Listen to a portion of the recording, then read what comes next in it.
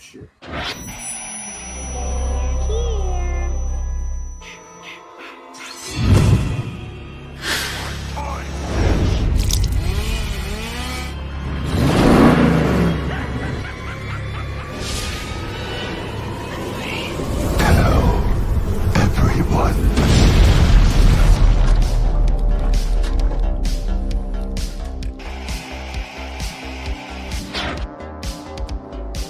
All right, horrorheads, welcome back to another episode of Horror 365 Live. And no, don't adjust your TV sets, your computer screens, your cell phones.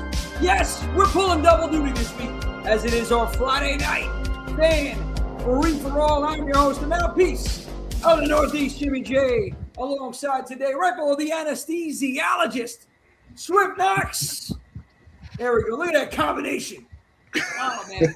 I feel like Mickey in there. Come on, Mickey. Anyway, Swift in the building. And then joining us today. Oh, I gotta give him the proper intro right here. Please welcome, ladies and gentlemen, the reigning, defending, undisputed horror podcast online, the Terra Nova podcast. There it is. Kendell, Jackie, let's go. I appreciate that. Kendell and Jackie, what's up? Welcome to Horror 365 Live. Friday night, the light is here. It's the free for all, and we are ready to get busy. I feel like we need a theme song to play in the background as we're like appearing. No, 100%. I'm just happy to finally have you both on here. It was a pleasure meeting you both of you in Brooklyn when we were at the Small Monster. I was like, Swift said so many great things about you, and to meet both of you, I was like, finally, I felt like I needed an autograph. I still got to get one. But, come on, 6 years. You guys have been doing this 6 years. This is anniversary this month. Talk to us a little bit about Terra Nova podcast, how you got connected, and celebrating the 6-year anniversary milestone. Jackie looking at me, I know. I know she's like, you tell him, Kendell. Well, first off, thank you for having us. I'm gonna say that it's always nice to talk to people about horror, and honestly, just in general. At the end of the day, all this stuff is about community. So I appreciate meeting people like yourself who just love the genre. So let me just say that over it. In terms of how Terra Nova got started, it started with me bugging Jackie because me and her have always talked about horror movies. We met in college, which has been almost like 10 years since college. Actually, it's been a little bit over 10 years since college. Like 20 years now. Nah, ain't no 20 years. You're going to kind of fall now. It's been 20 years, Cole. It's been 20 years since we've known each other. Since we've known each other, it's been 20 years. Actually, no, you're right. I take that back. You're right. We getting there. It is almost 20 years. I just didn't think about it. It's been a long time. But we met in college. And Jackie was one of the people I always joked about with horror movies because she watched horror. So I would come in there with a group of our friends and be like, hey, I saw this thing. Did anybody else see it? And most of the time she did. So we'd end up talking about it and we'd be like, oh, snap, that was cool. That movie was wild. And then we even sometimes joked and we would do like a quote unquote movie night where I would just be home on my computer and I would just find random shit online, not looking up the trailers because that's kind of my rule. And then I would just go, oh, I'm watching this tonight because that's when AIM was a thing. Oh, man. Okay. The AIM was a jam. That was it. Yeah. So, Jackie, AIM was the original social media. Yeah. Exactly. For those that know AIM, you get 2 thumbs up from us over here. Exactly. So we were talking on AIM and we were talking, I think, Skype as well. And I would just be like, hey, I'm watching this tonight. If you want to watch it, here's a link. And then we ended up watching stuff together and she'd always be like, what the fuck are you watching? I'm like, I don't watch trailers. So here we are. So that was like, just he would scar me and I'd be like, what the fuck, Kendall? What are we watching? Hey, I really didn't watch the trailer, so I had no idea. I would read the shortest synopsis I could find and go, okay, good enough. And then I would just check it out. So that was kind of what it was. And then for the podcast, I came years later, or like I said, almost 6 years ago, because, COVID was happening, a lot was going on in the world. And I was like, man, I need something to do outside of just like waiting for the world to reopen. And, thinking about personal things that were going on in the world, because that was obviously a crazy time. Yeah. And then I was like, hey, Jackie, I want to do a podcast, but I don't know if you want to do it, but I kind of want to do it with you because I want to do horror. I want to talk about horror. And she was like, sure. At first, she was kind of like, how? We don't know what to do. And I was like, we'll figure it out. It sounds like a Jack. I don't know. Figure it out. That long, Jack. It sounds like you're just a tough cookie. That's what I'm saying. She is, but You would say. I'm used to it. I was like, we'll figure it out. She was like, what do you mean? I was like, we'll just figure it out. And then we just did. Like, we recorded the first few episodes. I bought a mic. I think I didn't even, yeah, I think I did buy a mic. And she bought a mic, and I didn't even know how to edit the episode. I was like, thankfully, I have the Adobe software, so I'm just going to learn it. And I just did. And I learned how to edit a little bit, and then we just kind of went on from there. And that's kind of how it started. I don't know if you want to add anything, Jackie, but that was yeah, like I mean, it was just funny because he just randomly hit me up during COVID, and he was like, "You went to a podcast." At first, I was just thought he was joking, and I was just like, "Yeah, okay, whatever." But then he was serious about it, and I was like, "Okay." And then so Kendell has this nickname for me that he tells people. He was just like, "Yeah, I have to do it with you because you're like the horror historian." And I'm just like, I just know shit. She is though. She is. She reads. So, and I read too, but I mean, she reads horror. She reads a lot of horror. Yeah. I mean, you got me beat. I'm just starting to read now. I'm starting to get off the goosebumps finally. Oh, welcome. That was my childhood. But yeah, and then the first episode. Well, the first few episodes we did it over Zoom because we didn't know the right software to use. Yeah. We did it through Zoom, and then we went on from Zoom to Discord. And then from Discord, we're using what we're using right now. And that's been pretty, fine. And I mean, it's dope because we met some cool people through the podcast. Right now, it's now 4 of us. It's not just me and Kendell. And the 2 people that are part of our podcast, Edgar, we actually went to college with him. And he was our first guest ever for the podcast. And then Shia, we also met through the podcast. She was also like, I think our second or third guest. And what was it? She came up to Kendell about wanting to join the podcast. And then he asked me, he was just like, should we let her in? And I was like, I've been telling you, let's add more people, man. I've been saying this since the get-go. So that's kind of how it ended up being 4 of us now. So now the initiation process. I'm curious about this. Should we let her in? I heard it like that. All I'm seeing is like a blood oath. Like what happens? Honestly, nothing even happened. It just became a little bit of work for me on the back end for the graphics, but it was like other than that, nothing. It was just one of those things. I think more than anything, I was surprised because you never know how you impact people. Yeah. Whether it's good or bad, you never know the things you do, whether or not they actually affect people. Me and Jackie do this for fun. Like we not trying to get paid, so you can see by like how much marketing we put into things. Like I'm not putting much money behind this outside of like the mics we purchased. Yeah. We use anything free that we can, and some of the software we pay for. But like outside of that, like we're not buying ads. We're not like doing all of the stuff I basically end up doing at work, which is like extreme social media strategies and stuff like that. Like we're not doing all of that. We're just like, we want to have a good time and talk about something we enjoy, and not have to worry about like the strings that kind of come with being sponsored by certain people or like having to turn it into a job. So when someone is just like. We had those conversations before. Like when we first started, I want to say maybe like 20 episodes in, people have talked to us like, oh, why don't you just do this? Why don't you do that? Do this, or you should do that. Or sometimes people will try to dictate what we should do with the podcast. Yeah. But me and Kendell had these conversations several times throughout the years doing it, where it's just like, should we not? But we always both come in the same level of like, we don't want this to feel like a second job. Because if this feels like a second job, we're not going to love it the same. We're not going to enjoy it the same, because this is kind of like, I mean, Shia has said it too on one of the episodes when she was like venting about her work. We do this for fun, yes, but also this is like a way for us to just get our brains off our work life. Yeah. Because like I have a 9 to like we all 4 of us have like a 9 to 5 job, and it comes with stressors. It comes with stressful stuff. And when we do the podcast, we could officially just like not think about it. We turn our brains off and just talk about what we generally love doing, which is this. And horror has always been a good platform to talk about things that you normally can't talk about because they'd be like, I'm uncomfortable. But bring horror to the mix, and it's just like, oh, now we're having these discussions.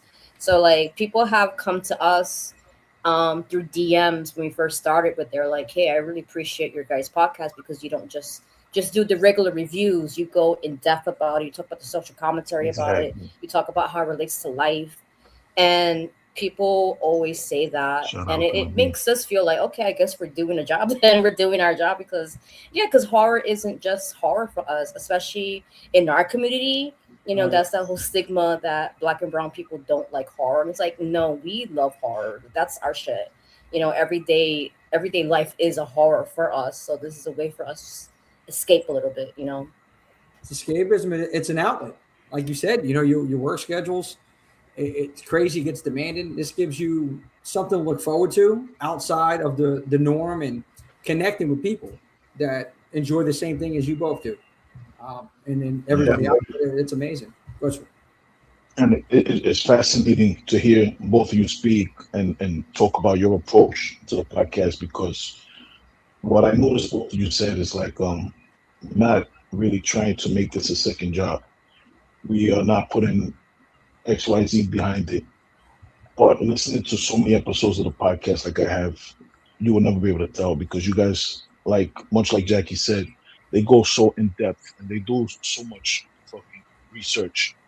And when you hear them speak, the perspective that they come from is so fascinating. You know what I mean? So you will never know, like, to hear them say that, you would think they don't go ham like how they do on the podcast. Like, you listen to the podcast, it's very informative. It's a lot of fun the way they break things down.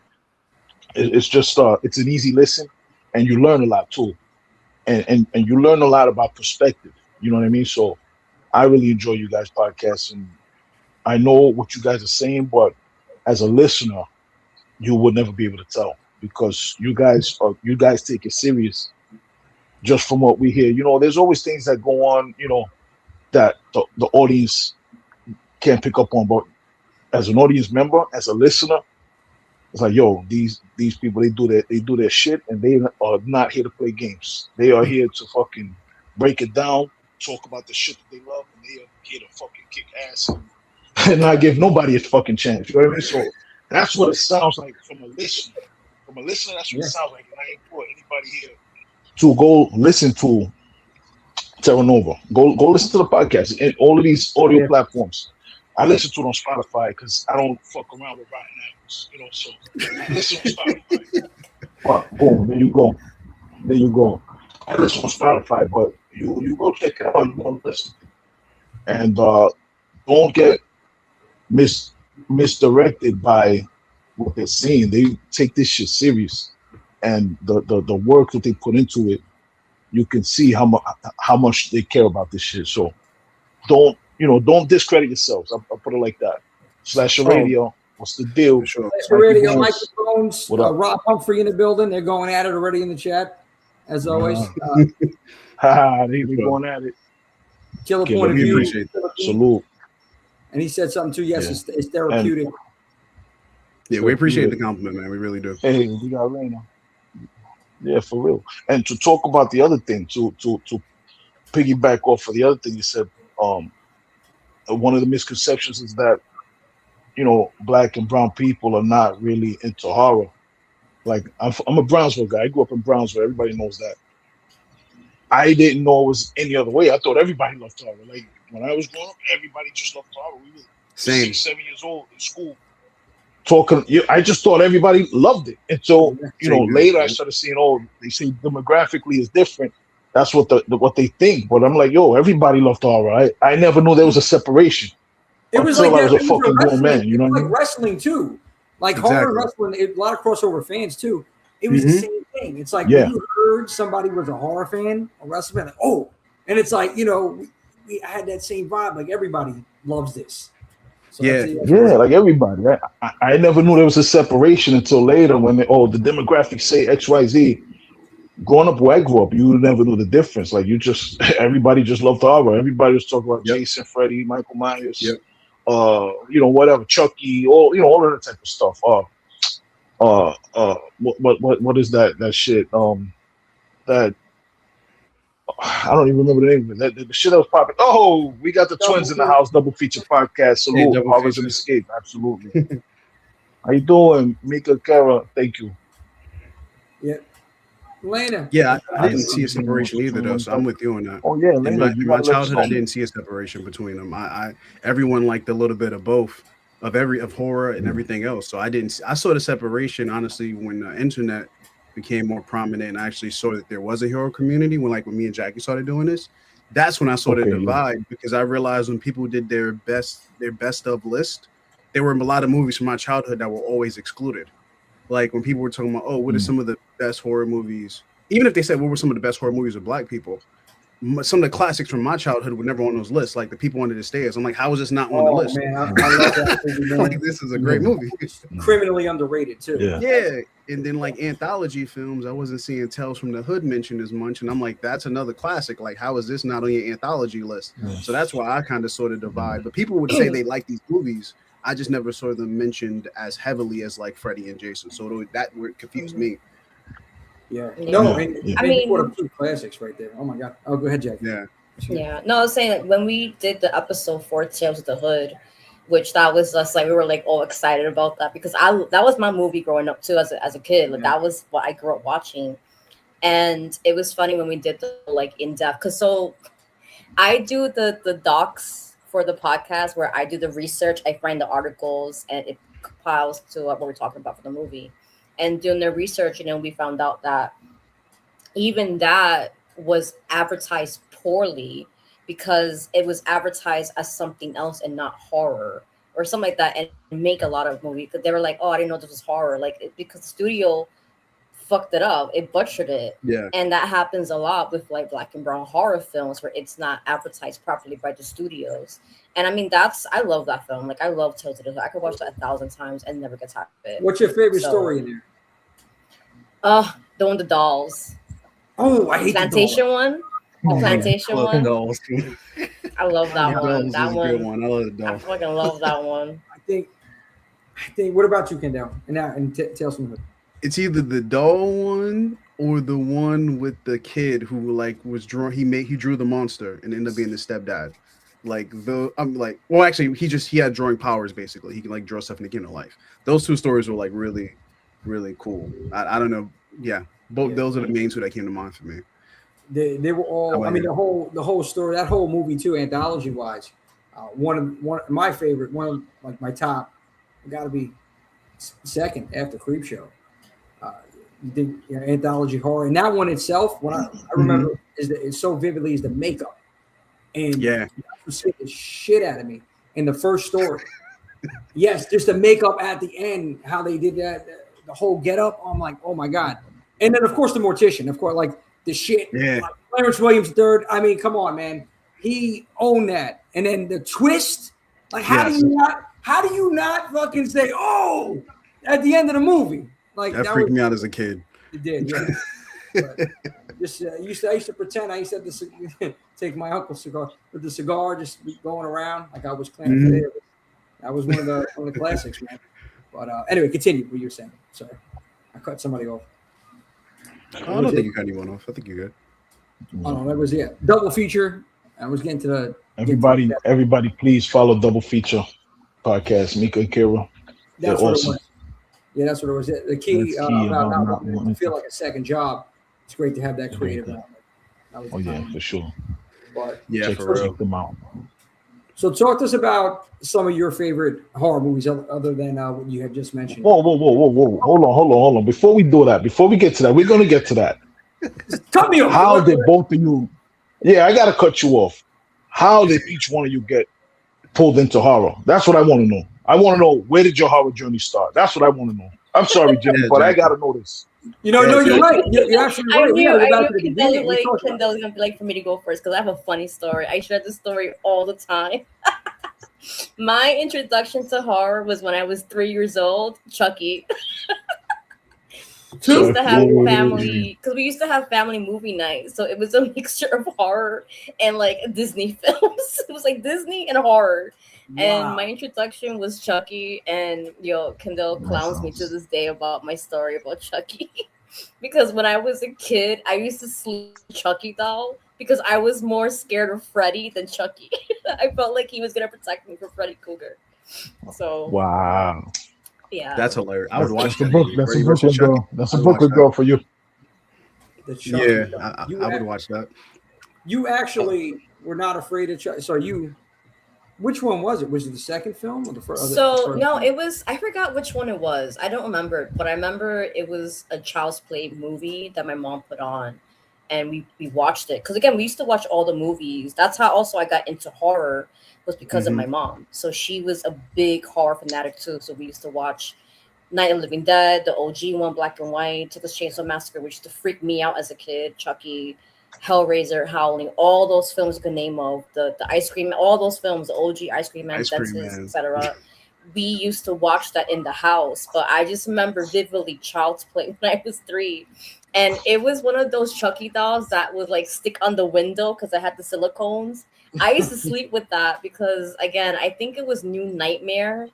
That one freaked me out so much that I was like, oh my God, Freddy's real. I fucking knew it. So I used to sleep with Chucky because I was so terrified of Freddy more than anything. But yeah, that was my introduction. It was Chucky, and that's what it was. Thank you, Sharon. I was terrified of Chucky. I was terrified. That little doll, man. That little freaking I would. Oh man, Jesus. Oh, sleep with him? Nah, man. I cried. When I seen the Child's Play too. What about you, Kendell? What was it? What got you hooked on horror? It was my pops, because my pops loved horror. He loved horror, so when we did family night as a kid, it was always horror movies. Even though I was like 2 or 3, it was always horror movies. So it'd be like me, my mom, my 2 brothers, my dad, and we just watched whatever horror movie he chose that night. And the first horror movie I remember seeing was Nightmare on Elm Street. That's the first one I remember seeing. I don't remember being very scared of it, but I remember that's the first one I remember seeing. But one of the funny things I remember from my childhood was seeing actually Child's Play for the first time as a kid for one of the family. And I remember I was a little scared, and my father was like, "You all right?" And I was like, "I'm scared." And my father, I remember he looked me straight in the eye and was like, "I would beat Chucky's ass. Don't worry about him." And then I no longer had any fear of Chucky. I was like, "Yeah, he can't mess with my pops. Like, this movie's just fun now." And that was just kind of my intro to the genre. And throughout my whole childhood, my father was always watching horror movies. He well, Swift, you might know this because you're from Brooklyn. You know how the bootleggers always had the movies. So like, especially if you used to go to like Nostrand Avenue, there was always some dude picking no string, all of that. Yeah.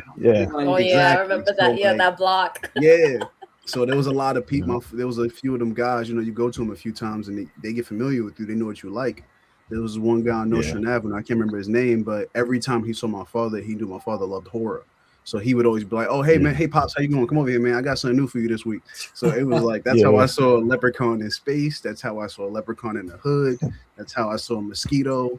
That's how I saw the dentist. That's how I saw Ice Cream Man.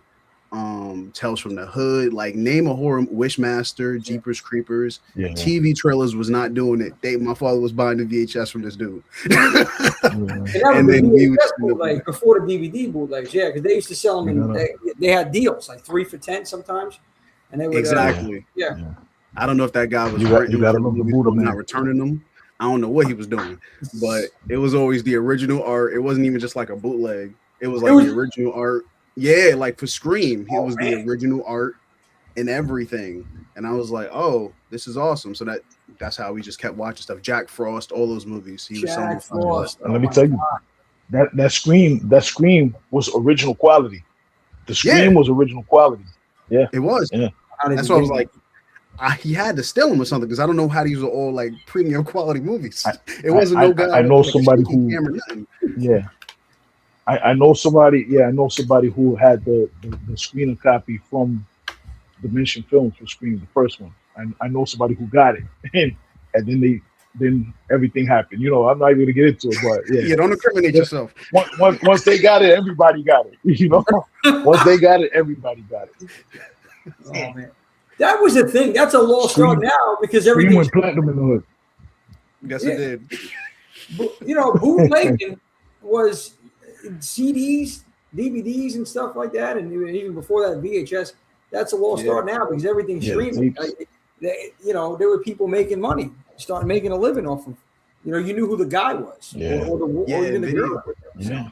Yep. And video stores, which is like the first thing me and Jackie talk about from time to time, is like the importance of video stores. Like not on some like old man screaming at the clouds thing, but like that experience of like going into a video store and then not knowing what you're going to pick up. I think that's part of the reason I don't really watch trailers because you had nothing to go on when you went to the video store, whether it was Blockbuster or some generic video store. You just walked in and go, okay, what aisle is horror? And then you just walking through the aisles, seeing the art on the cover and you go, okay, I want that one. You don't know nothing. The back of the box tells you very little. You're just like, this is good enough. That's how I saw The Dentist. For anyone who's never seen A Dentist, is literally just a crazy white dude who like stressed out from life, and he's a dentist. That's the movie. That's the film. He like thinks his wife is cheating on him. He's like hallucinating stuff because of all of the pressures of like essentially being like a white collared man who has a hard job but also like has a lot of stuff going on. That's a horror movie. Like, and I didn't know that. My father just bought it. Like, oh, this is good, but like this dude kind of crazy. I wouldn't have probably found that anywhere else. Like there was no trailers on TV for that. You just picked it up at a store. I think that's how I got into Pumpkinhead. Like Pumpkinhead was like DVDs because we had a family friend who owned a video store in I forgot. But we used to go to his store and we would pick out the movies. And again, my mom would let me pick something kid-like. And then she'll go to the horror section and we'll just watch it. So, and it was Pumpkinhead. We got into Pumpkinhead. I got into Pumpkin because of that as well. Okay, another underrated like creature feature, man. Yeah. So you mentioned Jack Frost too. I was like, wow. I remember seeing that cover art. You talking about that. Like that's one of those movies I seen that and Uncle Sam. I see the cover art. I'm like, oh, I gotta rent this. I'm like, what did I just rent? Like with Jack Frost, like, what is this? I mean, it was over the top, but that's what the best thing about it when you would go into the video store. And Blockbuster, I know a lot of people go to a Blockbuster, but the mom pop shops, that's where it was at. You had the more obscure films, and you never know what you're gonna find in those things. And that was a beauty. Video store, I miss them a lot, man. I do too. I do too. Yeah. Think about how we ingest technology and stuff now. I do too. There was something about that experience that was unique. And I feel like double feature. You can just go by the cover art. Another great thing. Word of mouth. Recommendations from other horror lovers. And that's it. And it was a community. There was, it was an event. It was an event to do that. Now it's everything streaming, and you got to pay God knows how much money. Like with all the apps, if you want to do one thing, you got to go to this. That's crazy. That's a lot.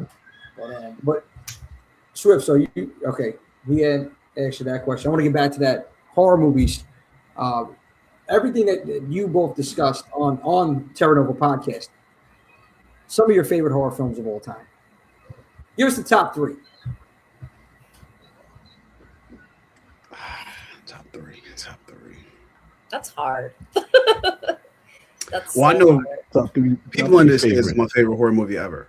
So that's number one, hands down. Like that's a staple of my childhood, and I love showing people that movie. So that's definitely number one. If I had to go two other movies, there's a lot of movies come to mind. I'm gonna just pick something. I'm gonna say that's tough. Two slot. I guess for me, number one would probably be Scream. Scream is the classic. I like the OG Scream. OG Scream is always fun. The first Scream, yes. Yeah. I'm gonna put that on you.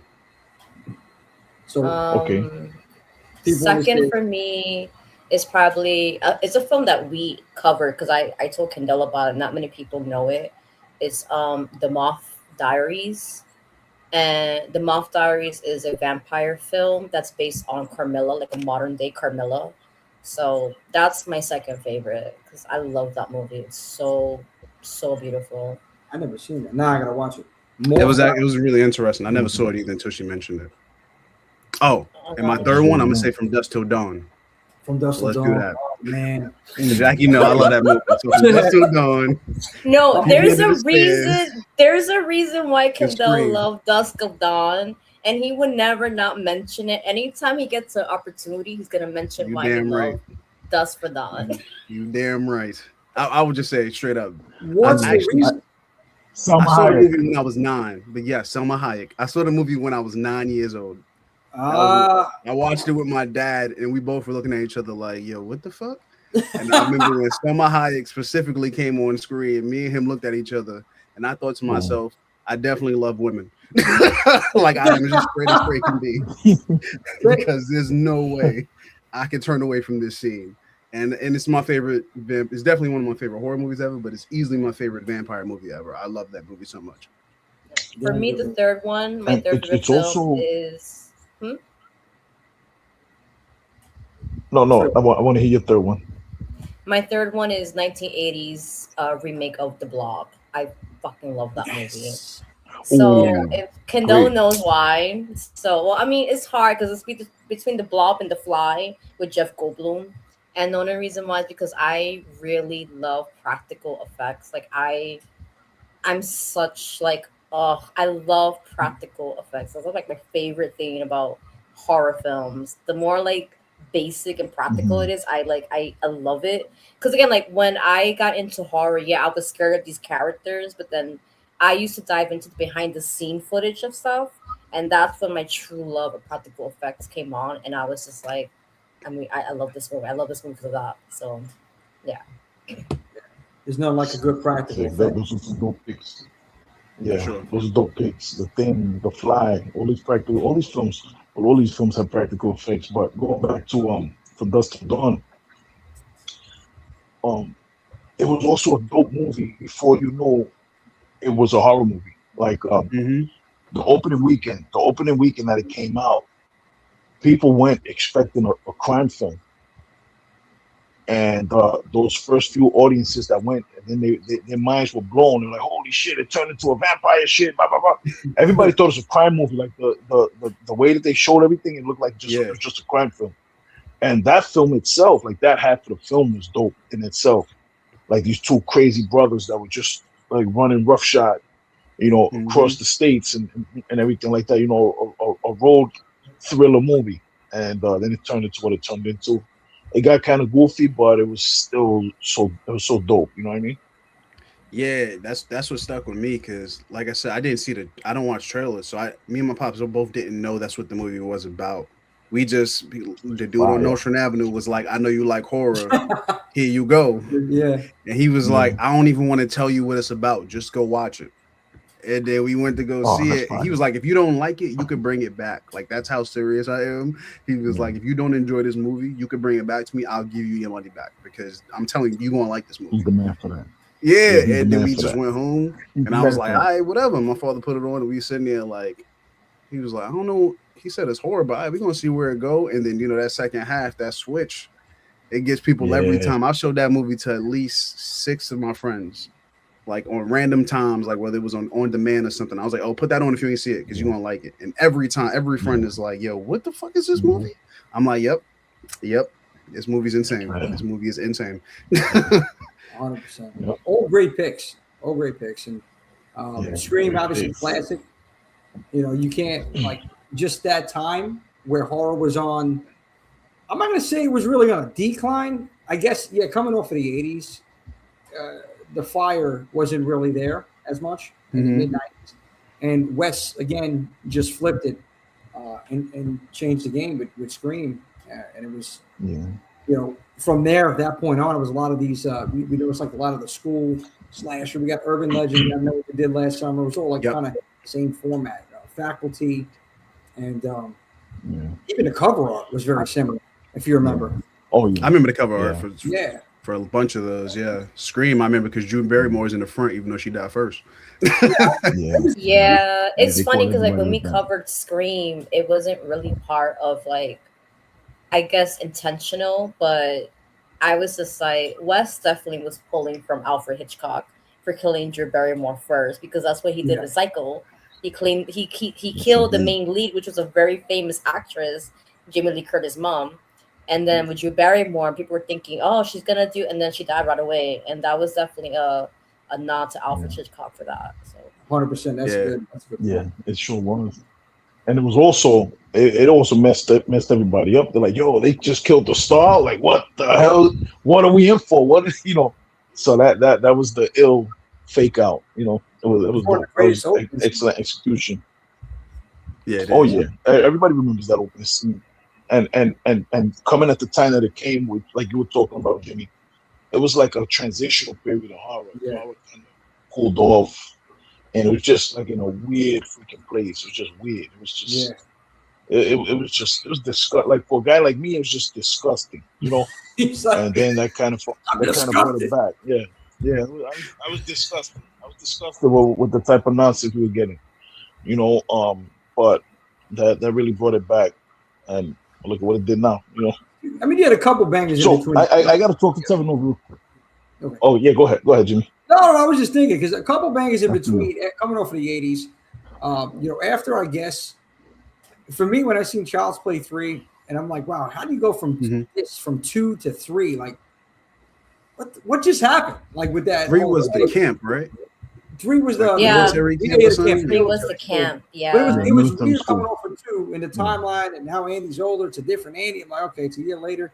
So that whole thing, and Freddy's dead. I enjoyed that. Freddy's dead, but that a lot of people don't even want to talk about it. But again, all those major slashers were gone. I mean, we got the Candyman in '92, which was a classic. But then it was just like you said, a weird time. I want to definitely talk about Kendell. You talk about People Under the Stairs. That was one of those movies for me too.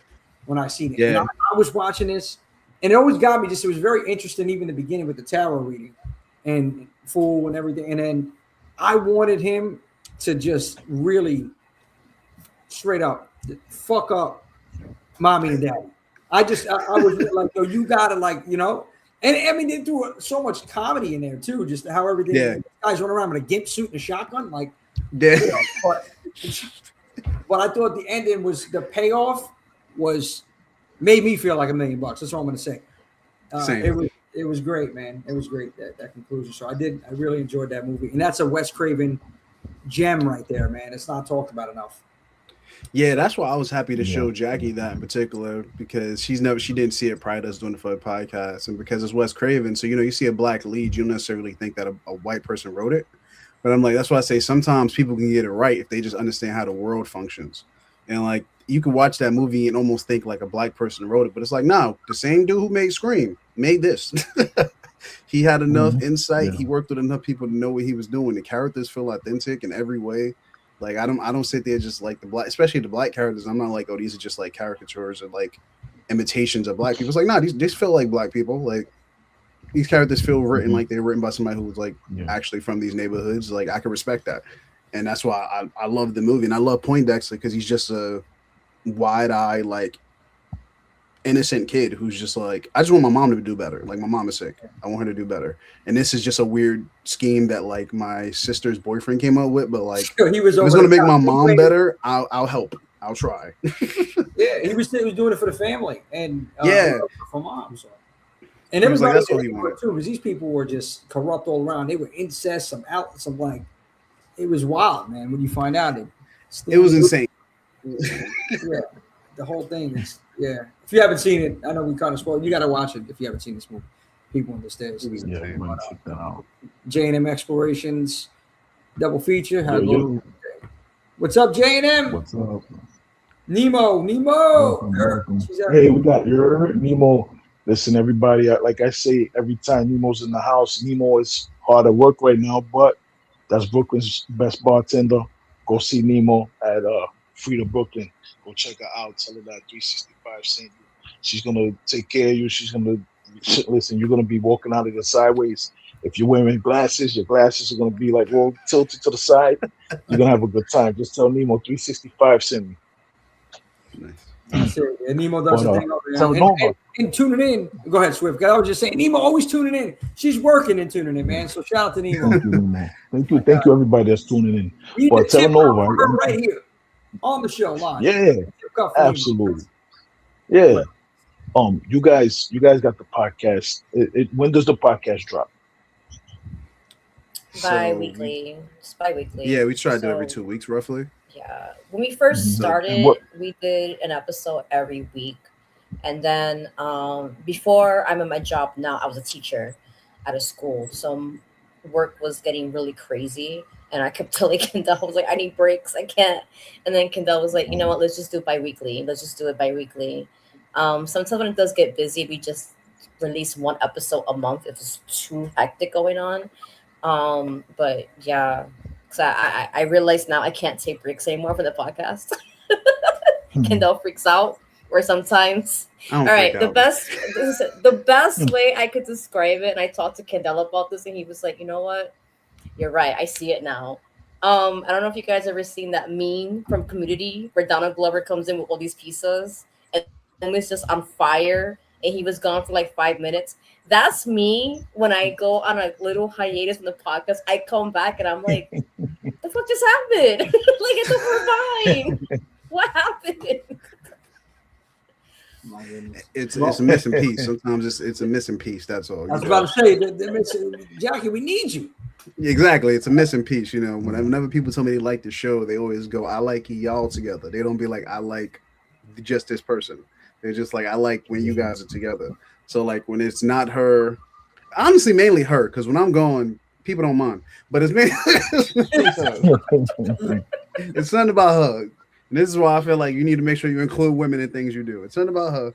So when she's missing, people be like, yo, what the fuck? But when I'm missing, they be like, he'll be back. And I'd be like, fair enough. I will be back. Just let them have their time. It's so, the things happen. It is at the end of the day. It's something you almost don't think of until it's like not there. And then you kind of go, oh, this is why people actually listen. Like we're smart, but then people like how we bounce off each other, or they like what we say to each other. Yeah, like people have said, because I mean we're not scripted. Our episodes are not scripted. We don't read from a script. Oh, we gotta say this. No, we just go with the flow. We bounce with each other, and it's funny because people have said that I would have never thought. Yeah, we're not scripted, and I was just like, no, it's just that me and Kendell have always talked about this when we were in college, and it kind of just continues on because again, like I said, we've known each other for 20 years, so it's just we have like a dynamic friendship, we have like a brother sister dynamic sometimes, so it's just how we are with each other. It's something that you took. It's your passion. Something that you're passionate about. You talk about it, and it flows organically. You try to script that, it's not going to sound right. It's not going to come out right. Yeah, it's not. And oftentimes I come up with random rants in the middle of the episode. That shit is not planned. That is just like me thinking about the themes of the movie with the themes of real life, and then Jackie giving me like 2 minutes to just riff. Because that's really what it is a lot of the time. Between the research that she usually does for each episode, which we always have like a few articles to read each episode, just so we can get context of certain things. Like, because I may miss a theme that the movie is trying to highlight, or may miss the context in which the film was made, that where the movie was trying to highlight something. And those things are important to me because when I get in there, I love to connect the real world to what's happening in the movies, because these movies are always based off stuff in the real world. So for me, that's not foreign because I'm reading, unfortunately, the news, but then the rest of the world. So like when I see a movie, I'm like, oh, this movie is definitely a direct representation of something that I was reading about recently. And then I like to bring that to the podcast, whether someone thought of it or not. I'm just like, oh, see, this thing relates to this other thing that I've been talking about. And sometimes it's uncomfortable things, because whether you're talking about classism, racism, or all of those things are not comfortable. They're comfortable for us because we live in it. So we got to be aware of it. But, sometimes people don't like to hear what they think is themselves, when it's just like, if you're not racist, you shouldn't be offended to hear somebody talk about racism. That's always just been my thought. We end up having those conversations. It's annoying sometimes, because sometimes we'll be like, damn, they just sound pissed. And it's like, I'm not really pissed. I'm a little pissed, but I'm not that pissed. It's more so just like we're talking about something that's like actually affecting people. Real life. And that's hard sometimes, because like, how do you take something that's actually happening and then go, all right, well, this movie is talking about that thing, and then not turn someone off who just wanted to like see somebody get ripped apart. Like that's what some people come for, and that's cool. Yeah. Like, Zoofies might get sliced and diced. That's cool, but like that's not what I take away from a movie at the end of the day. Mm-hmm. So it was like and in horror, like I remember when we did Child's Play, we did the first one with Agash, and that was brought up with the whole like, even that movie where you may not think it has social commentary, there's social commentary behind the context of it, because now the movie itself is about consumerism, working class, the stress of being a mom. And it's like, it's stuff like that you don't think about watching these films. You're just like, oh, it was fun. But then you go, that's what we do. Like we go indefinite, but pull the curtains, you see that it's more than this. It's more than that. Mm-hmm. And I mean, I love zombie films. That's my favorite. I love zombies because zombies, I feel like, is the best connotation of society as a whole, how it falls apart. You see those people walking to the train every morning, going to work sometimes? My God, that's zombies right there. Anyway, go ahead, continue. 100%. But yeah, but like Kendell said, like there are movies that do bring up topics that like is very uncomfortable to talk about. But then again, when you pair it with horror, then it becomes more I don't know how to say it, but like I guess comfortable to talk about it because now it's like it's in a safe genre where it's like, okay, we don't have to put this tied to it or this that. And I don't know, I always found it dangerous and ignorant when people do say that how horror should just be entertainment only and not have any incantations of like political or social commentary. It's like it's cool if you want your movie to be like that, but don't generalize the genre as a whole, because horror has been political and has social commentary since the beginning of time, from like even Phantom of the Opera, 1930s black and white, which that also had some type of commentary in it. Metropolis, silent film. I mean, not silent film, but also 1930s, 20s social commentary. All these films have some sort of message. So it's like for people to say like, oh, it should just be this and that, you're being ignorant. You chose to look at things with rose-colored glasses and you're ignoring what's going on. That's your business, but don't lump it as one thing of like, well, it should be this way. No, you do that. Like, don't do that, because then we're gonna clown your ass. So pretty much. Like, I love when people say it's not that deep. I go, no, it is that deep. I just read more. Like, I read a lot, so it is that deep. You're not reading as much as I am, and I'm not saying you should, but like that's why it's that deep, because I could actually look at real world events and go, this movie's saying this, and then you talk to the directors and you see the directors go, I'm trying to talk about this. Like the movie's Aliens, he's trying to talk about fertility. He wanted to make a movie about fertility, but also using workplace politics and dynamics. That's what the movie is. Ours always been. There's always that connection. Always social commentary. It was strong social commentary, and you could relate it to, like you just said, a lot of different things in the real world. And I don't understand that. Jackie, your point, like people, they don't want to accept it. Listen, this is somebody's art. This is somebody telling a story, and there's layers to it. It's not just like you said. Some people just want to see the kills. People watch. Oh, I want to see this kill. Yeah, but it's deeper. Most of these horror films, there's pretty much all of them.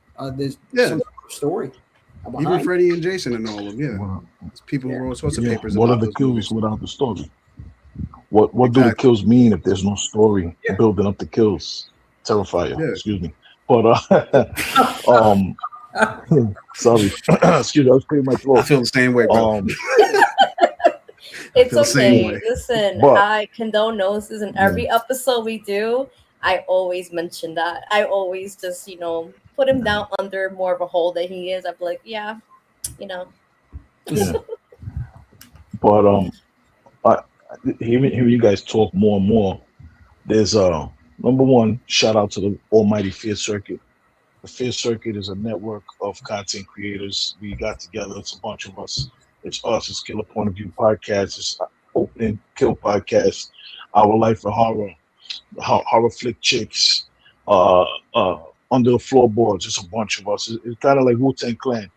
But you guys I need to connect you guys with Killer B. He's in the chat right now, the Killer Point of View Podcast, because his podcast, you guys would be amazing guests on there to do certain movies. I don't know if Killer B, Killer B, Killer Point of View Network. Wolfpack. Oh, what's the deal? But yeah, I want to connect you guys. But the twins had a little question for you guys. I want you guys to touch on that question. Double Feature Podcast. Boom. There we go. Then I got a question for you after this. Oh, that's a hard question, man. What came out this year? Obsession. I don't know. What came out this year? I don't know. Obsession, Backrooms. Oh, Obsession for me. Obsession was dope. Obsession. That movie made me so uncomfortable as a woman, but at the same time, I saw Kendell. I went out there. I was like, "Fucking men, see, fucking men. That's why I don't like men. Fucking men." She used to ruin everything. To having men obsessed with her. That's why. Yeah, this guy, man, he could have just asked. I don't ruin it, bro. Like he could have. She asked him. She made it easier. She asked him. And he still couldn't just be like, "Yes." I'm like, oh God. But like, come on. Yeah, I think Obsession for me will be like my favorite of 2026 thus far, because there are still horror movies coming out soon, like in the later year. But so far, I still haven't seen Backrooms. I still have to see Backrooms. Backrooms was cool. Okay. Yeah, but I would at least Obsession for me, because that really, again, I saw that movie and I really felt so uncomfortable watching that film. I felt so uncomfortable as a It was creepy as hell, the vibes. It's like, and I think it was Avery, who's also a horror content creator, and I told Kendell about it. Like, she compared Avery, shout out to Avery. Avery's quick. She compared some parts of it to Get Out, and I remember so I asked my coworker asked me how the movie, and I was like, well, I'll give you spoilers. I told her, I was like, it's like Get Out but for women, literally, because it's frightening. It's body horror, it's everything. It's, for me, that's Obsession. So Obsession. Because you said Obsession, I'll say something else. I'd like Send Help a lot. That was fun. That was a fun. Okay. That was a fun movie, man. Send Help was really fun. And I mean, we have jobs, so we all know the coworkers. We go, dear Lord, I know exactly who this is. And I think that's what makes that movie so funny. Like, the whole movie is, she's not even a bad person. She is just, the dude refused to listen to her, even though she had the only expertise for them to survive on that island. He was not trying to listen to her. He just could not handle not being in charge. And I thought that movie was funny, man. The cast was great. Was it Rachel McAdams? I think her name was. The cast was great. Yeah, and the other dude, I forgot his name, Dylan something, a dude from Maze Runner. I forgot his name, Maze Runner, and he was in Teen Wolf. That was a fun movie though, so I'm gonna go with that. That was really fun. But Obsession was great too. I enjoyed Obsession. Both solid picks. Yeah, Send Out was hilarious at times. Even Obsession had some funny moments, like little couple. It did. Moments. Yeah, it was wild, man. Both of those, 2026, and this is the time to be a horror fan. I always say this. We had so many hits already, and there's still more to come. There's 2 more later on. We're going to show the trailers. Evil Dead has another installment coming out. Evil Dead Burn. Yeah. And then Ice Cream Man.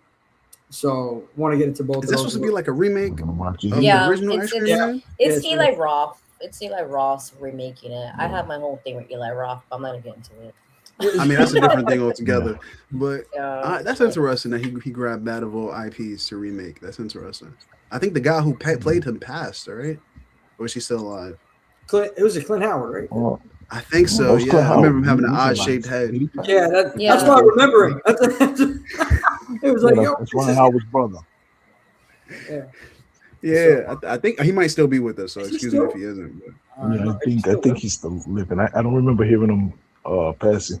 Me neither. He might be in like his 80s or something, but he played it so good in the original. Yeah, it's some movies like he's an odd-looking character. Yeah. He is. Yeah, that's like the other gentleman, Michael Berryman. I think it is. Is it?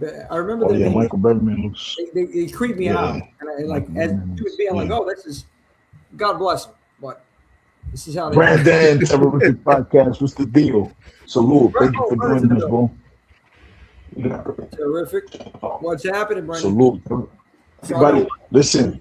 Check out Terrific Podcast too, man. This dude is one of the this dude, the way he breaks down this dude is like the funniest guy going, bro.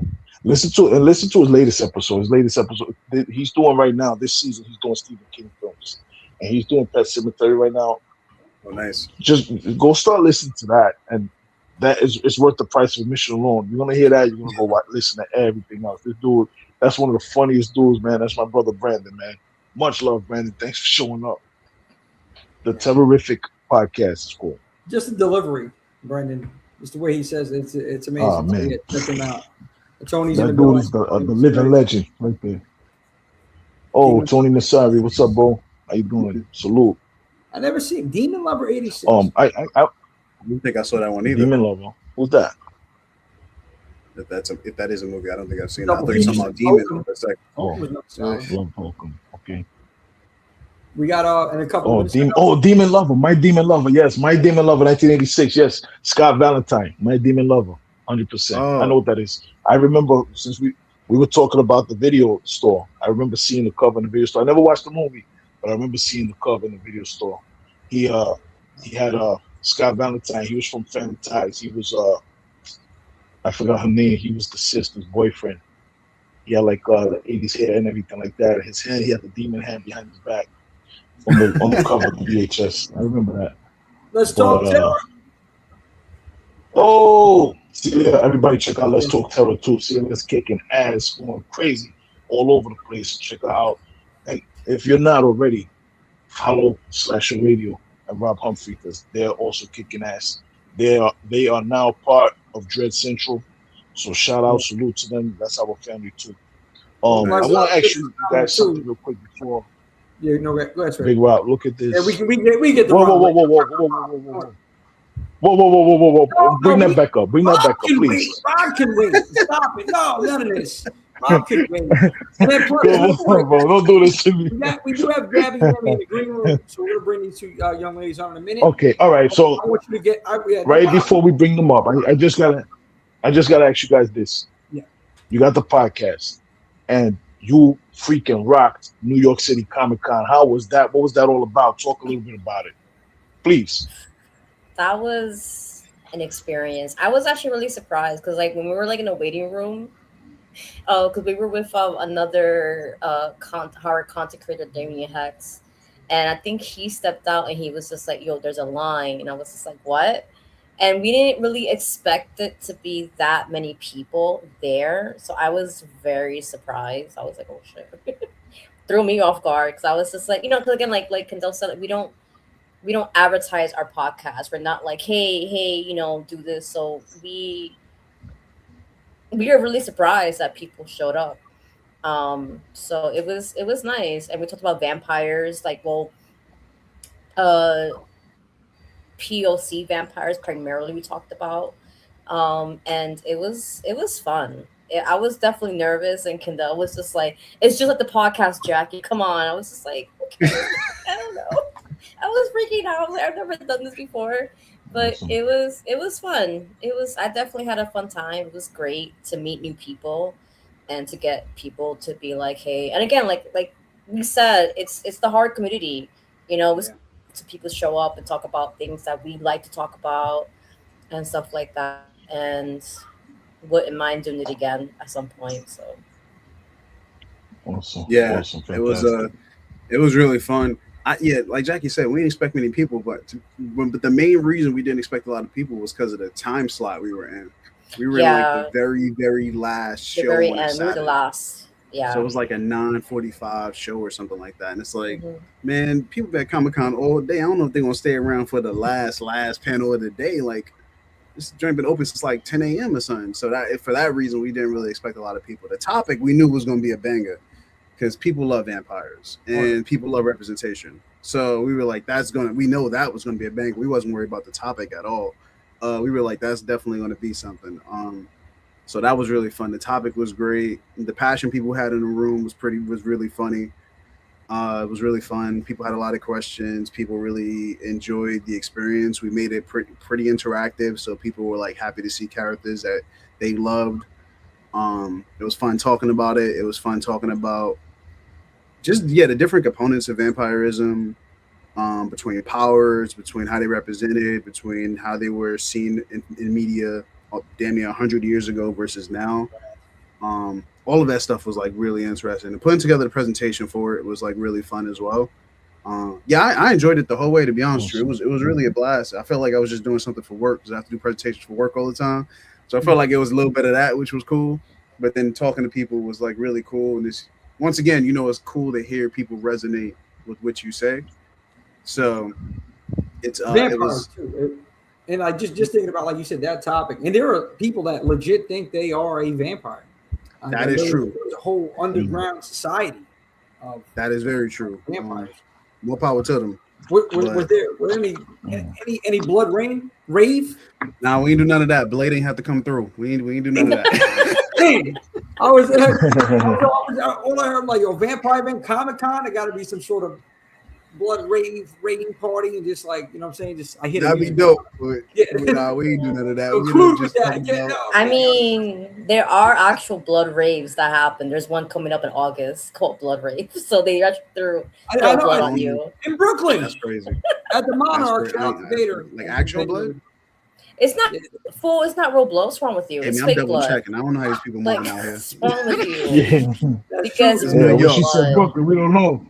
Exactly. It's New York. People moving different out here. I don't know. But it was definitely fun, you know, and also to do the Comic-Con experience with friends, you know, Damien Hex and Delta Major, you know, like both of them, like it was cool for them to like, you know, be with us and experience it with us. And I mean, Kendell's done panels before. I've never done one, so I was just like, oh, this is cool. So yes, you did. We did one for your friend Rudy.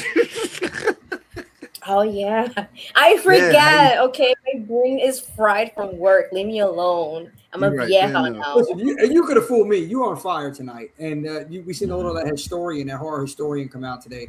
Some of the facts that you were talking about. So you're killing it, Jackie. So you know, come on. You're great. You're on a roll here tonight. We got Mike Ricci. Happy Freaky Friday, Mike Ricci in the building. Yes, indeed. We're about to have Trash Queen, the crew. We're about to have them come up here. But yeah, thank you guys so much. Is there anything you want to plug with the Terra Nova podcast? Listen, we had so much fun with you guys. You guys are welcome to stay. I know it's a Friday night. You got things going on. You're welcome to stay if you want.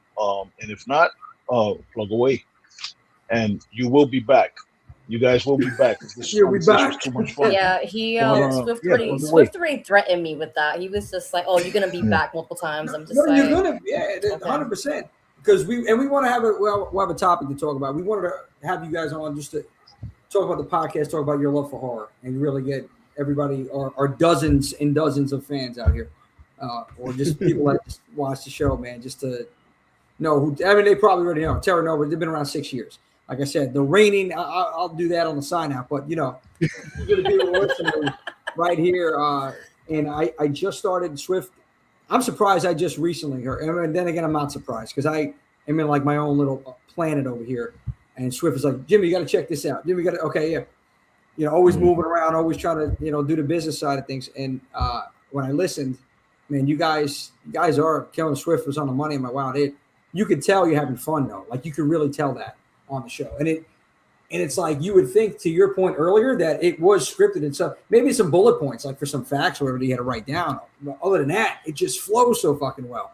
So kudos to both of you, man. Really, it's an easy, fun listen. You know what I mean? Yeah. Yeah, I appreciate it. So are you sticking around with us? Or are you guys? I'll stick around. For a bit. I ain't got no plans tonight. Oh shit! It's a lucky night. All right, let's go. Let's go. Fine, if he stays out. All right, yeah, they having fun. You're not going nowhere. Even though it's past a bit my bedside. But yeah, like I mean, right now is June. In September, we officially make 6 years for the podcast. And it still blows my mind when every time year comes, I'd be like, damn, we're still doing this. Because we never thought, you know, like it was a hobby. We never thought 6 years in, we're still doing this. We're still going on. So it's fun. You know, it's cool. And we just started making our schedule for next year, for 2027. So, yeah. I mean, you got to be ahead of the game, 100%. So you got to be. So, yeah, it's 2 episodes a month. We do a little bit of everything from movies. Sometimes we do topics where we just talk about a character or a person or a topic of a specific thing. Like we have an episode coming up. We're going to be talking about AI and horror. So that's going to be interesting. Yeah, which that's going to be really fun. Yeah. We also done one in the past. We did an episode even about Michael Jackson, talking about Thriller and stuff like that. So we definitely jump through the whole spectrum of like what horror has to offer. We even do anime, that's always really fun. We do anime as well. We do even animated movies. We have a bunch of more of those we need to do. We do TV shows, even if it's just like an episode. Sometimes we'll cover the whole series if the whole series is done. Like we've done Castlevania, the Netflix joint, that's fantastic. So we did the whole first part. Was it 3 or 4 episodes for the first one? I mean, 3 or 4 seasons for the first set. We did that as an episode. Yeah. While we've also done like one-off episodes. Like we even covered an episode of Atlanta. Because remember, Atlanta has that episode, Teddy Perkins, which is like kind of you could say a satire, a parody of Michael Jackson. That was definitely a horror episode. So we really run the gambit. We have a good time with it. We also do like classic films. Which Kendell is always happy when I bring in because I love 1950s, 60s, 30s, all those films, and he's never knew about them. So we cover that too. Like we did the Whatever Happened to Baby Jane, which is like my favorite episode we did. And yeah, so we do a little bit of everything. And topic episodes, like Kendell mentioned, we also did like feminism and horror. We actually did the second volume this year. And stuff like that. Final Girls. We do that. And we do like Terror Talk that we just started doing that, I think last year or 2 years ago we introduced that, where it's just us interviewing horror content creators. We give them the platform of having them like how they started, what got them into horror and what they do, and then just introduce our listeners to new content people, whether they're book writers, other filmmakers, or anything. Like we give that platform to them. Like it's not about us, it's about them this time. So we do that. So. Yeah, range, keyword, man. Range. It's a melt. It's a little bit of everything you're throwing into the pot there. Terra Nova doing it big. And terrific. Brendan says Atlanta, yes. Yeah, I love that show. Killer Point of View, fire. Awesome double feature says congrats on the 6 years. That's Thank all. you. Thank you. Rob Humphrey just downloaded the latest episode. Looking forward to hearing it. Rob Humphrey's part of Slasher Radio. And he also has a Nicolas Cage podcast as well. Oh, like all about Nicolas Cage? But on that note, like the podcast is all about Nicolas Cage. Nicolas Cage. No, I'm saying, but that's what his podcast is. Yeah, it's like a whole, just Nicolas. Yeah. It's that's his own podcast. That's dope though. Yeah. That's dope. I mean, Nicolas Cage is like Nicolas Cage is awesome. He's like a national treasure himself. Nicolas Cage. He really is. I love how weird that dude is. Other comment, I guess that has to be nice. The people who listen to my podcast clearly like me the most. Throwing shots at Mikey Bones over there. These two always. But Swift, you about to say? So, we got these in the green room, right? Yep. Two ladies, I appreciate it. Yep. We got to bring them up to the stage. Please welcome Gabby and Emily. From Trash Queen, Gabby, Emily. Trash Queen, welcome. Thank you so much. Happy Friday. Happy Friday. Thank you for hanging out with us. Happy Friday, ladies. I'm sorry. I appreciate your patience. I see you in the green room. Yeah. So welcome to the madness. So, yes. Thank you for having us. Oh, thank you. Oh, man, we're so excited to have you here. And this is Kendell and Jackie. We're talking about the Terra Nova podcast. It sounds wonderful. I was listening to the conversation. I'm going to have to check it out. I love podcasts. Oh, awesome. Enjoy. Yeah. Awesome. You get crazy on this. Yeah, so. Good. As you should. Well, I want you both to, right now, I know Swift was, you were about to say, I always got to pay attention to Swift. The Swift jumps, I don't want to cut him off. I always have a tendency. Nah, I don't want to cut you off, but I just want to say, Gabby and Emily, you got a project right now that it's actually in its campaign, it's Indiegogo campaign, and it's called Trash Queen. You want to tell us a little bit about this project? Yeah, sure. So Trash Queen is a horror comedy feature film. It's about a woman named Sophia. She's this promotion-hungry office worker who constantly just feels a little bit overlooked in her life. And she goes on this week-long getaway vacation with her boyfriend, Jack. And she's attacked in the woods by a trash-dwelling alien cannibal.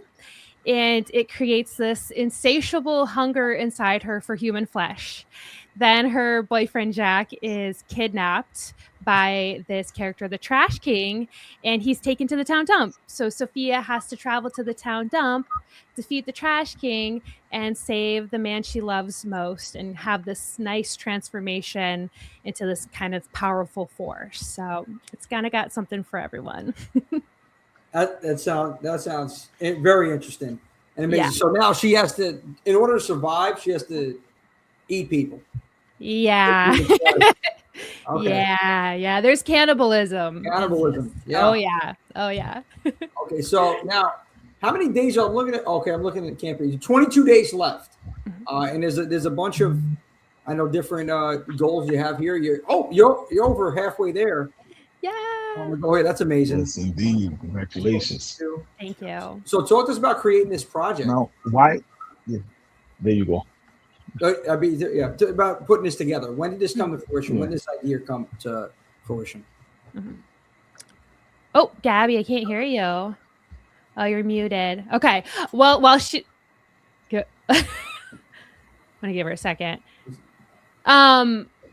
Still can't hear you. Yeah. Oh, I hate having audio issues. It's the most stressful thing ever. No, no worries. Listen, we've had a slew of issues here on the show with connection, audio. We're live. It's technology. We got it. Anything can happen when you're live. Gabby, I think I can read lips. What was that? Say it again. No. Okay, well, to take the pressure off of her, I'll tell a little bit about the project while she gets her audio working. So Trash Queen came about a few years ago. I had started working on a script for a horror movie. It was originally called You Me, and it was a straight horror movie. I was very inspired by the movie Honeymoon. I don't know if anybody's seen that movie. It's kind of about aliens. It's about this couple that goes away on a retreat. It's about his wife kind of gets, well, I don't want to spoil it if you haven't seen it. So I was inspired by that. And I started writing the script, and, you know, I had gotten probably like 5 or 10 drafts done. And I was like, it's not quite where I want it to be. And so I talked to Gabby because her and I have been friends for 10, 15 years now. We've worked together in multiple workplaces and film sets and all that. And I knew she was like a wonderful script writer. And I was like, can you come in and collaborate on this with me? Because I need help. Like it's not quite. Oh, no. Oh God! Is she not quite. Can you hear me? Well, we got Gabby's audio, but we lost technology, man. We got your audio, Gabby. What is happening? We lost Emily. Thank you. Sacrifice. Oh man, technical difficulties. Gabby, you're back. I know Emily's gonna pop back in. So, all right. Yeah, she'll be right back. Yeah. So. Yeah, go ahead. Yeah, I think where she was at in the story is that she came to me with the script and said, will you help me with it? Oh, she says her cat turned off the computer. The cat. Oh, this is like that This is like that Tales from the Dark Side episode, right? She's got 2 cats. One's a kitten, so I'm pretty sure it was the kitten. Hold on, let me just tell her no worries. Okay, so long story short, and I love telling this story, but and I don't know how much backstory you want. I'll be brief, but long story short, originally it was a straight horror, and then she was like, "Do you want to do revisions with me?" And I was like, "Sure." And I had read through it and I had taken all these notes, and the day before we were supposed to meet in person to write together, she goes, "Oh, by the way, I did a rewrite and it's a comedy now." And I was like completely blindsided because I had like all these notes for this, you know, just straight horror. But it made sense because she's an improvist. And when I read the rewrite, it was so funny. And we've spent 3 years writing it and rewriting it and polishing it. I went and got some master screenwriting classes under my belt and was able to, there she is. You're back. I was able to just kind of make some changes to it and add some stuff. Like I would call her and be like, "Hey, this is missing, that's missing." And we would just keep, you know, working at it till we got it right where we wanted it. And then we decided to make it. So here we are. We're crowdfunding for essentially development funds and a deposit on the location. That's our first goal. We do have some, whatever they call that, some stretch goals, but we'd be really happy just to hit our first goal. It's been tough. So hopefully everybody can check it out. Trash Queen on Indiegogo and help us get to goal. Where are you ladies looking to film this? Washington State. Yep. Right. All right, out there. So now we have a couple cast-wise. I know I seen, Melissa, I was looking. Talk to us about your cast. Who's involved? There were a couple people. I was just trying to get the information here. Emily loves talking about that, but now her camera's off. Listen, you know what? This is a free-for-all Friday night episode. It doesn't surprise me. We've had so many technical issues over the last couple of weeks between the storms and everything else going on. So it's all good. Yeah. Take your time. All right. That cat's on punishment. Thanks for joining, she's working on her audio, so I'll just tell you guys with the cast. Dang, I almost let a big one slip just now because my brain is not working, but they have not returned their LOI, letter of intent, signed yet. So I cannot announce it, but we have Emily is starring as Sophia, the main character. And then her co-star is Jonathan Stoddard, who is actually like, I believe he was on Days of Our Lives, or maybe it was Young and the Restless. So he's like, but he does a lot of indie films, like he does westerns, and he can do like Prince Charming stuff, but then like I've seen him turn on a dime and do like ridiculous comedy. So Jonathan Stoddard is playing Jack. And then we've got Lynn Lowry, horror icon from The Crazies. Yep. And The Shivers. And then we have Kevin Kepi from Smile and Cabinet of Curiosities. Wow. And he's going to play, he's really tall. I don't know if you guys know that. I mean, if you saw him in Smile, you saw like he is really tall. He's 6'6". So, and then last but not least, that I can announce today, we have Maddie Carter-Ropley from Stranger Things, and then we have like it's a pretty full cast. It's a lot of fun players. And we also have Bon Bijou. My gosh, his last name is escaping me right now. We just added him to the cast. He's playing somebody really hilarious. He's playing 3 characters in one. It's sort of our like homage to Eddie Murphy, like how he would play multiple characters. There she is. Can you guys hear me? That's a disaster. Emily, you're good. What's the cat's name? Improvisation. Her name's queen. Juniper. And she's fired. Sounds like trouble. Sounds like trouble. She's on punishment. And I have a kitten here who might come up and harass me too. I'm so sorry. And I can't get my headphones to work. I'm so sorry. No worries. No worries. So good. All right, well, sound like your cats are plotting against you. Oh, yeah. Yeah. I want to ask you, Emily, where did you get, I know where you said you got the inspiration for this film, but where along the lines did you decide, I want to take it from pure horror to put some comedy into it? And I know you're an actor, improvisist, everything like that. So I know the timing was everything. So you understand the beats with, horror and possibly mixing it with comedy. What made you say, you know what, let me take it this direction? Like what happened that made you think to take it that direction, the horror comedy realm? Like what made you change from straight horror to that? Yeah, that's a great question. And like you said, I've done comedy for about 15 years. I do a lot of improv. I do a lot of sketch comedy. So when I was writing this, like I've been a lifelong horror fan. And so I was like, I want to write horror. I want to write pure horror. But as I was writing it, I was like, this just doesn't quite seem like my voice or my personality, my anything. It just didn't feel right. Like it was missing something. And that's when I was like, I think I just want to make it funny because that's just what I love. I love to lean into. And I also feel like there's not a lot of horror comedy in general. Like there are some great horror, you can say Evil Dead 2 is like a horror comedy. You can say Tucker and Dale. Like there are some good options out there. But I was like, I just kind of want to lean into this because we have a lot of horror already. So let's do something a little different. So that's kind of where I was like, this is more true to me now as well. So that's how it happened. And don't forget Leprechaun. We can't forget Leprechaun. That's you love Leprechaun. That's more Leprechaun. It's so fun. All the Leprechauns, man. Leprechaun in the Hood, Leprechaun in Space. Let's go. Let's bring that franchise back. Leprechaun in Space was so good. Had one of my favorite scenes. We need to bring that back. They're bringing everything back. I think that one needs to come back. And you know what? We'll write it. We will write it. Right, Emily? Yeah. We can do this. Yeah. Leprechaun is God tier, according to Slash Rated Mikey Bones. Leprechaun is awesome. Thank you. A whole franchise. I mean, I got to give it to them. I really do. Leprechaun. And, it's fun to watch, right? But they actually have an entire franchise that's classified under B horror. There's no way.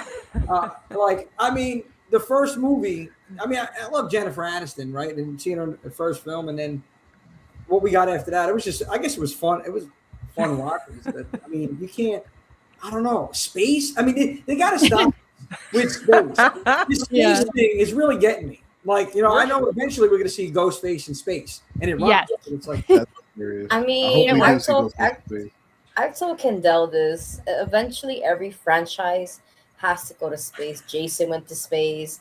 The Amityville house went to space. I don't know how the hell that happened, but that was in space at one point. So, we're going to space. Jason X is one of my favorite movies. Yes, that movie was so fun. So good. It's so fun. I watch it one to two times a year. It's just so much fun. I need to watch it again. It was so fun. Yeah. His costume was so great. Like, I loved it. When he got the upgrade, that was so much fun. Love it, yeah. So is that what got you hooked on horror? I guess Gabby, was it Leprechaun that got you hooked on horror? Yeah. Well, I'm not the horror person, believe it or not. I look at film as pure escape, and the type of stuff I normally do is like period pieces, or like, I don't know, like I have one story about like 4 degenerates in a diner in the middle of the night. You know, like I like more like Lynchian type stuff. Like I like scary, but I've never been into like Saw. I know. So like, you guys don't kick me off, please, guys. I'm like the imposter here. But then I realized, like, oh no, I do like horror, but it's just, for me, the reason why I tended, before Emily, you know, before collaborating with her, why I kind of steered away from it is because, for me, I think, like, I'll be real with you guys, I think my life was too traumatic. So like, I needed my film to be escape. So I would go into like legend and, you know, like fantasy stuff. I was really into like Blade Runner is my favorite movie. So but this project has been so fun because it's like I kind of get to dip my toes into that horror world and like do it in a way that feels comfortable and safe for me. And I think that's why it works too, because it's like we're combining all the things we love, you know, like I got a little bit of period piece in there because we have a little 1947 flashback scene. And so like, this is our baby. This film is like Emily and I had a child. Yeah. So it's like, it's awesome. Emma, I want to go to you real quick too. What got you hooked on horror? What was it? Did you say me? Yes, you. Yeah. The first horror movie I ever watched was The Exorcist with my mom when I was like 8, and it scared me to death. But I was like, all right, now what's the next movie? So like both my parents raised me on horror movies because they love horror movies, and so it's just always like what I put on. Like I just watch horror all day, every day. It's like a comfort, and I know that sounds weird, but you guys probably get it. Like I'll pop on a Saw movie and when I'm having a bad day. We're horror 365. We should get it. I mean, it's yeah. I'm in a safe space to say that. Which one do you open with on your rough days? Which Saw movie do you open with? What's the first one you go to? Which one? Yeah, what's your first Saw movie that you go to when you have a rough day? Like, I like 2. I just so think, good. Yeah, it's just so fun. Like the first one, obviously, great, but the second one is just it's a fun setup. It is. The second one's great. Definitely one of the best franchise. Yeah. The second one is pure horror. The first one is more like psychological, and the second one is just pure horror. Balls to the wall. I love that. I saw that in the movie theater, and I had such a good time with it. Way back when it came out, 2005. Holy moly! But I want to take this time real quick to shout out somebody in the comment section, and that's Mike Ricci. He's the one who actually put me on to you girls in your project. You know, so I want to shout out Mike Ricci for exposing you and the project to me, because Mike's the man. Yeah, thank you, Mike. Mike's the man. Yeah. Thank you Mike's so much. awesome. Appreciate you. Mike's Yeah. There he goes. I mean, Tom Atkins. Favorite. That's a good Yeah, one. his go-to. Yeah. Oh yeah, Tom Atkins is the GOAT. But I was reading, when I was reading up on the project, and once again, everybody is called Trash Queen. If you didn't hear it in the beginning, when I was reading up on your project, and I just reading the synopsis and everything like that, and I'm like, man, this story, it's a horror comedy, but just the story itself is something that can speak to so many people in this community.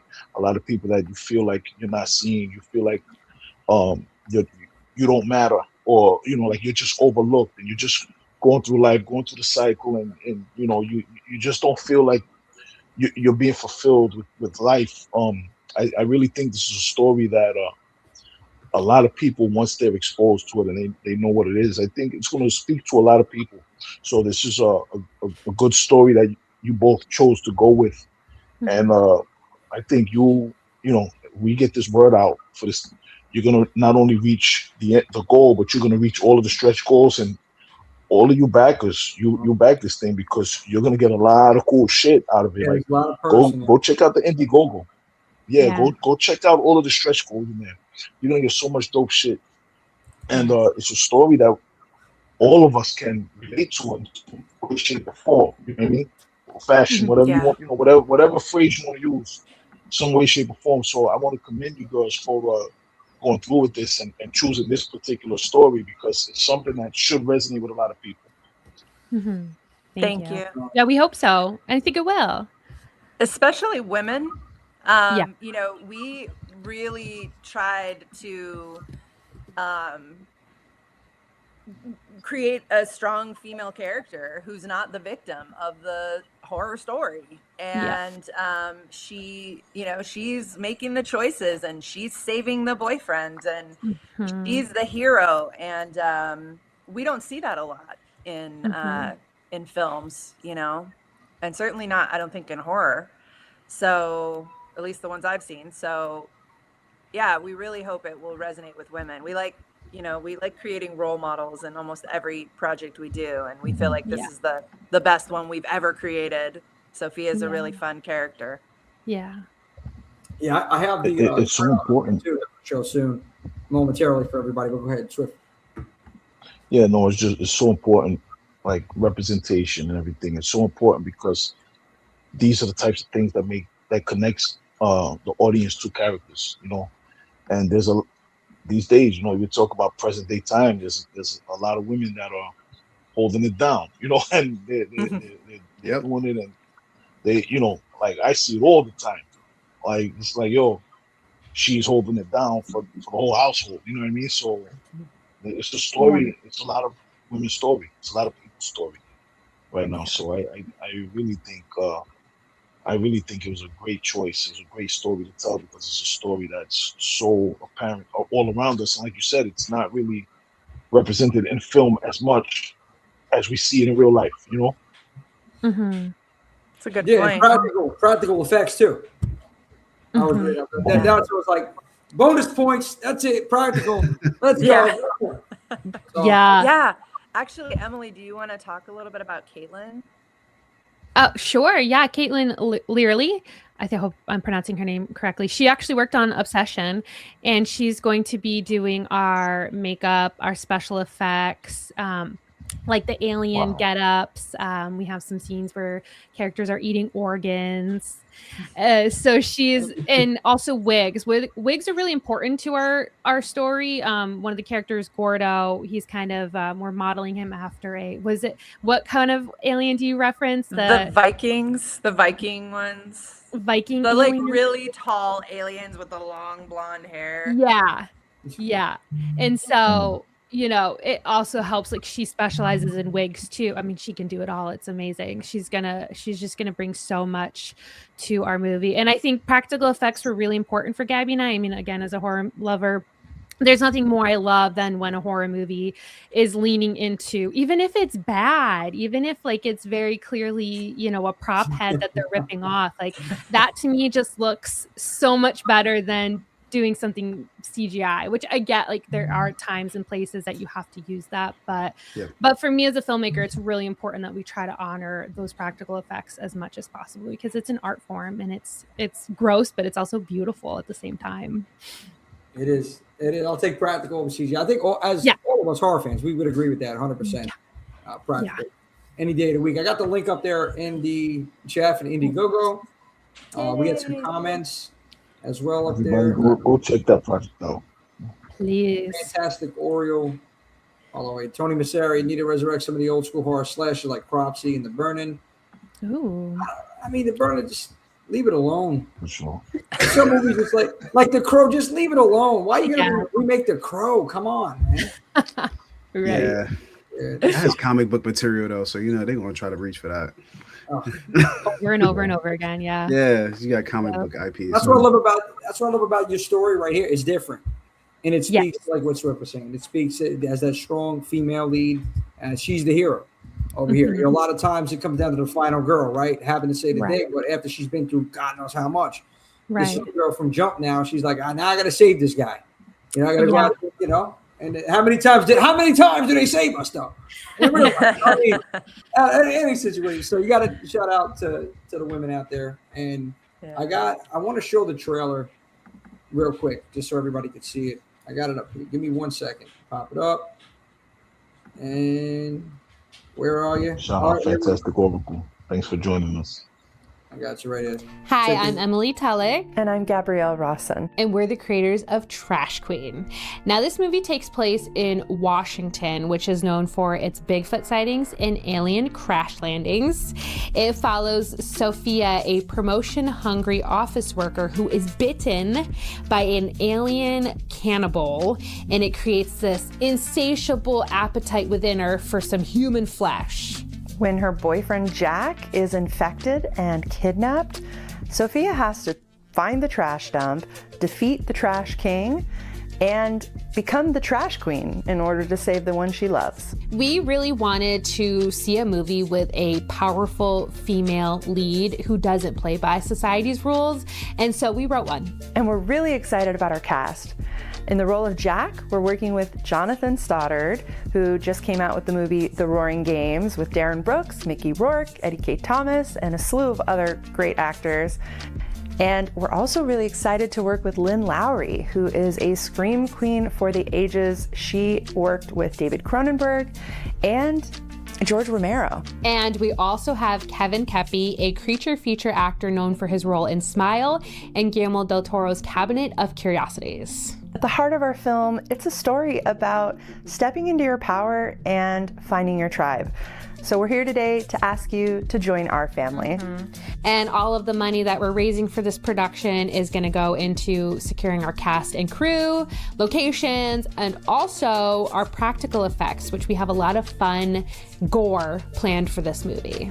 So make sure you check out our perks. We have some amazing ones. And stay tuned for more updates.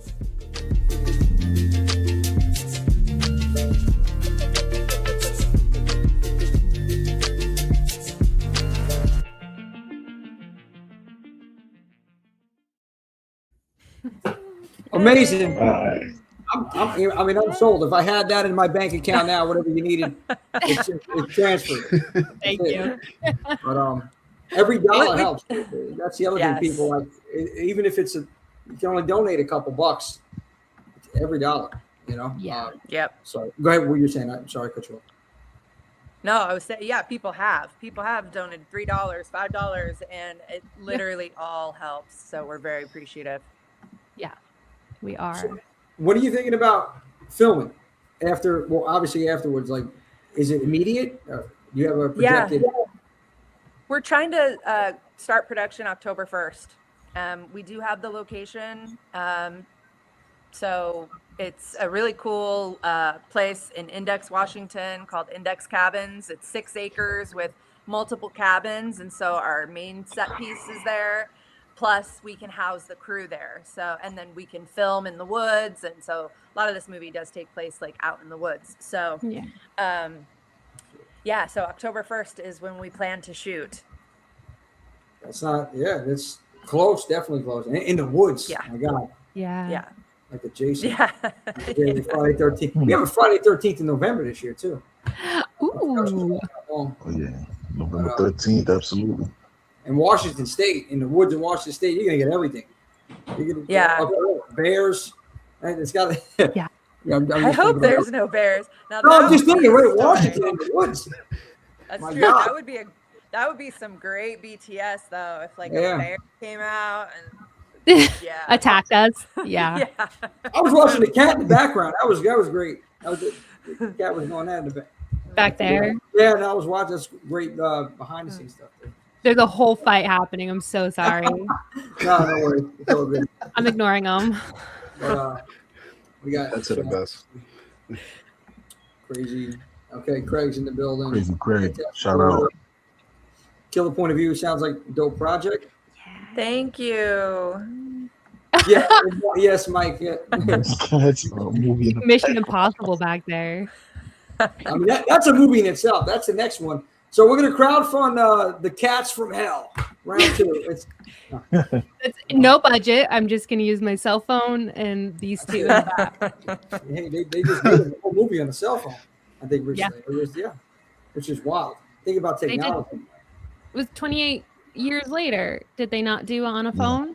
Yeah, I think so. 28 years later, it was on the iPhone. I think they did. And I know there's another movie. I think Unsane. I think it was. Yes. Yep. That was also on the phone. Yeah. Soderbergh did one. I didn't know about that one.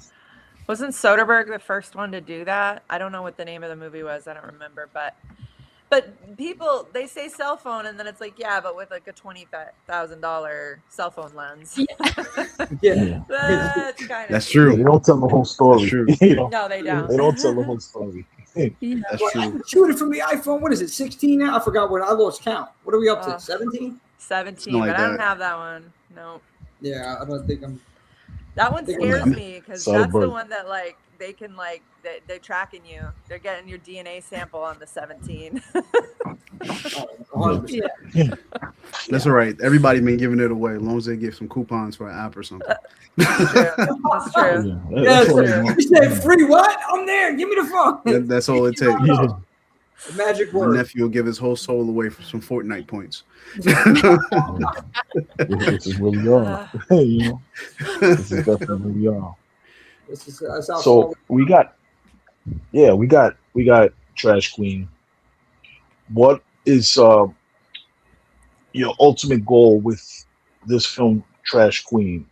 Are we trying to get it in theaters? Are we gonna go like to the, what do you call it now, like the DVD realm, I guess? Like what are we trying to do? Are we gonna do like a select theater run? What are your goals? Like what do you ladies think you're gonna do? Like what do you plan to do? Do you want to take it, Emily? Yeah, I mean, obviously theaters. We want it in theaters. Gabby and I, we love going to the movies and seeing things on the screen. So we knew before we even embarked on this journey that it needs to be in theaters. Even if we play it in one theater one night and we're there and we're the only ones there, that's fine. But we definitely are planning to do a theatrical run. We have a sales agent who will also help us, try to get the festival, try to get obviously we theatrical run. Conventions are another thing that we've been talking about, going to horror conventions. We really want to build our fan base. That's something that's also very important to us because we know how supportive the horror community is and how excited we get. I'm in the horror community, so I know how excited I get when my favorite movies are coming out, or like I can go meet the actors. So we definitely want to go to those conventions and build up our fan base because Trash Queen is a franchise. We're looking at it as we have the second one outlined. We know where the third one's going to go. Maybe there'll be a fourth and a fifth. It's not going to space. It's not going to space, is it, please? Oh, yes. No, it is. No. So we know where it's going. I don't want to know if it's going up. No. The alien cannibal. It's literally going I think we're done. I think Sorry. It has to, though. It has to. Not just us. Makes more sense. All right, good. You got any crossovers in mind? You want to tag team with anybody? Ooh, now that's a baby. wonderful idea. That's good for the fourth one. We got to get the third one out. They got to go to space. They got to beat the Tims. I'm sorry, it's the whole thing. Yes. We got the exclusive. They're going to space by the third one. You hear that? So yeah, we have big plans for Trash Queen. We're not just thinking, we make it and throw it up somewhere and we're done. Like we are thinking we're launching this whole world that we're building. We love our characters so much and the world we've built, and we can't wait to share it with people and continue to build it. Yeah. Yeah, I mean it's this villain is next level villain. Like, yeah, I'll give you guys a little teaser. So like these villains, they're hungry, and when they're hungry, they sort of start to decay, and like their hair falls out. And our villain, he's very vain. Now remember, this is a comedy. Okay, so he wears different. Every time you see our villain, he has a different wig on. And it's like a really dumb wig. So like you will be laughing. You will be laughing. We make sure you will be laughing. Yes. I love that. I'm looking forward to it. Yeah, no, definitely. Now you got me in there. That's ridiculous. So the comedy aspect. I know Swift is not. He doesn't like comedy with his horror. Swift is just like he wants straight horror. Wow. Like, there's nothing funny in my movies. We're gonna convert you. We're gonna convert you. Yeah. Yeah. You don't even like scary movie, man? Prove me wrong. A scary movie, nah. Those scary movie, that franchise is, Wow. to me. I only just saw it. I only just saw it before the new one came out. Like scary movie to me, the franchise was just stupid. Like the funniest things to me, and this goes with life, right? The funniest things in life are those things that just happen out of nowhere, like in the mundane. You know, you just live in your life, and then something happens, and you just laugh at it. Like I don't really like comedies where they're just like, oh, you know, this is funny. I don't like anybody telling me what's funny. I just like when something funny happens in regular life. You know, I'm that kind of guy. You know, but you know what? But you know, you like it, I love it. You know. No, but you know, I want to say something to you, Swift, about that, because I think I'm older. I'm probably the oldest person here, and I saw those movies when they came out. And like some movies just don't age well. They just don't age well. That's so true. like I haven't seen them since they came out. I don't know. Like I now I want to go back and watch to see if they aged well, because I want to know why you didn't like them. Because when they came out, everybody was like, "This is genius," you know, "This is funny." Yeah. What are some of those like horror comedy? That's crazy. Because I can think of so many that are like really funny. Like even the movie Mosquito was like kind of a horror comedy. I love Jack Frost, kind of a horror comedy. Yes. Yeah, Anna and the Apocalypse, like that's a horror comedy. Yeah. There's so many. Like that's kind of wild. Like Anna and the Apocalypse is one of my favorite. I'm trying to get Jackie to watch it. That movie's hilarious. It's a zombie musical. That movie is hilarious. A comedy musical. Yeah. Yes, Christmas time. Christmas zombie musical. Oh my God. I haven't seen it.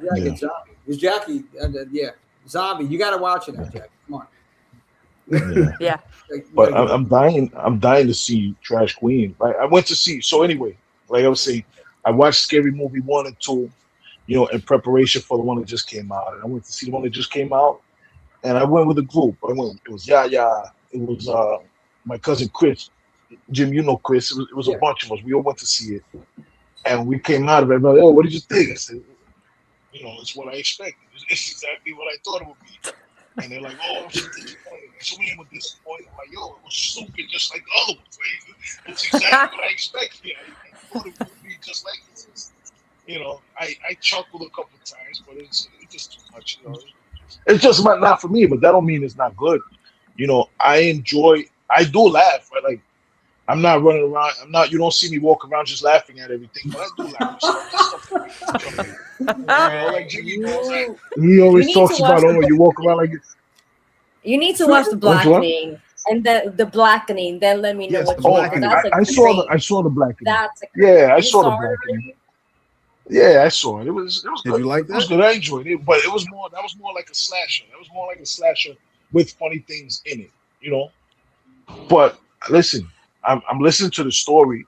I'm down to check out Trash Queen. I'm down to back Trash Queen, and I want to see it come to fruition because the story and like everything that I was saying earlier, I want to see that story be told. Mm-hmm. You know, and if there's a few laughs in there, and it works, don't be afraid to laugh, Swift. It's okay. More power. Well, it's okay. You know, it's just not me. I'm just not that walking around laughing guy. You know, it's just not me. But everywhere this you know, people like it. Here it is, Emily Gab, Jackie Kendell. This is what it is with Swift. We're going into a place, you know, horror club or society or just wherever we're at. We can be ordering like food, at the pizza shop. And we're walking in, and I'm just Swift looks so serious when he walks into a place. Like nothing's funny. Even Swift when you order, and we love it, but when you order, you're like, we get 2 pepperonis. I'm like, wow. You would think like he wants to make that pepperoni. Anyway. I'm not even gonna get into it, but I'm a polite guy. No, listen, maybe I do come up. I'm a polite guy. Polite. I'm dying about hilarious. This because he talks about me. He talks about me having this whole, you so serious, you deaf. Wow, this is mind blowing for me. Wow, I don't like funny. About me. Okay. Yeah, it takes one to know one. I'm gonna remember this now. Okay. You got it, Jackie. I'm telling you. So, Gab, this is what I'm saying. This is the test right. You get Swift to let. I'm gonna film it. I'm scared now. That's a lot of pressure. I'm scared too. Nah. We're gonna bring Trash Queen to your city. That's done. Yes, please do. And listen, we don't only do this live stream. We do live events. We do film screenings. Perfect. We do film screenings with talent, with actors. We just do a big event May 1st to 2nd with the cast. The writer-director, the Jason Lives, Friday the 13th Part 6. It was the 40th anniversary. We just threw an event where we had the cast, the writer-director. We had Tom Matthews. He played Tommy Jarvis. He was the lead actor in the movie. We had CJ Graham who played Jason. And we had them out there, and we do all types of stuff. We do, it's similar to a convention. Autograph signings, meet and greets, everything. We built a grave site so you can have special. Special photo ops with he had the Jason suit on and everything. But we mix it up. We do dinners, film screenings. Oh, look, this is we also it took place at the house, the Abaddon Hotel from Hell House LLC. So we also had the cast from Hell House LLC come out, and the director for that. We had them out. We were in the Abaddon Hotel. It was this is what we do. Like we do it up. How many seats? You do come. How many seats you got? How many you need? How many you need? I don't know. How many you need?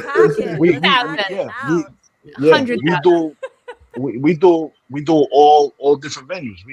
This is what we do. So the thing is, I want to watch it with you girls because I want you to watch. I want you to see my reaction to your movie. Yeah, we're gonna do that. We're gonna have a camera on you. Let's make a big thing out of it. Let's blow this up. Let's make a big deal out of it. Why not? Let's do it. I'm gonna place bets. Willie laugh. Love is love. That's it. I got five on it. If he laughs, definitely record that for me. Definitely record that. You guys are gonna be there too. You guys are gonna be there too. 100%. We need witnesses. Yeah. I know, right? Yeah, you guys are gonna be there too. For sure. Back what Swift was saying, all different types of events. We have access to a couple theaters. One in Pennsylvania, Mayes Theater. But with these meet and greets, like our thing is the experience we talk about, and having a dinner, bringing everybody out for the dinner, the screening, maybe a Q&A. We had a cake cutting for them and an after party. Your DJ Swift, shout out to DJ, man, Johnny Blaze was lighting it up, man.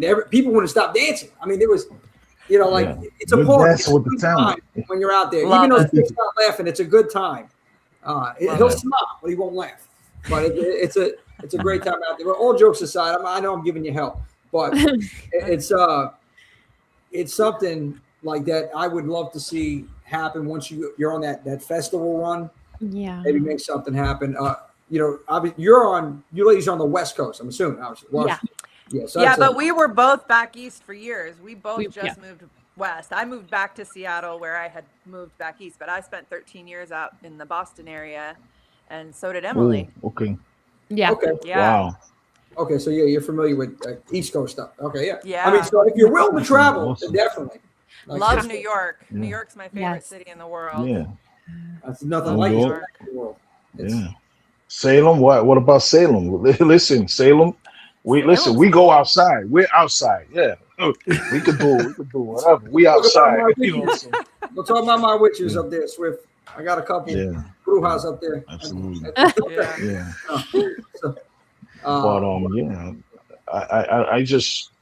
I'm just so happy that Mike put me onto the project and put me on to YouTube because I really think this thing has legs to it, and I think so many people are gonna really be excited about this. You know, once they Swift hates one too. That's crazy.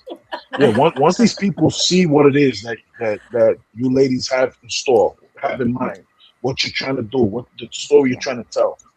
People love laughing. You know, everybody's not like me. People love laughing. They love to be the two things people love in life is laughing and being afraid. You don't believe me?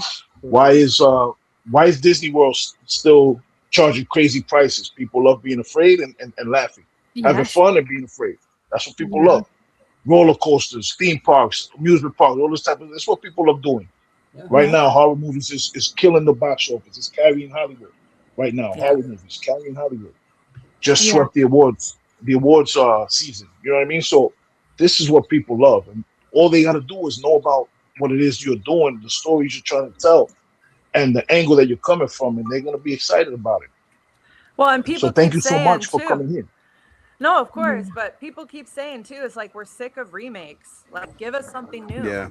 Yeah. So it's like, here's something new, guys. We're trying to put you on. Let us put you on to something new, and that's what we want to see more of too. Like, we are the audience too. We want more fresh voices. We don't want more remakes. I mean, you know, remakes are great and all, but what what remakes tend to mean is that the investors are just after their bottom line.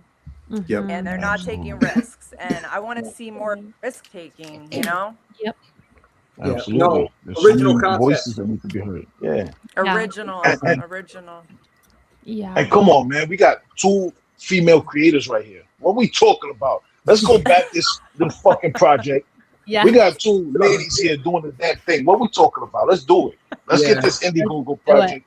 You know, it's a few more days left. It's about what, 3 weeks? 42. 4 weeks. 42 days. Yeah. 20. Yeah. Come on, let's make this thing happen.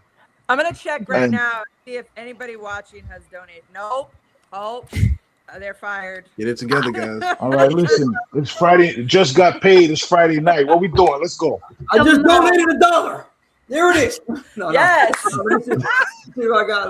No, yeah, we're gonna. No, but all seriousness, man. Every little bit counts. And this is what we're trying to do. Get these voices heard. These voices that, you know, there's kind of a glass ceiling. Like they were just talking about. If you're not doing something with an established IP, and you don't have a stellar background in you know, Ryan Coogler did Sinners, which was actually an independent film. He did it, and then there was a bidding war for Sinners, right?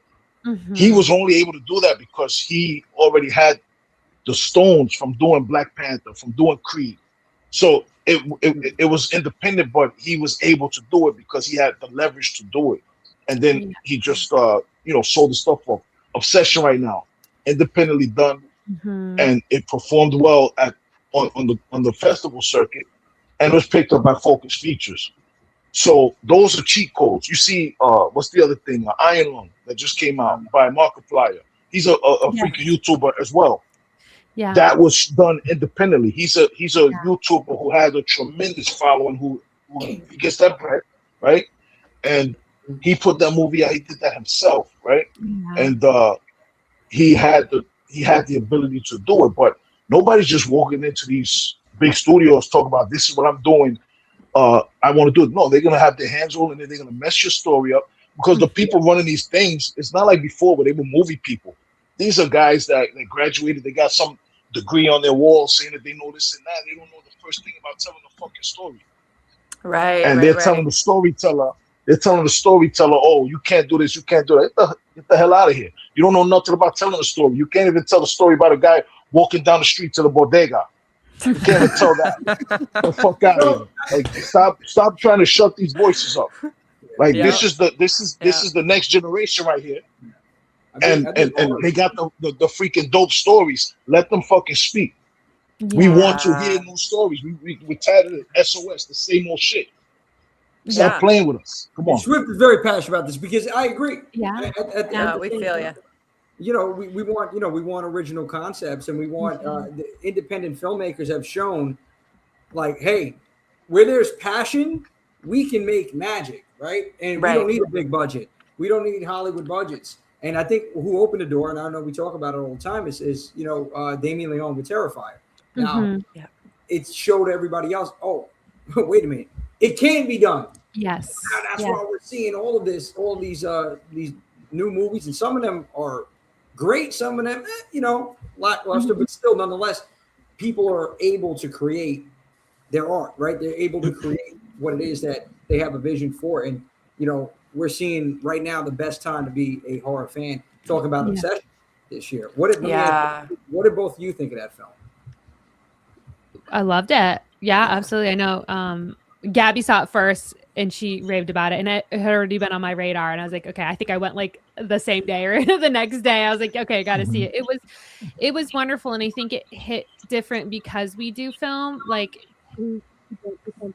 don't see like how much they did on such a small budget, and now it's over 300 million in the box office. Something like that. Yeah, that's incredible. And obviously I loved the plot too. It was incredibly original in my opinion.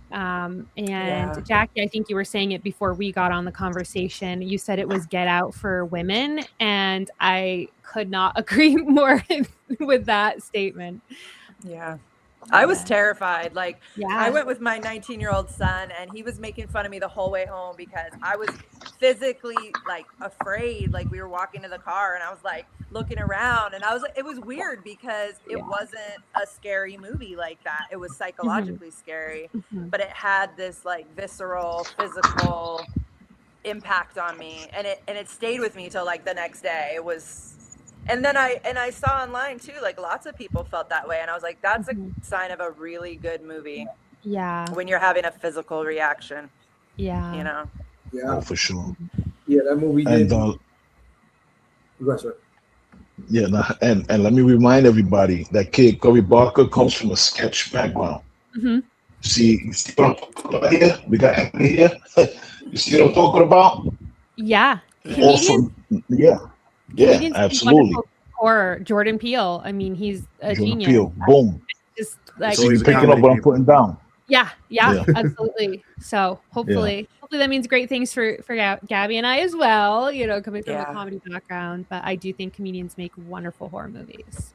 Yeah. Well, it's the same thing. It's exactly. It's a timing issue. It's like the bait and switch, for lack of a better word. It's like misleading the audience. Yes.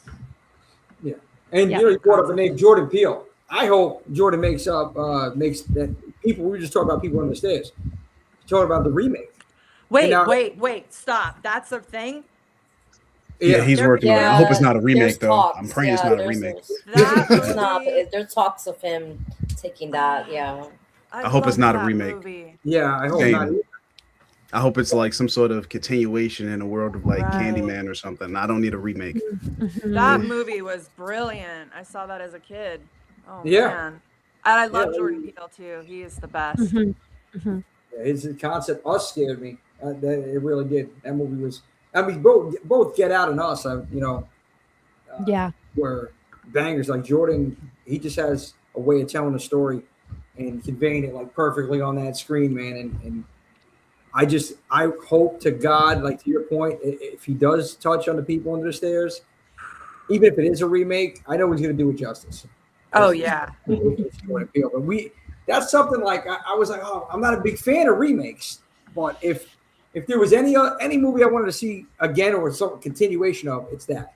Yeah, I want a continuation of that more than anything. I think the advantage that Jordan Peele has always had is like his worldview. Like we know what this the Hollywood in this world is like. Like a lot of women didn't get a chance to make movies. A lot of people of color didn't get a chance to make movies. And then now we see the movies that we're seeing, and people go, "Man, we got some fantastic shit out here." It's like, yeah, because you're finally giving people a chance. Like give people a chance. Absolutely. And I mean, when I say women, I mean all women, like including women. Like they didn't give them a lot of chances to make movies. Like, they didn't get a chance to be directors. So now you get to see what people can do, and you go, "Holy shit!" You get something unique. I mean, I love Obsession. It was made by a white dude, though, but I loved Obsession. It was great. But what happens when you get some of these other women who are on YouTube making great stuff, and ladies like y'all who are making great stuff? You get some other good things. Because horror, I feel like, is the only genre where they let people make you new IP anyway. Yeah. So let the women in. That is make that stories. definitely one of my biggest complaints. No offense to white men, but it's like it's oversaturation at this point. Like, give us some damn diversity, please. Like, tired of being the outlier, you know, and you know, the token woman or the token Black person. It's like, let's just like normalize this. You know, Emily and I have talked about, like, on one hand, when you're a female filmmaker, there are like maybe sometimes like special grants and you can use that card, but it's like, we just want to be filmmakers, not necessarily female filmmakers. So we resonate with that for sure. And then you're like, you know, now with social media, it's a blessing and a curse, but because of social media, because everybody has an opportunity now to sit here and create something, even like on YouTube, whatever it is, anybody can create something now and they have that opportunity. And that's why Swift, you talked about the YouTubers that are creating these films. Again, they start here on social and then they are making magic on the screen. But that's the beauty of our genre, in the fact that it's open for day one independent filmmakers. Like we're accepting that. Like there's no stoppage because these big studios are like, no, we need something that's already established. Like, the audience is wanting. I think honestly, Hollywood's in trouble. You know? That's seriously. They're really in trouble. They're gonna have to reinvent themselves, or in some way, some capacity, because we're able to do it without these bigger budgets, and we are making films and speaking and telling stories that are either never been told before, or if they were, we're telling it better, and we're doing it better with a lower budget. So stories that people want to hear. Yeah. So like this one. And I'm definitely gonna, and we're gonna be pumping this out there. So I want to give both you ladies the floor and talk a little bit. Anything else that you want to mention about this film, about Trash Queen? I don't know. Just follow us on Instagram would be great, Trash Queen Feature Film, and also on Facebook, Trash Queen Feature Film, because we like to post updates as much as possible, especially like cast and crew announcements, or like, you know, other behind the scenes of Gabby and I producing this movie. So I think that's all I would add. I don't know if Gabby has anything else. Yeah, I mean, I agree. Follow us on our socials because we have a really big announcement coming soon. We do. Wait, can we get the exclusive? I mean, listen, we got the exclusive today. Kendell and Jackie, this is the first time both of them together have been on video. We got the exclusive, and I'm blessed about that. Can we get an exclusive, Gab, with our dozens of fans out here? Bless us. Can we? Or no, we can't. We can't do it. With this? I know they got something. They got something. You got something you can leave us with. You're teasing us. Oh my God, I'm excited. You can tell us what color the wallpaper is gonna be. You can tell. Listen, the balls in your court. You can tell us. You got to drop something. You got to give us something to work with over here. A spoiler? Yeah. I feel like we gave you so many. We told you not particularly a spoiler, just a scoop. You know. We need the exclusive. How many rolls of toilet paper you got in the bathroom? Probably 12. Stock up. All right, there you go. We got this right there. It's from Who Gives a Crap. We haven't told anybody about the wigs, man. That's true. There we go. There we go. All right. But no, thank you guys so much for having us. Gabby's trying to deflect. She's like, no, that's okay. We can't say nothing else anymore. No.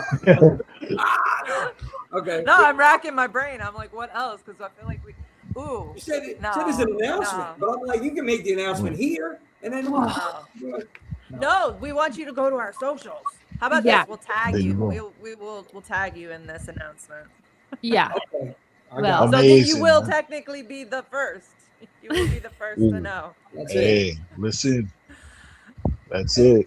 I might have to once the goal's done, I might do like a little promo video or something like that. Maybe get something out there just to hype it up a little bit more.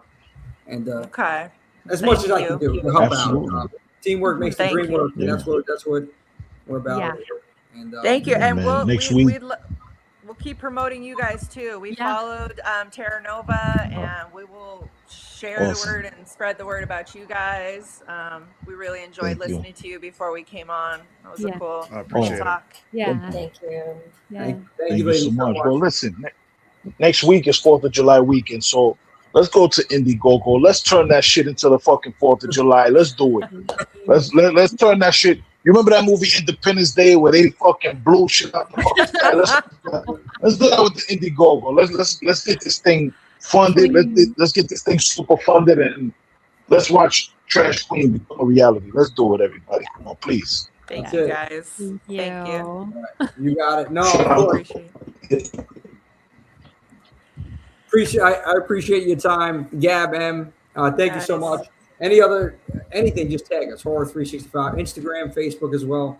And when it's all said and done, when you guys are filming, before you film, maybe we'll get you back on, or after. Before the end of the year. Oh, we're gonna see you in person, and I hope you guys will all be there so we can. Oh yeah, and Swift is gonna laugh. I promise. He's gonna laugh.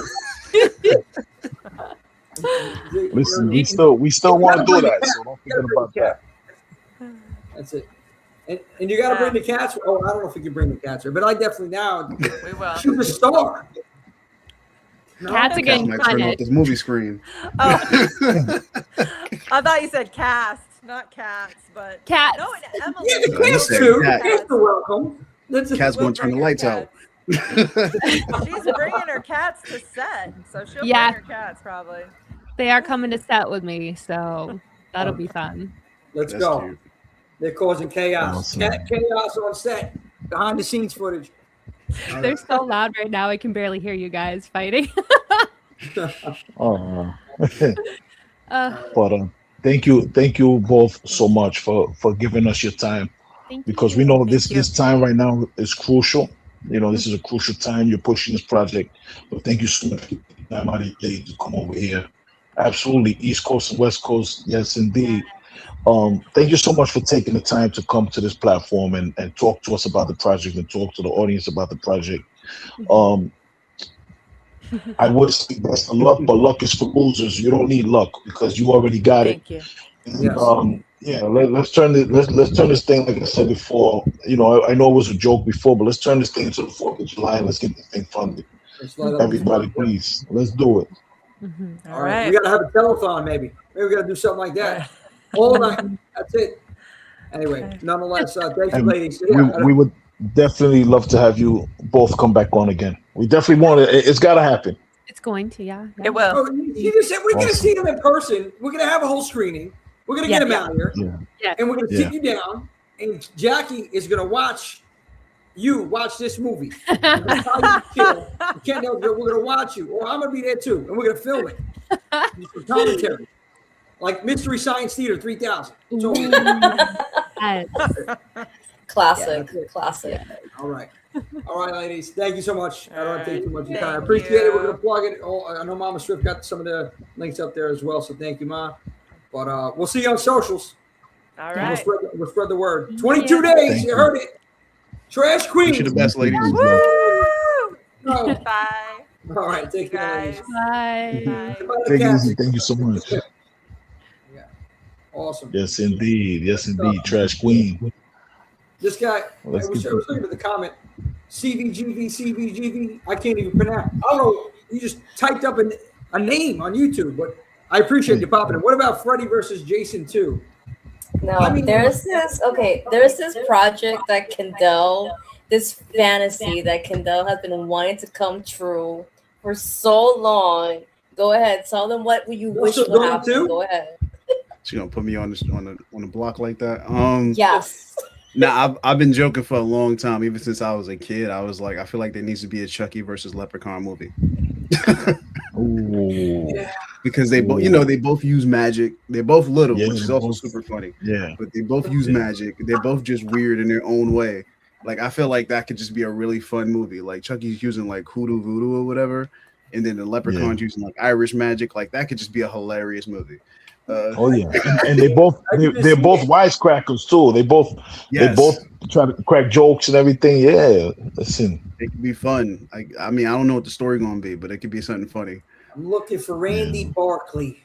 And is the leprechaun over there? He's hitting his rhyming lines, and the poems. Yeah, I could just see it now. Just the back and forth, just the verbiage, just that. Exactly. It could just be fun. I mean, like if they took it to the hood, that'd be crazy. But I don't want them to do that again. I'd rather do that than space. I'm not. Space was fun. I'm just tired. I'm tired of space.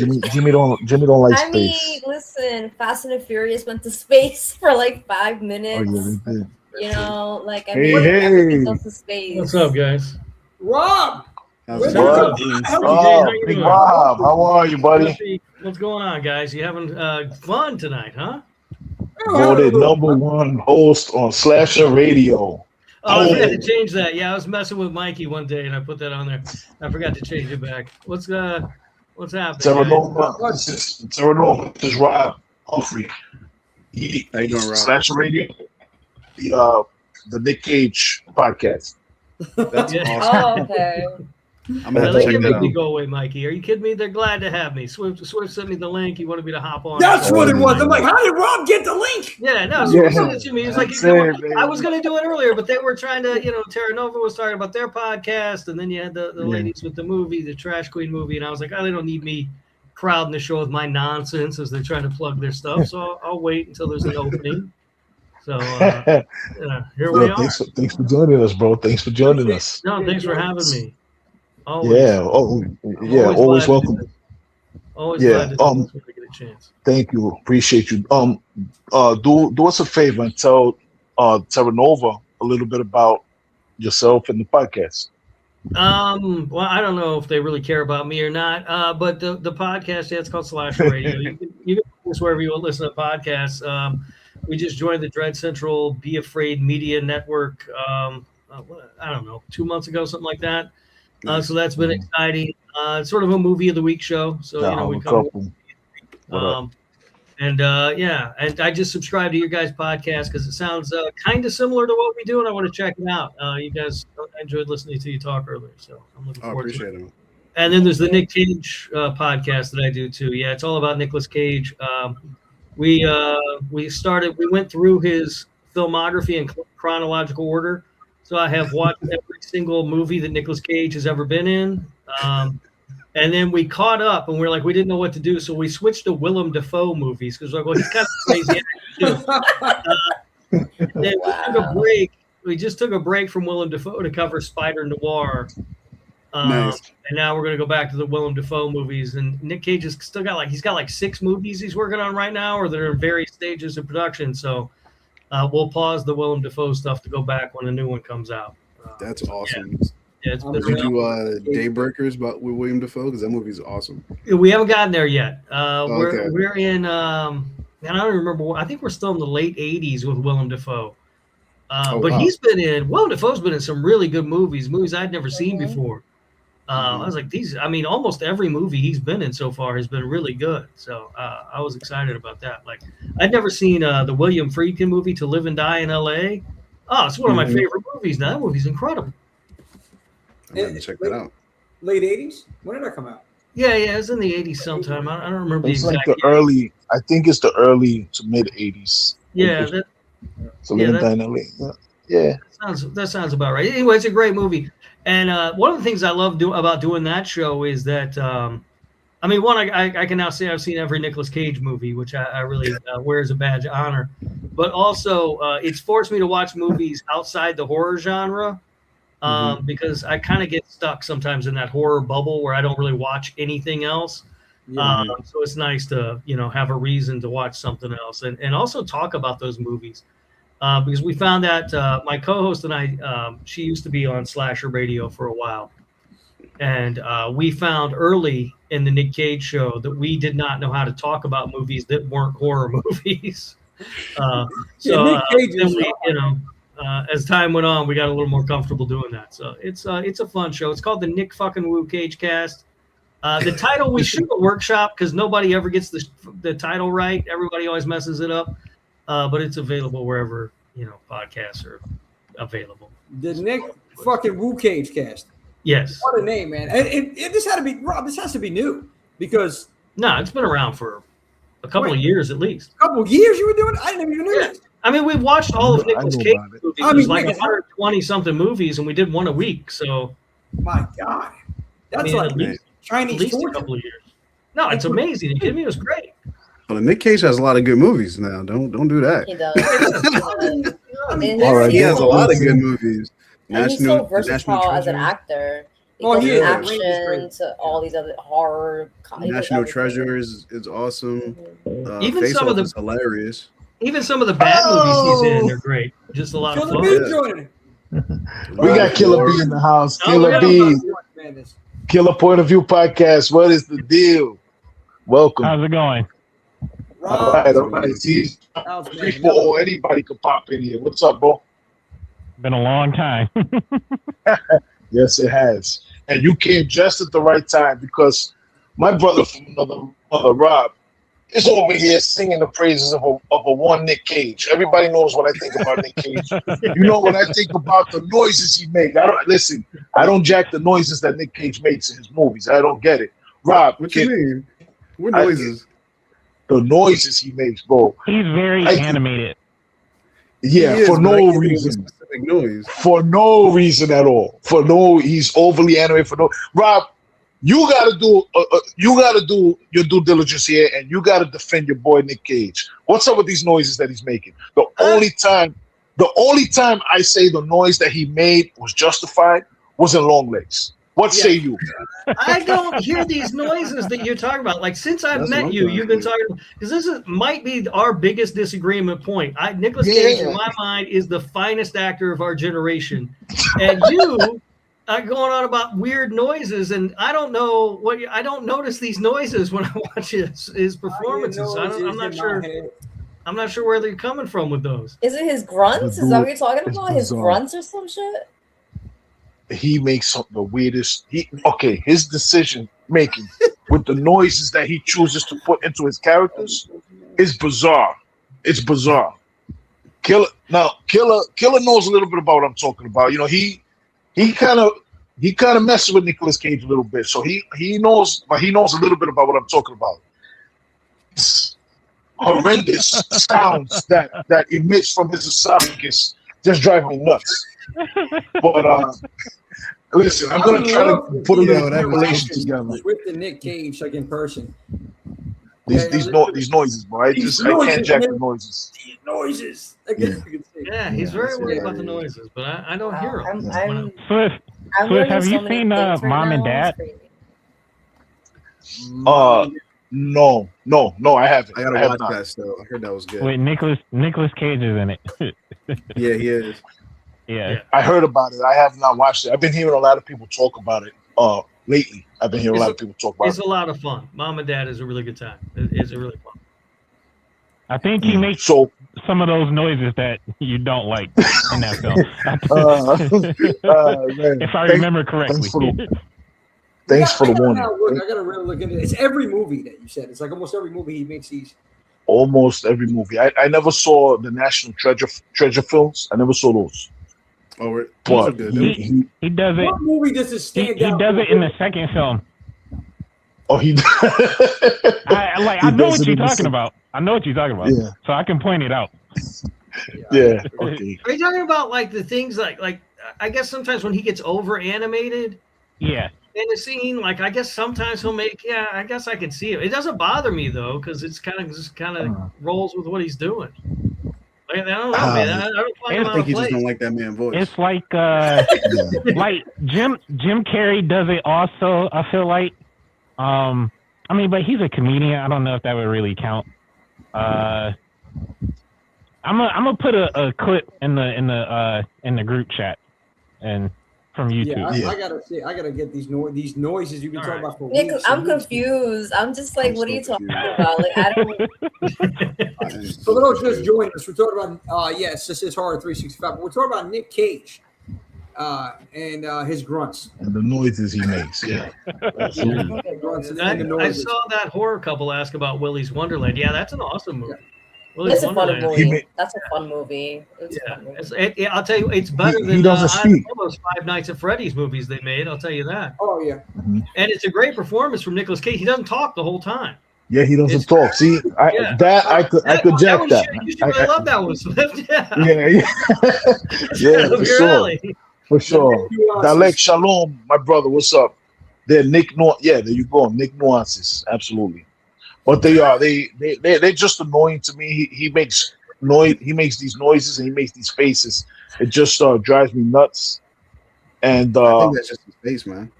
I think what you're talking about on the show we refer to as the Nick Cage moments. And no, those are great. That's part of what you go to Nick Cage for. Yeah, he's gonna make those faces. He's gonna he's gonna be real animated, and that's the beauty of Nicolas Cage. That's the genius of the man. Yeah. He got some classic films, Swift. He got some classic films. No, he does. He's got Face Off. He's got Con Air. I mean, I wouldn't call either one of those classics, but I really did like those. Wasn't he in The Rock, or am I gonna mix up with another movie? Yeah, he's in The Rock. Yeah. Yeah, he's in The Rock. I think it's one of his better movies. Mandy's also tripping. Mandy. You see, shout out also that Harvard couple. Yeah. Shout out. Yeah, Mandy is good. Mandy's a real kaleidoscopic, trippy film. Rob, how would you rank Willie's? Oh my God! Mandy, Color Out of Space, and Long Legs. Okay, out of those four, Rob, hold on. I can answer this one really easily because I got on my Letterboxd account. I've ranked every single Nicolas Cage movie. What's number one? Huh? What's number one? Leaving Las Vegas. Early Nick Cage. I don't think I've seen that one. Leaving Las Vegas. It was Mandy. Leaving Las Vegas. Willie's. He won his Oscar for Best Actor for. It's a fantastic movie. Okay, so what was it? Mandy, Color Out of Space. Yeah. Mandy, Color Out of Space, Long Legs, and Willy's Wonderland. Okay, so Mandy's number 1, Long Legs number 2, Willy's Wonderland number 3, Color Out of Space number 4. That's how I had them ranked. Okay, dope. How about the rest of you guys? No, so I got distracted. I was like trying to find a video of his noises. I was like, what the fuck are you talking about? Yeah, I know that threw me off. I mean, I love Lord of War. Lord of War is one of my favorite Nick Cage movies. Lord of War is good. Yeah, that sequel's on the way. What? There's a sequel to that on the way called Lords of War. What? Yeah.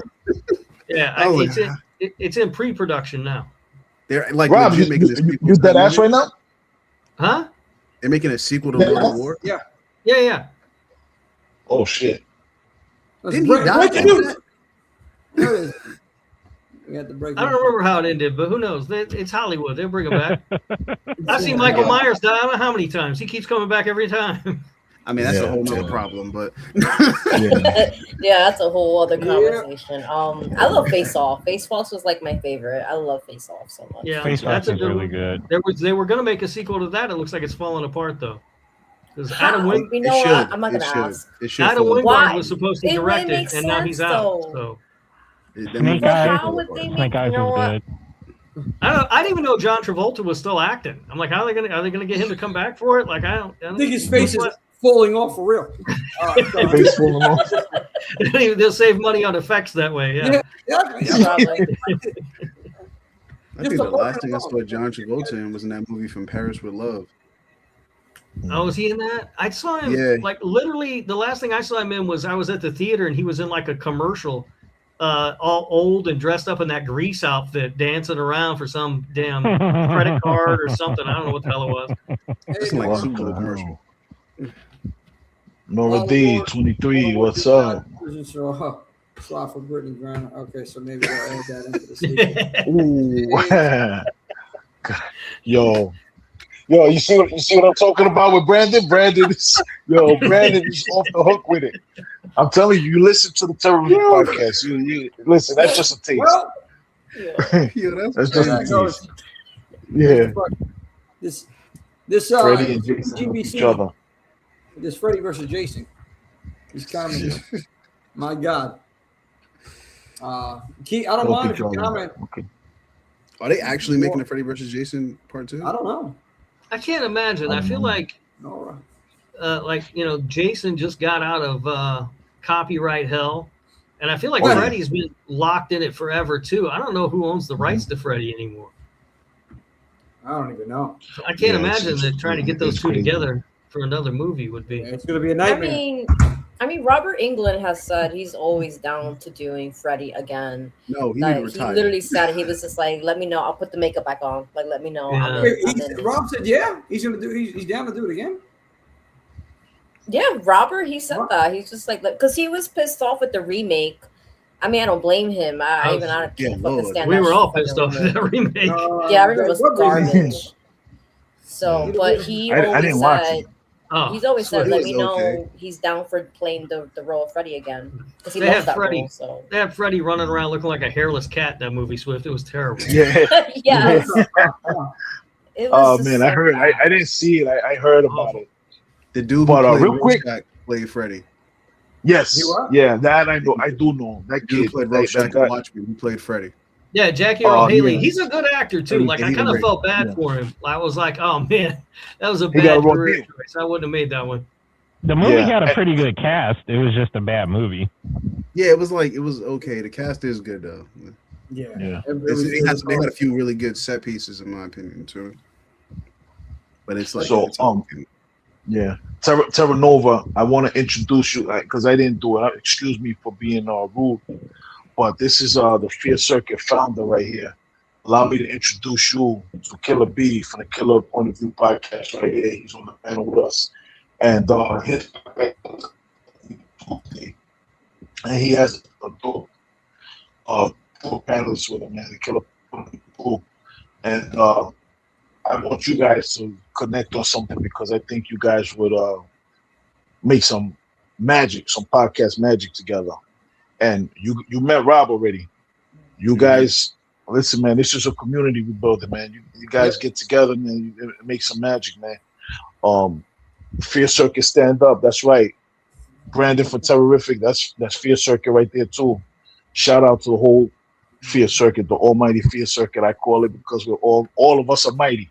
You know what I mean? So listen, this is about community.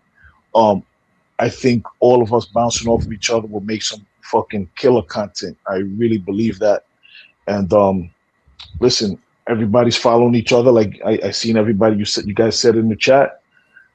There's magic to be made here. You know, believe me, like all of the sensibilities that all of you guys bring together, we could really do some dope shit in this community and bringing the whole community together. Absolutely. Craig, have a good night, bro. Thanks for joining us, Craig, and have a safe day at work. Safe night at work, rather. Great point there, bro. It's teamwork makes the dream work. I'm happy to have Killer B back in action, man. I haven't seen you in a long time. I'm happy to have Rob Humphrey joining the conversation. Rob, I know I bust your balls, man, but it's always out of love, man. So I appreciate it. It's always a fun back and forth, Jimmy. Ever since you made me watch Freddy's Dead for no damn reason. Listen, Freddy's Dead is the movie, bro. Like, come on. Like, horror comedy, we were just talking about that. And that's, I mean, it was so much fun. But we were just talking at the recent show. If you really look, there's a lot of like trauma in that film, what these kids have been through.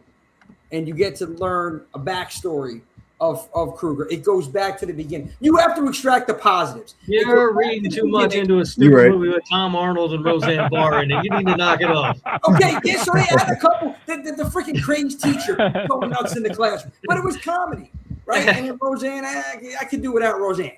In Tom stupid 3D part and everything. God, that movie's terrible, dude. But the Power Glove, I mean, look, the thing is, the 3D, I get it. But you go, if you look at the other details, if you look at the fact that you really get to see like these kids, these Elm Street kids, and I know there was other installments that you've seen some of their trauma, but you really started seeing, okay, well, this one kid got abused by his mom and his father. The other kid was the father. The other girl, you know, her father and the situation that was happening there. But you've seen their trauma. And then you see what Freddy went through himself, the trauma he's been through, and the effects of trauma. So that's what I took away from that film, from Freddy's Dead at the end. So you have to give it some credit. You can't just completely shit on it, Rob. I'll give you credit for getting there because I sure as hell did not. I'll tell you that. The Power Glove was the real horror of that movie, though. I don't know if you guys had it. If any of you guys owned that damn thing, but what a piece of crap that thing was. I was so excited to get that for Christmas one year as a kid. Oh, I couldn't. Oh, God. Here we go. I got the 3D glasses. The recent event, man. This is legit. You see that? Movie. Smart monster for these. Yo, Rob, I had the pleasure. I'm gonna say that the experience. It was a pleasure to. It was an honor to watch it with these three. I had my first time watching Freddy's Dead was with all three of these people up here. Okay. Jimmy and Terra Nova podcast. We were at the Martin Monster screening, and that was my first time watching it. I'm hearing Jimmy talk about Freddy's Dead. I heard you talk about Freddy's Dead and what you thought about it, Rob. So I go in here. I'm thinking, okay, let me just try to, go in with an open mind. The first thing I see is Freddy on a fucking broomstick talking about, "Hey, my pretty, get the fuck out of here." Yo, that's the first thing I saw. Freddy on a fucking broomstick. Bro, if you giving Leprechaun credit, you can't say nothing. I'm like, here we fucking go. I'm like, here we fucking go. It's Freddy in a Looney Tunes cartoon, man. It's ridiculous. That's pretty accurate. It's a fun movie, but that's pretty accurate. What? Yeah, because I feel like after the first movie, I feel like it happens to franchises, right? Like after the first movie, it just turned more into like a comedy thing where Freddy wasn't really scary anymore. It was just like, all right, he's just this guy, just traumatizing kids and teens just because he's bored half the time. I'm just like, all right, okay, I guess we're here. I mean. The third Dream Warriors has always been my favorite out of the franchise. Seeing everybody finally coming together like the Avengers and going after Freddy. But yeah, you're right. It got funnier, Jackie. It definitely did. It started there, Dream Warriors, because it was really more horrific in the second installment. The second one's just wild. That second one is just off the rails wild. Yeah. I will say, I know people don't like the remake. That's the only redeeming thing I like about the remake, really, is that like he wasn't trying to be funny. They were like, "No, we're gonna try to make this scary." The movie's not great, but like they were like, "We're not doing funny anymore. We're gonna take him back to actually being terrifying," and I appreciate that, especially since Freddy's a pedophile. So it's like it definitely had a darker tone for sure. Yeah, but I think Wes Craven tried to get back to that with New Nightmare too. Yes. Yeah, and that one, I think that was my favorite of the installment. I love the New Nightmare. Yeah, I think New Nightmare is my favorite of them too. Yeah, because to me, when I first watched the New Nightmare as a kid, that actually scared the shit out of me more than any of the films because it felt real. It was like breaking the fourth wall, where it's like, oh my god, like he's actually tormenting the actors and actresses who were in the previous films, and now he's killing them, and that actually freaked me out. I was like, damn, he's real. Oh my god, so Vivi Blair, what up? New Nightmare. No, Vivi's trouble. Get her out of here. You don't want her around. She's a problem. Listen, anytime Rob's around, we got trouble coming. I don't know. Anywhere Rob goes, trouble follows. Hey, it's not me. It's not me. It's everybody else. Yeah. Stay up, sir. Come on. But yeah, no, I think overall. Get off of the Freddy. Somebody mentioned we're not getting into Leprechaun, Mikey. We're not talking about that. Yeah. Don't get Mikey started on Leprechaun. My God. Rob's be here all night. Rob, I've never been the problem. Never been the problem. It says right there, Slasher Radio favorite host or whatever I put down there. Vote number one. I just want to know who voted. What was the one vote? It's a secret panel of judges that we have. It's a whole thing. Yeah. And it was unanimous, I heard. Yes, it was. It was. You can believe that. Oh, man. I'm giving you the bird right now, Bobbert. It says. That's what Vivi says. But I want to Killer B. Yeah, look, you see? Boom. Killer B. I know you've been doing the vampires. What's going on? How's everything going over there at Killer Point of View Podcast? How has your journey talking about vampires been going? I've been listening, but for everybody that hasn't been listening, hey Nemo, what up? Nemo, how you doing? She's just got work. I don't know.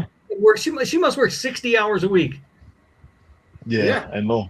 She's still working. While she's getting Brooklyn drunk. It's a full-time job, I guess. My God. Yeah. So we're talking vampires, Killer B. No. It ended last month. We talked to a few people. We talked to a vampire tour guide from New Orleans. She was pretty cool to talk to. Talked to somebody that was in a vampire cult 20 years ago, 25 years ago, I think. Some crazy stuff out there, but we ran through some films: Blade, Dracula, Sinners, a lot of different films. Talked about a lot of different things.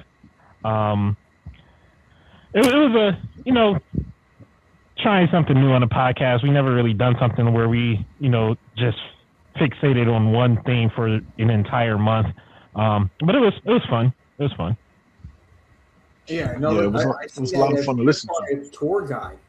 That was wild. I mean, I was impressed the fact that you can make a living. Yeah. We actually plan on going down there next. Vampire tour guy Kendell. He's like, I'm like, what? You can make a living as a vampire. Let me know. I'll quit my job today. We plan on going down there to New Orleans next year and experience that down there. So sound pretty cool. New Orleans is a great town. A lot of fun down there. I've never been. Oh, it's so much fun. There's so much trouble you can get into down there. Oh, it's a good time. Yeah.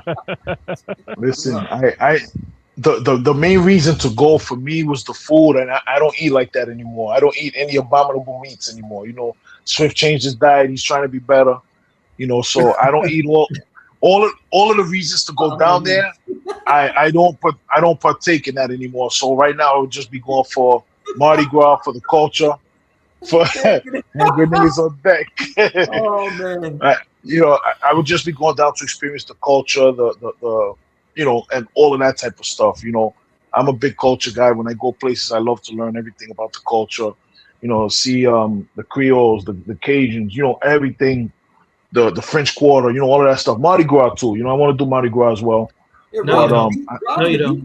I did Mardi Gras when I was 19, and it was one of the greatest times of my life. There's no way in hell you could get me down there now.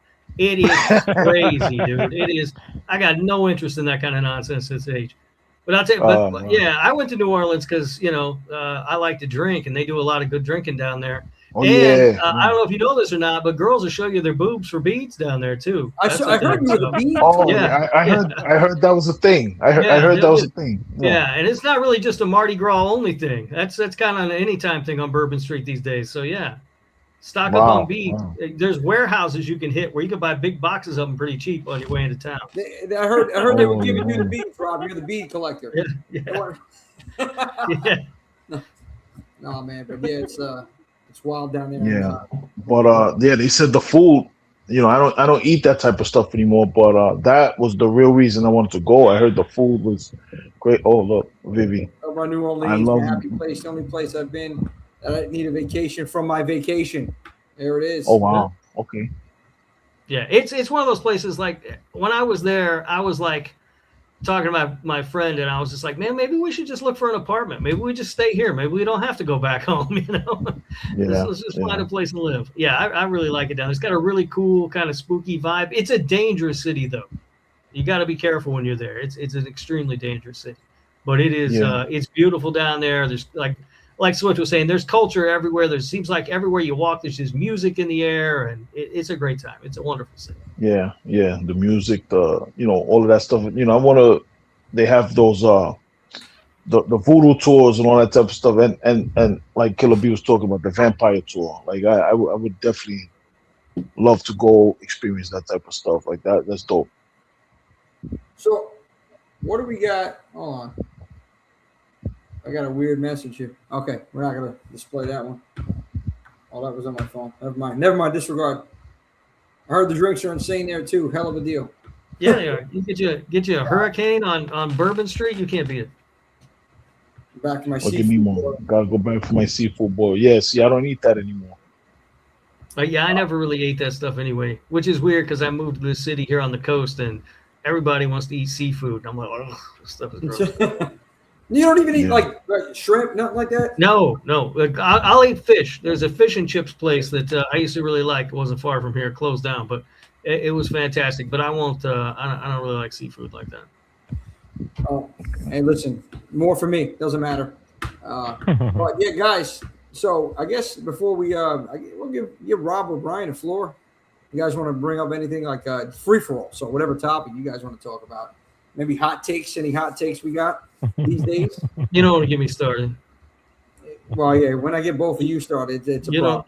You don't want to get me started on it. Obsession is driving me crazy. I'm tired of hearing about this damn movie. It is maybe the most overhyped movie of the last 20 years. I mean, it's fine. It's fine. But the hype that this movie's getting is out of this world. It's driving me crazy. But you I haven't seen it yet. So wait a minute. Why do you think it's overhyped? Because it's like, I don't get it. Like, and that's the thing. Like, normally, which is fine. I don't have to get everything. Not everything has to be for me. But like, I literally don't understand what people love about it, and nobody can tell me. Like, I'm asked about, like, why do you like this movie so much? I heard somebody that I like and used to respect tell me that it was the best movie of the last 10 years. And I'm like, Sinners came out last year. Like, Sinners is a piece of art. Like, Sinners is like world-class cinema. It's so good. And then this Obsession comes out, and it's like a mid Blumhouse type horror movie, and people are losing their mind over it. I just don't understand.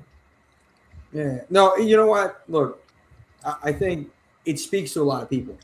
And it's also different. You know, it's different than what we've seen. Again, a lot of new original concepts coming out. And if you have a film that's created that a lot of people can relate to, that's why it's going to be hyped. Isn't it just sort of the plot of Wishmaster? No, oh my God, bro. Wishmaster. Like, you make a wish and then it goes bad. Like, isn't that really the plot? No, it's yeah. You know what's funny? I saw a meme somebody wrote what they were like. They're like, I feel the person in charge of the Will-O-Wisp is Wishmaster. So, but I mean, I liked, being a woman, like, I definitely resonated with Obsession as a female. So that it hit me differently. Because like I said, like, watching that movie in the theaters, I was so uncomfortable watching that fucking movie. It's so uncomfortable. Because like we kind of go through that in real life. Like I've gone through that shit before where I'm just like, oh God, I'm getting flashbacks now. My PTSD is coming back from men terrorizing me. But is it the greatest movie of 10 years? No. Is it good for what it was? Yeah, it was great because it was different. It was a different perspective. But I wouldn't say it was the greatest movie of 10 years. So I mean, I guess I can understand. And obviously I can't relate from a woman's perspective, right? Like, I'm never like, I can maybe empathize or see where it's coming from, but I'm never going to be able to relate on that level with it. But yeah, it feels so overhyped to me. And look, and I'm glad it's doing well. Anytime, like, I don't like any of the Terrifier movies either, but I think it's great that they did so well with the box office. Like, it's good for the genre, you know, when these movies do well. That Backrooms, which I actually did quite like Backrooms, that had Skinamarink bullshit written all over it, but I actually really liked it. It was I couldn't make it to Skinamarink, so I'm gonna put it higher. Yeah, Skinamarink was terrible. It's the only movie I've ever not rated. I didn't even rate. I was like, it's not a movie. It's like a slideshow with somebody whispering in the background off camera. It's a still shot the whole time, and somebody's just whispering over here. I'm like, what the hell is this nonsense I'm watching? Yeah. Like, me and my friend tried to watch it, and we were like, this ain't working. I think so whenever movies come out and then like people overhype it, I just wait until a while to watch it, and I'm just like, is this what you were excited about? Like, okay, I guess. So it's definitely weird how people review films like this is the greatest thing. Or like, I hate when they like that happened with what was it? One of I think the Omen film, the other one, or the other Exorcist film, like 10,000 Exorcist films out in the world. Yeah, there's and watch them go to space, Jimmy. I'm sorry, Exorcist in space. But but like they overhyped it as in this is the scariest movie. And I have a friend who like he goes to screenings, and I love asking him for reviews because he's so honest about it. And I was like, what do you think about it? And he was like, honestly, it was It wasn't that great. Yeah. Well, other people are like, this is amazing, this is great, this is that. I'm just like, all right, you could calm down a little bit. It was okay. You know, I feel probably like just ain't seen enough stuff. That's all. I feel like that's been happening a lot the last few years. Like every few months, it's like this is the greatest movie of the last 5-10 years, and it's like I don't like. I feel like they said that about The Substance, and then it's like every year, like something just I don't know. That's how they trying to get people in theaters, though. Like they feel like you're not going to show up if they just say the movie's good, so they got to put some extreme tag on it to hope that's enough to pull you in. Because they don't even like most of these horror movies don't even have a marketing budget, so they're just like, if you this is the scariest thing you can possibly see, and people go, I bet you it's not, but I'm gonna go see it. And whether you agree or not, you already paid to see the movie. So I just think Obsession in particular, to be honest with you, I feel like it caught on the way it did because it's easy to talk about. I think it's like a very easy thing to talk about. You're talking about relationships, the guy and the girl, which also makes it really easy because it's a guy and a girl. It's not like it's a queer relationship or anything like that. So like then people have to make that like mental leap. For people who aren't queer, it's a guy and a girl. The girl is very attractive. The dude is just there. And then the story is like unfolding of like a dude who got a girl that he kind of don't deserve, but then you realize over time he really doesn't deserve this girl. So it's like really, really easy to talk about, like versus even Sinners. Sinners was fantastic. I love Sinners. Yes. It's a little harder to talk about though. There's so many levels to Sinners that it's easy to just like you can start digging into that movie and just it's like you just keep digging and there's just so many different layers and levels to it. And that the push for Sinners, people were talking about how great that was.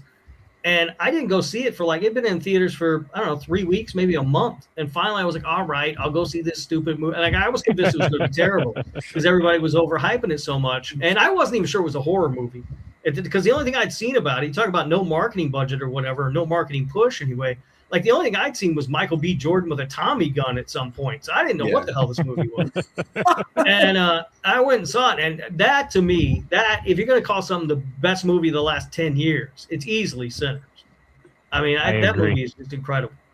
It's at least in a conversation for sure. You know, so when then I see people say that about Obsession, and I'm just like, what the hell are we talking? It's Wishmaster and what? Wishmaster. Some people ain't probably seen Wishmaster though. That's true. That's another underrated. Obsession probably ain't never heard of Wishmaster. Like Obsession was made clearly to be like this could hook people who don't like horror, which is great. Yeah. It can tap those kind of people, just like Sinners. It can tap the kind of people who don't like horror to go in, and then you get those people walking out, and they'll go, "That wasn't even a horror movie." You're like, "It was a fucking horror movie." Yo, you just say you don't watch horror movies. Like people love to do that when they love to say it's not horror. But to piggyback what Kendell's saying, like, what was it when Sinners came out? This is when I was still teaching 5th grade, and one of my coworkers, she's not into horror, does not like horror, it's not her thing. She went and saw Sinners, and she loved it. And so it's true, like movies like this that are, I guess, a gateway into the horror genre, it lures people in, makes them like curious and be like, oh, I can't wait to see what they come up next with, you know. But yeah, it was definitely a gateway film. 100%. But that's great. That's what we need. And we need the younger generation to keep it moving. Yeah. You know, and you get people talking about Obsession like it's the scariest movie ever. But if you get enough people who I guess don't regularly watch horror movies, like if you don't watch horror movies regularly, I can see how that movie would scare the hell out of you. Yeah. You know, you're seeing a lot of things maybe you're not used to seeing in movies. I watched it though, and I was just like, well, I've seen that's the plot of Wishmaster. I saw that in this movie, and I've seen this in that movie, and I feel like I saw him do it better in this other movie. You know, like I thought it was fine. By the way, I started to really hate the movie and push back against it when everybody else started pushing it down my throat as the greatest thing ever made. Yeah, that's usually how that goes. Yeah.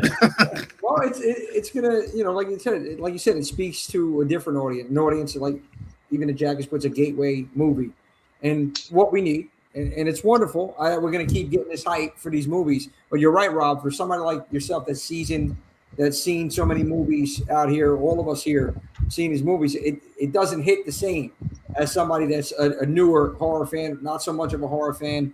But you know, either way, nonetheless, we old men in the game, you know. Yeah, we old men in the game, man. We like the grizzled veterans. We seen it all, you know. We seen so much. So like you guys said, it's about bringing in the younger audience and that something fresh to them, something new. And like Wishmaster was really what 29 years ago. So these people are not even 29 years old. They never seen it, and only we're the ones still talking about Wishmaster because we're about that life. But like you don't really, listen. You don't really hear anybody. You don't even hear horror fans talking about Wishmaster. You know what I mean? So we got to keep it going, and we got to keep introducing this stuff to the next generation. And CFG, I want Freddie and Jason to fight. Yeah, he's been saying it all night. We'll let you kind of help the algorithm, bro. Thank you. Yeah. I want Freddie and Jason to fight. I don't want them to help each other. I want them to fight. Because I want everybody to see who's the real deal Holyfield with it, And I want everybody to see that Freddie's a wuss. Wear a Christmas sweater.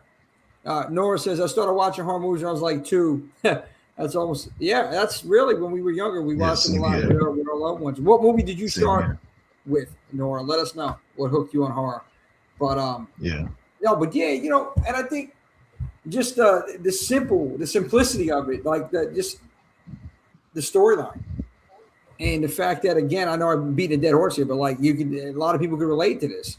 If you get something, any concept that people can relate, the majority of the people out there can relate to, and it hits home, whatever it is, you're gonna knock it out of the park. And he did it with Obsession.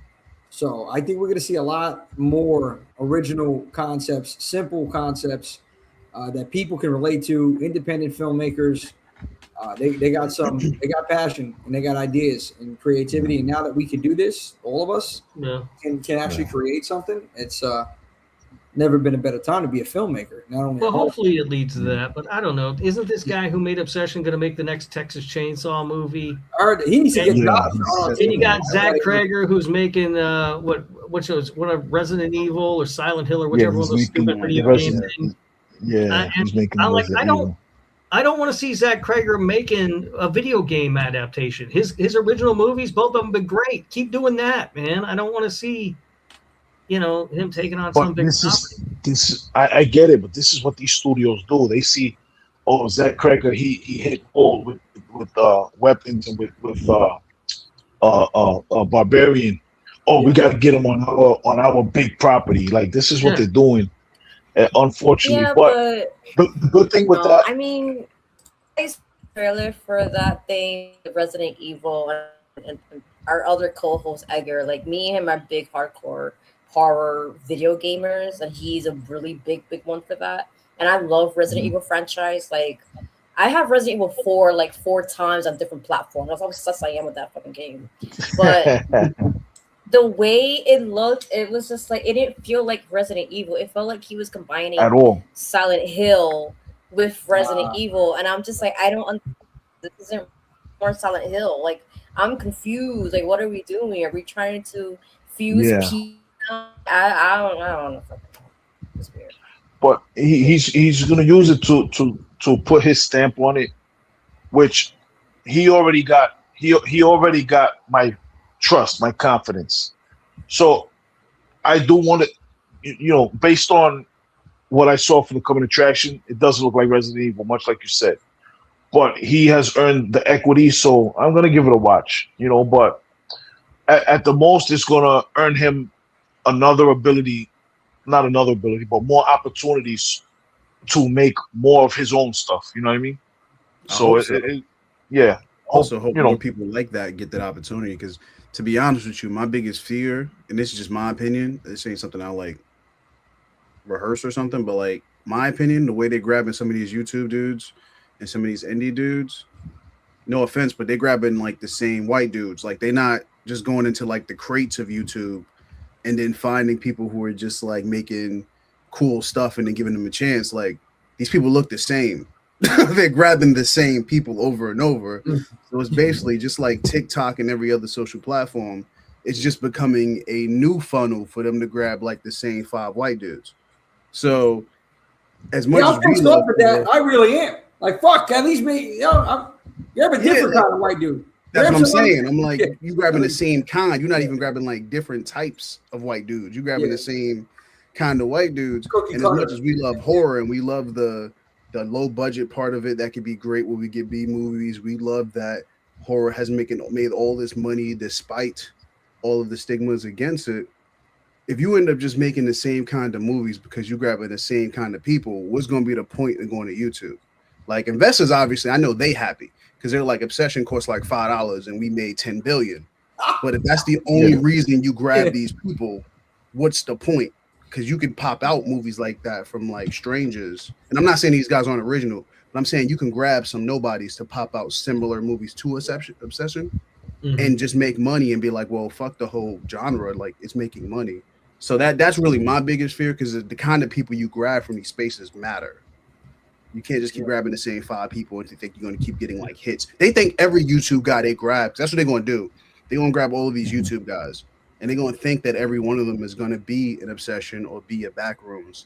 And that's not going to be the case. But they're going to also give them more room to fail, because that's really where the big issue with a lot of this stuff it comes in, because it's like, how many movies do I get to make before you stop trusting me? Yeah. The Talk to Me guys were Australian white dudes, though, so that was a little different. A little bit different. That was interesting. That was a fun movie. Talk to Me was pretty good. That was a little different. I like that one. I didn't even mind the other one they did too. Bring Her Back. I didn't think it was as great as that was great. That was crazy. I didn't like that one. As everybody said it was. I enjoyed it, and I like Sally Hawkins a lot. She was tremendous in that movie, but I didn't like it as much as everybody else did. Me neither. I was disappointed. I thought it was just nasty. I'm like, this scene was scary. It's just nasty. Like seeing disgusting shit, like. Movies like that, you got to put into like, and this is just my opinion, I feel like movies like that, you got to put into like almost like a Hereditary category, where it's just a sad story that's attached to horror. And that's almost like its own genre, where you like make movies. Because like, it's like, I think I'm mentioning Hereditary because I remember something that Ari Aster said that was like really accurate. He said he wanted to write a tragic story about a family, and nobody really wanted to make it until he attached it to horror. And then people were like, okay, that makes sense to make a story like this. But if you took away the demonic stuff and all that other stuff, it really is just a story about a family going through like a tragedy. And that works. And that's why I Bring Her Back in that same category. That's why I really like it. I like those sort of movies where it's like, it's not always just the monster killing somebody. It may just be people having like a really bleak experience that's like almost unintentional. And like, that's what that movie is. It's like everyone involved is a victim. And it's like, it sucks. And how it ends sucks, because there's just no relief from the bleakness of it. But that's not for everybody. Like, some people want to see other stuff, but I personally enjoy those kind of movies. Yeah, I think that's the whole subgenre. Sorry, Wawa. I was saying, it's just like Eden Lake. Like the way that movie ended, it was just like, just bleak. It was just sad. That's not for everybody. I don't mind that. I can get sad. but that became like a whole subgenre too. Like even when we did Tigers I'm Not Afraid, it became a subgenre of like trauma horror that became a thing. Where it's just like, let's just put all like his house. His house is like, oh my god, that movie is beautiful, depressing, sad, but it shows real life situations of someone trying to run away from a war-torn place, but then they have like survivor's guilt and all this stuff, but they form it in a way of horror, so it's just like, oh my god. So it became a whole subgenre of like trauma filming, trauma porn, or however you want to say it, and that became its own like subgenre now within the horror realm. I loved his house, but I don't think I was smart enough to understand it. You know what I mean? Like I loved it, and I was like, it's really sad, and like I kind of get what's going on, but also sometimes I'm like, what the hell is happening in this movie? It's just a story about immigration. That's like I don't really know what the hell's happening. It's a story about migrating from your country and survivor's guilt. That's literally it. But there was a lot. I mean, I really liked it. It was powerful, and it made me sad and everything. And then like as it went along, there's a certain reveal where you're just like, oh, this evil son of a bitch, what the hell? And everything else, but at the same time, I don't know. That was a movie that kind of messed me up a little bit. Tigers Are Not Afraid is a beautiful film. Yes. That not enough people watch. Like, I don't know if that's still on Shudder or not, but people need to go watch it if they haven't seen it, because that movie is terrific. It is. I had somebody curse me out for recommending that movie to them, because they was like, I didn't want to cry this much. I was like, I didn't know the limits. Same. That Tigers movie is on Tight. Yeah. Because Tigers Are Not Afraid was also highly recommended by Del Toro. He recommended that film because he was so like, yes, let's pull this film out, let's bring this out, let's bring this out. And Del Toro is so, he's the one that I feel like people tend to misunderstand a lot when his films come out. When they, again, they advertise it and like, this is going to be scary and people watch it. Like, it wasn't really scary, but it's like you're missing the point of the Toro films. He's not meant to scare you. His whole purpose of his films is to show you that humans are pieces of shit.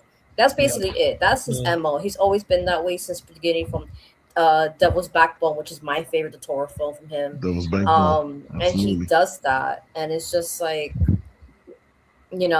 so. Well, long-standing argument that I've had with people, especially my co-hosts on my podcast, I always say my favorite, not only my favorite horror movie, but my favorite movie of all time is The Shape of Water. And then they push back and tell me it's not a horror movie, and we go back and forth about it all the time. Like, how the hell is it not a horror movie? It's got a damn monster in it. Like, what are you talking about? Of course it's a horror movie. There's a literal damn monster in the thing. That's a whole nother problem where people don't want to admit something's horror if it doesn't actually scare them. Like, there he is, right there, dumbass. Yeah, people were just like, I'm not scared. What's the fucking point? Like, I had a discussion with my wife when we saw Nope. She was like, that's not a horror movie. I said, honey, I have a podcast. I can sit down and tell you all the reasons that this movie is terrifying. It's not scary to you, but do you really want me to get into it? She was like, you got it. Yeah. I love it. I call it Sky Jaws. But like with Shape of Water, that was his love letter to the creature from the Black Lagoon, because that's how he wanted it to be. He said it. He watched that movie as a kid, and he was just, I just wanted them to kiss at one point. And then there you go, Shape of Water came out, where he was like, that's what I wanted. I wanted them to kiss, But also not just The Shape of Water. I think it really serves as a love letter like all movies, because the main character lives above an old movie theater. The hallway outside of her apartment's full of like canisters, like film canisters, and there's scenes in there that are horror. There's like a whole heist sequence. There's sort of espionage moments in there. There's a black and white musical number at one point. Like, I feel like he was tipping his cap to all different movie genres in that thing. I absolutely love it. I think it's a tremendous movie. And then I got these dummies telling me it's not a horror movie. It's super annoying. Brandon from Terrific. I'm sorry, Killer, real quick. Brandon from Terrific says Shape of Water is fish erotica. Look, I got friends who make fun of me for liking it. They call it Grinding Nemo. That's hilarious. Grinding Nemo. Wow. Yeah, I need to watch that whole movie. Funny. That's funny. I gotta show my brother that, because my brother loves that movie. So I would be like, hey, I found this a nickname for people who love this movie. Yeah, but I love it. It's my favorite movie of all time. So yeah, I don't think horror necessarily has to, like you were saying, it doesn't have to be scary all the time. Like, it doesn't have to scare the crap out of you, Yeah. That's what fish porn. See what I got to put up with? They're childish. They're children. I got to deal with children all the time. That's hilarious. Yeah, man, it's everything. Horror is, at the end of the day, I always tell people, it's something for everybody. The genre really offers something for everybody. My favorite thing is like all of my friends or even people that I meet who like say they are not into horror, and then I talk to them about the genre and they go, well, damn, I do like those things. And I'm like, yeah, your mind is wrapped around people being killed. Right. Focus on the narratives of the story. Like, I'm not saying everything will be for you, but like, if you focus on the narratives of the stories being told, that's almost far more interesting than people just being killed. And I've actually converted quite a few friends into horror. One of my good friends, he wasn't a horror fan at all. And his reason, though, he was like, I don't see diversity, so like, fuck this. But like, when me and Jackie started the podcast, he was like, nah, I need to go check out some of these movies. I don't care who the lead no more. This shit is interesting. And I was like, yeah, bro, you an artist. Like, you understand, like, trying to interpret art. Like, that's all you're doing when you watch these movies. Yeah, and I feel like definitely Hollywood has always tried to put horror in the box. And it's just like, you can't really do that because horror is everything. Even films like, what was it? What was the movie Jake Gyllenhaal with the weather? The Day After Tomorrow. It was like advertised as like it's an action film. That's fucking horror. That's about climate change, man. That's fucking terrifying. You know, that's fucking apocalypse shit. Yeah. You know, so it's like even war films. Like, well, war films are like more period. It's also fucking horror. Like, hello. Like everything is horror, whether you want to say it or not. And it's so disheartening when Hollywood kind of puts like a nasty label on it and sees horror as in, oh, that's dirty, that's filthy, that's this. It's like, no, it's actually nuance to it. Like all of a sudden, that's what they automatically think. I tell certain people, yo, we did horror 365, and they look at us like we worship the devil. That's it. That's it. I'm like, well, I do, but I don't know the rest of you do. But Rob does. We don't. All of us don't here, except for Rob. But actually, I wish I've got a Tom Atkins prayer candle right back here on this shelf. So that's actually who I worship. That's it. Thrill me, Rob. But at the end of the day, it's like it's so funny how automatically we're judged as horror fans. In the genre as a whole, even with Oscars and everything, finally we started getting some recognition, because we had to go from undesirable, right, to undeniable, and we are undeniable. Right now, it's everyone wants in. Everyone I'm seeing in Hollywood now, actors, directors, everyone wants a part of horror because they see, oh, wow, this is genre, this is where it's at, this is where the money's at. That's what they're thinking. Yeah, we're saving the box office at the moment. Yeah, absolutely. It's the only thing making money in the movie theaters right now. Yeah. It's the only thing getting people out to the movies. Yeah. Ethan Hawke came back. Kevin Bacon came back. Nick Cage came back. Everybody's coming to horror. This is the shit. Yeah, Kevin Bacon didn't want nothing to do with Friday the 13th for God knows how long. I don't know. And he did Stir of Echoes. I like Stir of Echoes. He has amassed quite the horror resume. Yeah, you look at Jennifer Tilly, her whole career pretty much bloomed because of horror. Like she did what she did prior to it, but I'm sure nobody walking to her about that shit. They'd be like, yo, you with Chucky, right? That's your shit. And I know she'd be like, yes, I am, honey. Yes, I am. Yeah. She owns it. She owns it now. You're right. Yeah, Jennifer Tilly. Yeah. That's the only thing I like this. And it's one thing I really love about this genre too. We don't even discriminate with the people we allow to be killers. Jigsaw, 100 years old. And we love that old man. I hope Tobin Bell never dies. Lord knows I hope that man never die. We about 12 Saw movies in. I'm like, give me 12 more before he go. Like, I don't need him to die. This man's he has to go to space too. Sorry, Jimmy. Oh, God. Space, man.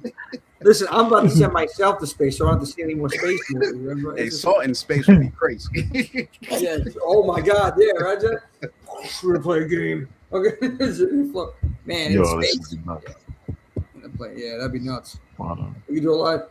Listen, possibilities are endless with our genre. And, guys, I'm looking at the time. It's about 12:15. We ran over 3, so we're going to wrap it up right now. I appreciate everybody tonight, man. It was awesome, Kendell, Jackie, to have you on here for the first time. And we got the exclusive. First time together on video. Boom, Horror 365. So we're blessed for that. Video debut. 100%. More than welcome. Everybody follow Terrific Podcast. Everybody follow them. Yeah, it's dope. Terra Nova. Wow. It's like I'm so sorry, guys. Wow. Forgive me. Excuse me. Jackie, I'm sorry. Yeah, Jackie don't give you slack, but I don't care that much. Yeah, I'm in trouble. I'm in trouble. Terra Nova. Excuse me. The Terra Nova Podcast. How could I mess up like that? Forgive me. Everybody follow Terra Nova Podcast. Anywhere where your audio, where you listen to your audio. Anywhere there. Brendan took some credit there. Yeah. Sorry about that. Yeah, you tell everybody. Do any plugs that you want to plug. Yeah. Anything that you want to say before? Anything you want to plug? I mean, the podcast. Anything else going on? Yeah, it's just the podcast Terra Nova. You can check us out, Spotify, pretty much anywhere you can find podcasts. You'll find Terra Nova, and social pages. We just on Instagram, nowhere else. Mainly out of laziness, more so than anything else. I ain't trying to have 100 platforms, but so you can just look us up on Instagram. Yeah, it's too much. I ain't trying to do it, man. I'm trying to get off some of these platforms, let alone add more. So yeah, you just look up Terra Nova Podcast on Instagram. We should pop up. You'll see us in there, an episode every 2 weeks. So a lot to check out if you go through it. Have a good time. Yeah.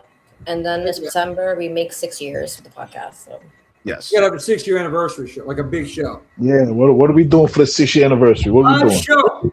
Every time when the anniversary comes, me and Kendall talk about it. We're like, yeah, we should do something. We never do. We just say, hey, happy 6 years.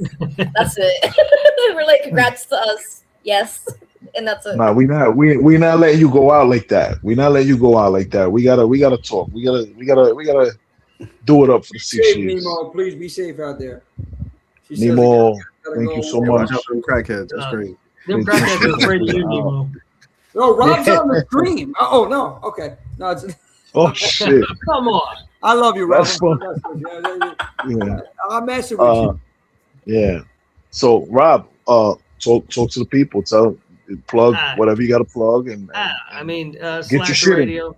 We're Slasher Radio on all the platforms, YouTube and wherever you get your podcast. The YouTube channel I don't have much to do with, so it's not nearly as exciting as the other stuff, but you can check it out if you want. And the Nick fucking Woo Cage Cast, it's Nick effing Woo Cage Cast and podcast players. It's available wherever. Yeah, no, Rob, Mikey Bones, man, another two gentlemen. I've said this before, say it again. The first podcast I've listened to before I started doing anything with horror, and I was like, oh, blown away. These two, I know I get heat for having you watch Freddy's Dead. Yeah, back yeah, and you always will. Yeah, and I always will. But you got to find some sort of redeeming qualities from that film, and hopefully, one day I'm gonna, make you see that. But it's a fun movie, man. Yeah, there's got to be something. The Power Glove. Come on, man. So Mikey. I mean, Mikey even agrees with you on that, which is rare that you and Mikey agree. Yeah. So I got to have both you, but you guys are amazing. Slasher Radio. Shout out to Mikey Bones and Rob Humphrey right now with the Secret Society that voted him #1 host of Slasher Radio. Mike, you have some work to do. So now we appreciate thanks for coming through. Appreciate you, man. Thank you, Rob, Mike. And then Brian, Killer B, Killer Point of View Network. Talk to us. What's happening, man? What's going on in the world of the Killer Point of View? You can follow us on Spotify, Apple Podcasts at Killer Point of View Podcast. You can follow us on Instagram at the Killer Point of View Network. We haven't put out an episode in a couple of weeks. We come back, I think, second week of July with Ready or Not 2. And then it's actually funny that y'all were talking about films that people don't see as horror films and stuff like that. I'm bringing back our Hidden Horrors episode. Yes. That'll be starting in July also. With Donnie Darko is a first film that I'm doing on that. That's a great film. I love that movie. Yeah. I changed up how I was doing Hidden Horrors before. I think it's a lot better now. So I'm really looking forward to that dropping. And that's pretty much all we got going on. Oh, and we got Patreon coming next month also.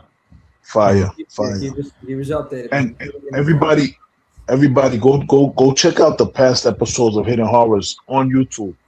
What's your YouTube? The Killer Point of View Network, correct? Yeah, the Killer Point of View Network on YouTube. The Hidden Horrors episode, we did Alice in Wonderland, we did Inception, we did the Batman movie that came out in 2022, I think. Hidden Horrors is just we cover films that they're not labeled horror films, but we talk about horror elements that's in them and stuff like that. That's why I think Donnie Darko is a good one. We did 7 as well. Oh, 7's good. We haven't done 7 yet. We gotta do 7 at some point. Yeah, we did 7. We have a special episode coming next week with Saw and 7 kind of against each other. Nice. It's good. Pretty good stuff coming next month. Dope. I'm excited about it, man. Thank you, yeah. Brian. And welcome back to the Madness, man. We missed you over here. Yeah, we miss you, bro. Thank you. Fear Circuit. Shout out to everybody in the Fear Circuit too. I know Brendan Teller podcast up in the chat. Our Life in Horror. Want to give a big congrats to Sam, also from Our Life in Horror. Congratulations. Yeah, baby Waldron coming at the end of the year. So Sam, Brendan, congratulations. I think they might name it Rob, actually. Yeah, that's exactly what they were going to name it. I mean, no doubt in my mind. Of course. They think of you right away. Sure. Yeah. And also thank Gabby and Emily for coming on tonight. Yes. Trash Queen. Go out and support the Indiegogo, man. These are two women creators who have a vision. They got a story they want to tell. I really think it's going to be something that a lot of people can really sink their teeth into, and they're going to like it. Please go check it out. And like I said, let's turn this shit into the 4th of July on there. Let's get these stretch goals going, and let's get this thing made, and let's see what they could do with all of the funds that we can get to them. Let's see what they could do when they got a little bit of cash, and they could make some magic with it. A little bit of jingle goes a long way.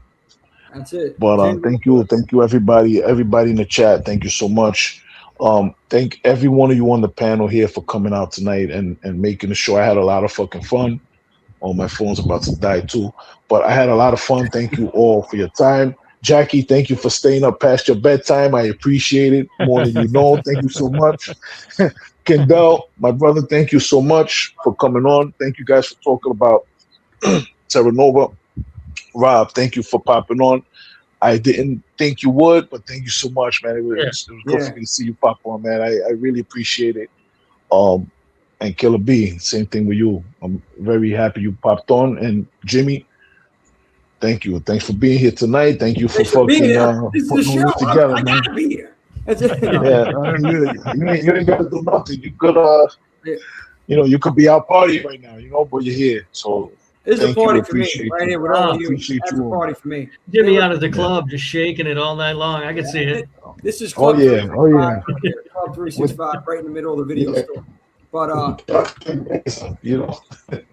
listen, I just realized something. We can't go yet because I had 2 trailers I had loaded up. Definitely good reaction. We're not going all that for nothing. Yeah, guys, we're marathon style. Here, hold on.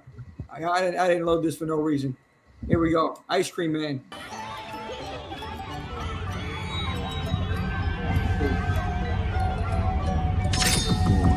Look at that kiss. What happened? Someone hurt my mommy. Who? Me. Oh. Man. Oh my God. Oh. What? You guys see that weird instrument? What do you mean weird? That's the first time I've seen it. Just kept popping up. Like he was following me. Is everyone sick or something? Marcella! Marcella! Back to your classroom. What is going on here? This isn't funny! Jesus fucking Christ! What have you done?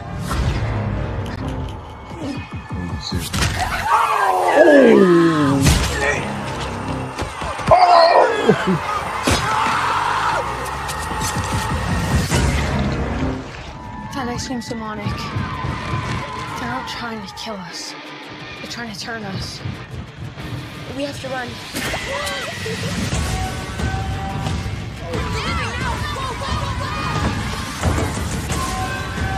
You can't just kill him. You have to cut his head off. A meltdown.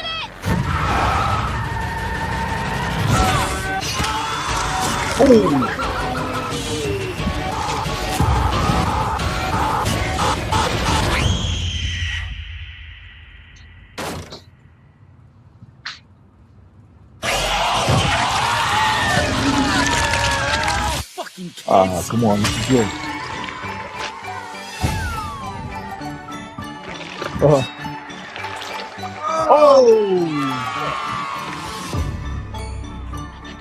Unrated content, huh?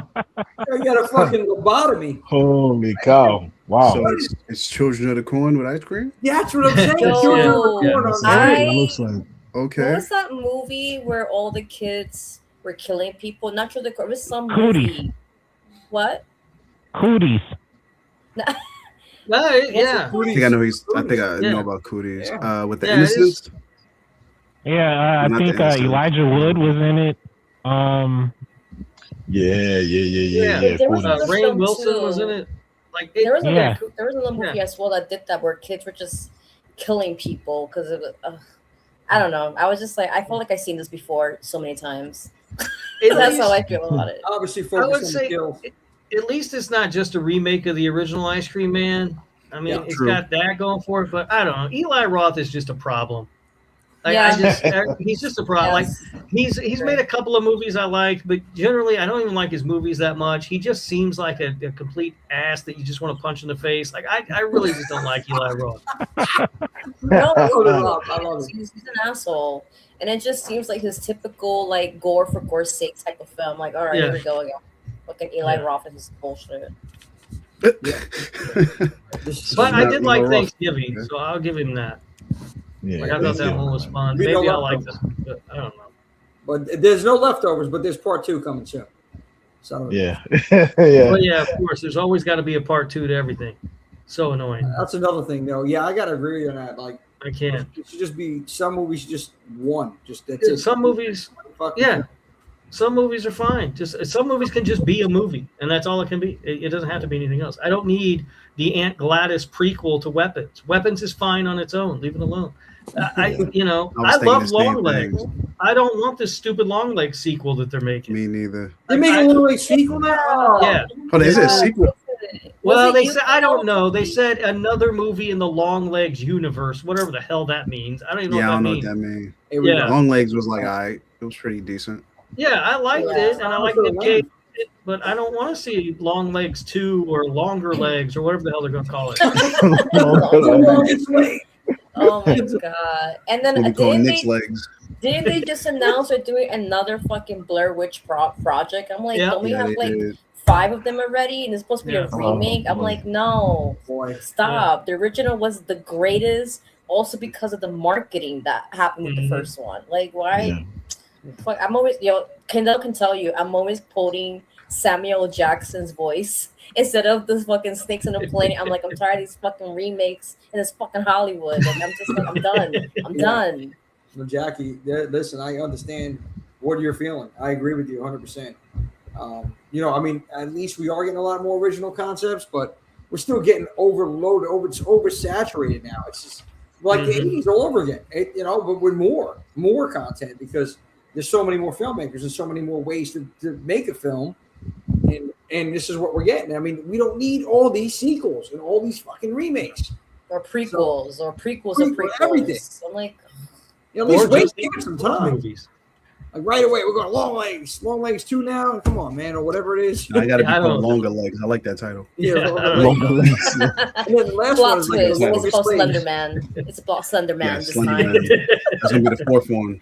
Because he got the long legs. The longest leg. Adam Sandler's the longest legs. Oh man! Nick Cage got to be in every one of them. I don't care if it's flashbacks. That's the best part of that movie. With his grunts, make sure he has his noises in. Yeah, he's got to have the noises. Yeah, we got to get the noises in there. Complain about the grunts. I think of like all I'm hearing is like Schwarzenegger grunts and shit, man. I don't know what you're talking about. I think he just don't like his voice. Yeah, that's it. So, all right, we got one more, and we're gonna wrap it up. We got one more here. Check it out. All right, you ready?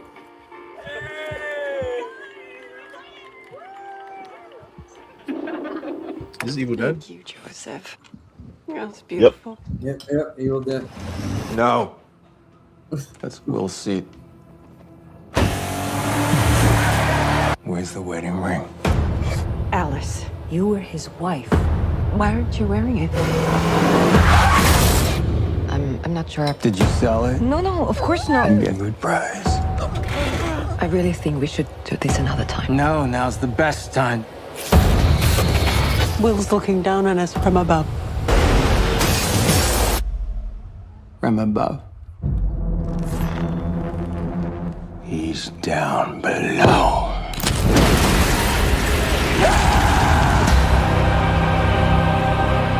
William, my sweet boy. I would give anything for us to be together again. My grandfather believed the devil would return if anyone read from the Book of the Dead. Cool down.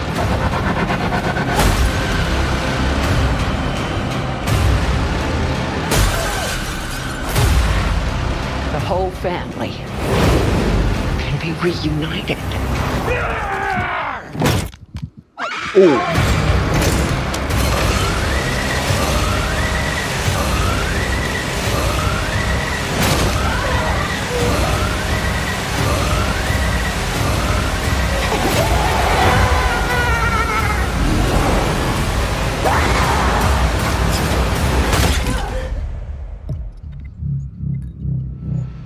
Cheers to your perfect family.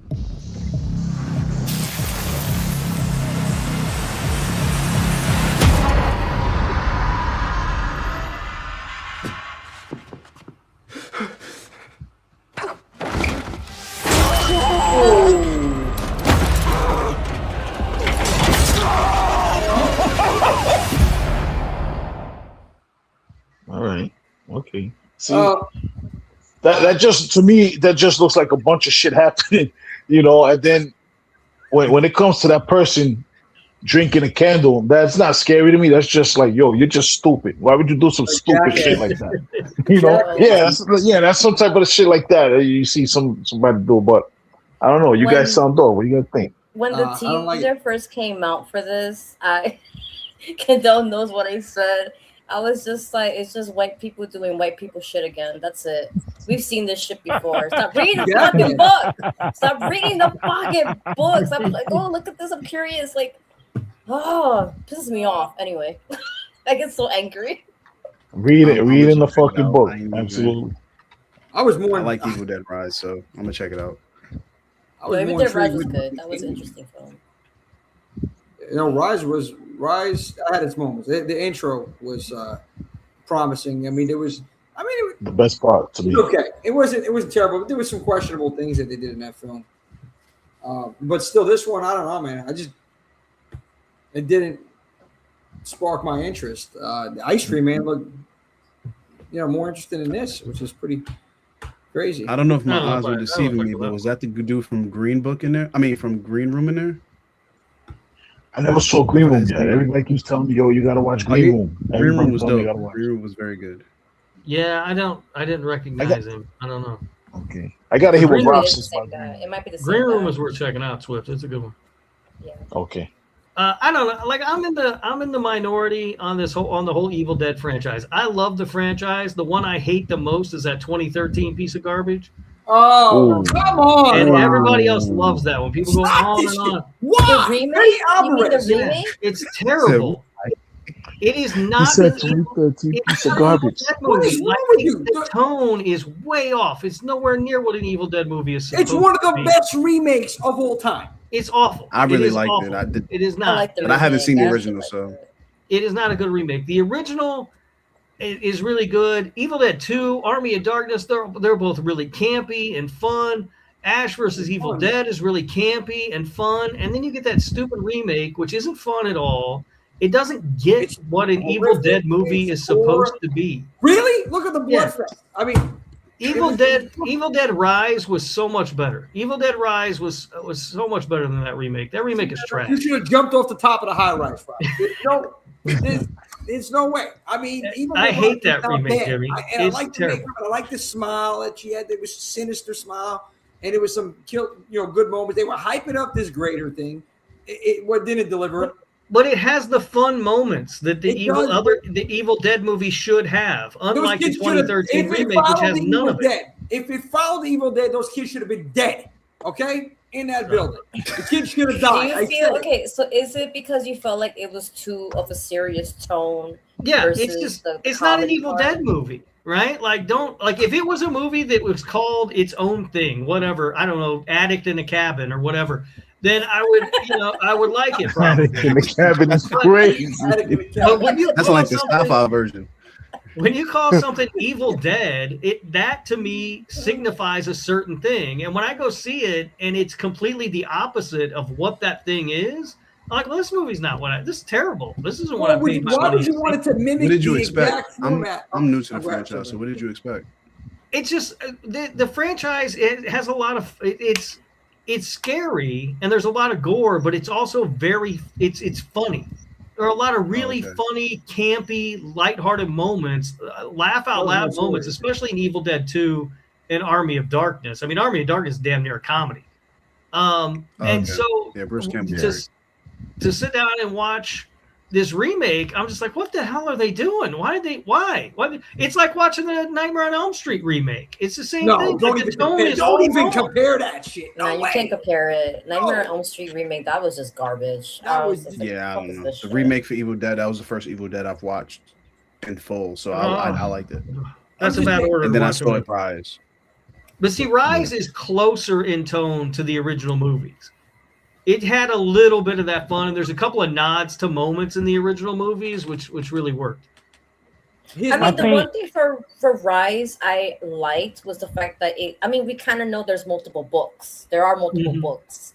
So it was nice for them to like nod that as well in Rise, where they're like, hey, there's this other version of the book and so forth. I watched that by myself in theaters. I just remember like, again, I was a whole teacher, so seeing him grab that fucking DVD and was like, hey, I'm curious, I'm gonna play it. Yo, I was screaming in my head, like, are you fucking kidding me? All this shit happened because of your fucking curiosity. Kids. Fucking kids. So, I mean, look, it's rewatchable. I like Evil Dead. I can watch it again. I liked Rise. Rise was dope. Rise. But, Rob, you should be getting a Rise out of 2013. I don't. That movie it's the worst one of the franchise. It's so bad. Yeah, that was wild. Ayo, right there. No, because that was wild. Ayo. I mean, that was crazy. Triple pause. Fine. But what I'm saying is this. This is what I don't triple pause. Rob, and we love you, man. But I'm just saying, if they had a movie that was exactly like the original, you'd be like, oh, they copying it too close. You had to be different. But it's not about copying the movie or being exactly like the original. It's about getting the tone right.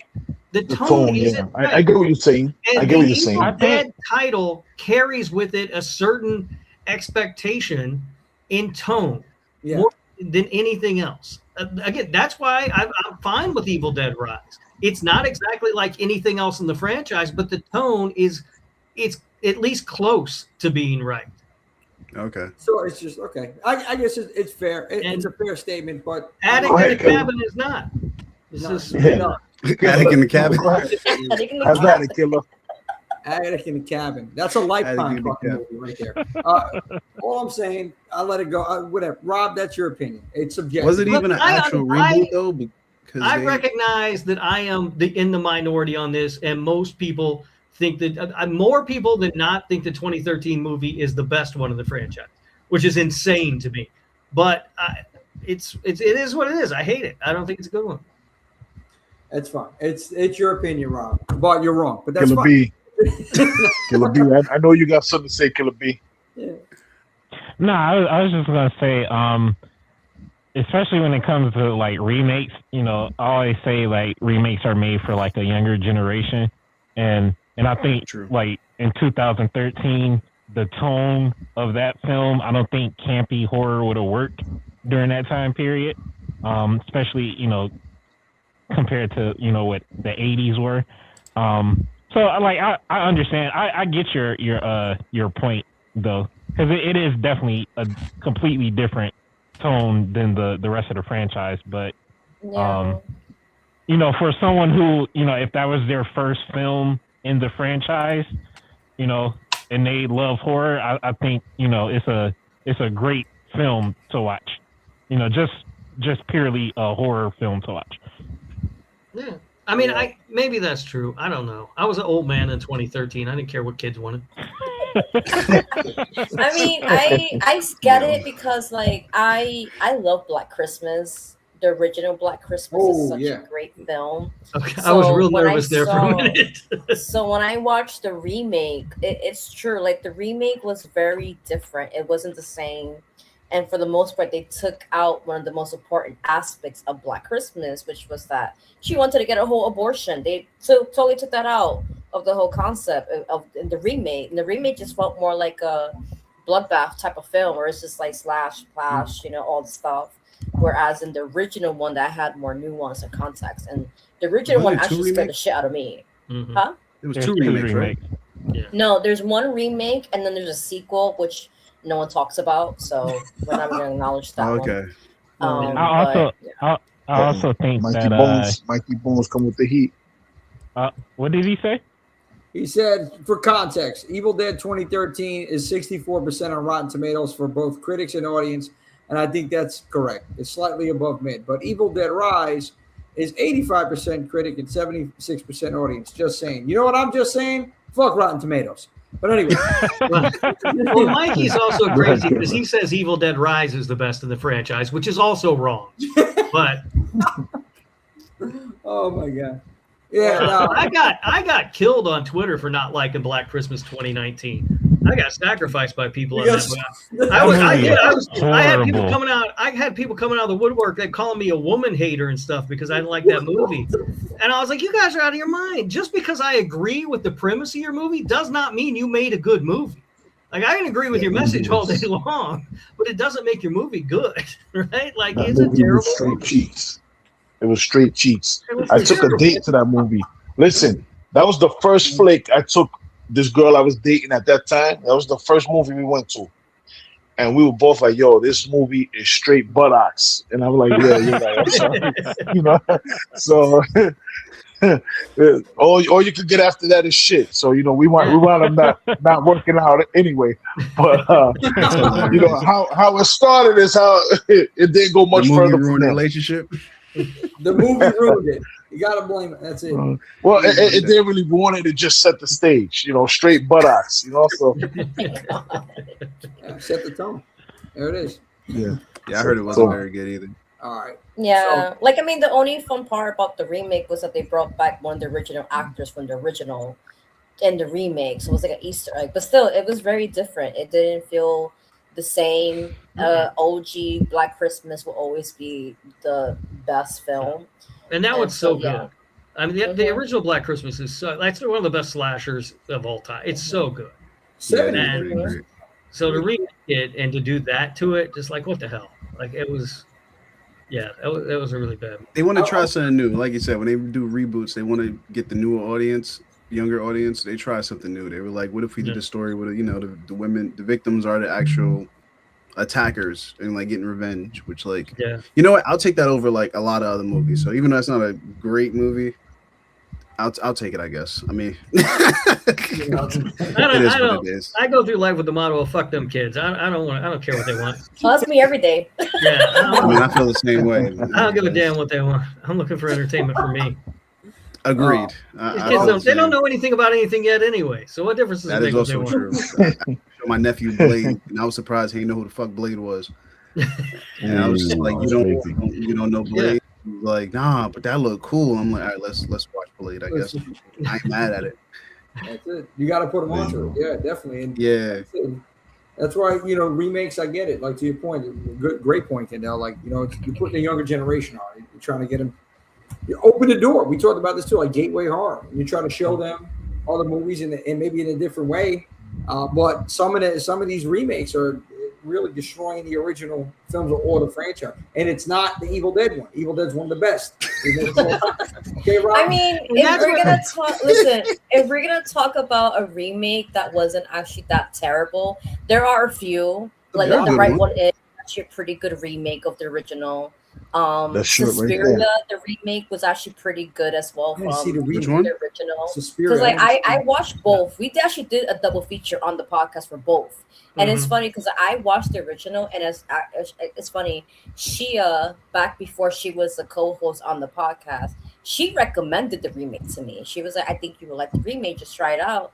And I actually enjoyed it. And and Kendell knows this. I'm really against remakes. I fucking hate remakes with a passion of me.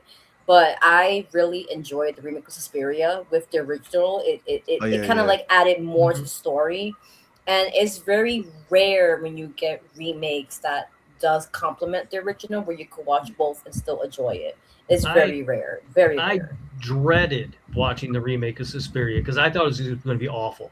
Like Suspiria is so good. The original is just so good. And when I sat down to watch the remake, I was like, I don't even know how you can approach remaking that film. Like, it doesn't make sense. And I think they did everything sort of the opposite of the original movie. Like, the original has such bright, vibrant colors, and that one's kind of dull. The music is real sort of, I don't want to say upbeat, but like synth driven and everything. That Goblin score for the original movie. And they had like the Radiohead guy make a really boring, boring ass Radiohead music for it. Yeah. And I thought it was a really smart way to approach it because you can't remake that movie in the same way. You really can't. Yeah. It's really good. Yeah. Mm-hmm. I think that might have been my number one of 2018 or whatever year it came out. Like that movie was really good. It was. Yeah. House of Wax. I've never seen the original, but I did like the remake. Yeah, original's not bad either. House of Wax. You know, 70s though. Even going back to that, you said Black Christmas, and I'm so happy that In Search of Darkness are doing this 70s deep dive now with some of these films, because that was a decade that's not really talked about too much, and it was so raw, so gritty. Some of these films, and we got a lot of these classic movies like Black Christmas, like we spoke about, Texas Chainsaw, Suspiria. I think wasn't it 79? Mm-hmm. Yeah, it's a 70s film. 70s Suspiria. The movie that you hate, Halloween. That's from the 70s. I don't hate Halloween. You remember you talked all that shit about Halloween that one night? We all had to listen to it. I said Halloween is the most overrated horror movie. And yeah, like the first one. Well, you mean the first Halloween? Yeah, the first one. A hot take. John Carpenter's masterpiece, a perfect film. The first one's pretty great. Perfect. First one is great. No, the first. Okay, you're all gonna crucify. Well, it's probably the best in the franchise, right? Like the first one is pretty amazing. Not. Listen, the second one, Make it stop. The second one's good. I watched the second one a lot more. And continues to kill. Okay, on the second night or the same night, but later on that night, Halloween long ass night. Yeah, it was. It was a fucking. it waited 2 years. 3 years. 81. But the whole hospital scene, the whole Loomis being unhinged through town, the other kills in that one. The second one, it delivered more. The conclusion, it delivered more for Michael and for the storyline itself, and then finding out, I think that she was. I think in the second one, right? We find out they made her his sister in the second one. That wasn't actually the thing. Which is a fumble. It's a fumble in the franchise. They should have never done the first. Okay, the aesthetic, right? Oh, it's Halloween. You still get the aesthetic on. Wait. Are we talking about the OG Halloween or the new? No, he's talking about 1978. John Carpenter's perfect the music. I get it. It's iconic. It's the first thing of its time, and it's the shape. But watch the movie back. Just watch I did it recently for the podcast. I think it's probably one of the best in the franchise, if not the best one. It's one of the best, yes, but I think 2 is better than that. That's all I said. All I said was that that's crazy talk. You know what it is? For me, I'm gonna say I kind of like the first one a little bit more because I like that. I like him not having the motivation of this is his sister. I didn't even realize that was something they changed until Jackie pointed it out to me because I saw the second one so many times. I assumed she was always his sister. But in the first one that she's not, and this man is just out here just killing people, I found that a little bit more appealing than like for some reason he hates his sister. Like I don't know what it is. So I think the first one is like probably one of the strongest ones. But I do like the what was it reboot later? I think the first one in that trilogy reboot is great. 2018 is the second best in the franchise in my opinion. I'm putting it up there. I fell asleep in the last one though. The last film. I ain't finished the last one. We're not going to talk about that. I fell asleep. Rob loves that last one. Yeah, Rob loves that last one. I didn't even finish the third one. Now we're going someplace that is evil because Halloween Ends is a masterpiece that nobody realizes. Oh my God! I mean, you can have it. I'm not finishing that movie. It's an amazing movie, and people don't realize how great it is. Jimmy left. I was like, who the hell left? Jimmy. Jimmy's out. This is why he doesn't want you to give me the link, Swift. This is what happens when you give me the link. Yeah, absolutely. Jimmy's like, I can't do this shit. This is crazy. Jimmy's out. I didn't even make it through 20 minutes of the movie. I fell asleep. I love that. I fell asleep too. All right. Well, you need to watch it again when you're more awake, maybe. It's so good. I don't know if I got that in me. It's so the second one was bad enough, so I shouldn't even try the third one. The second one's not that good. I like the second one.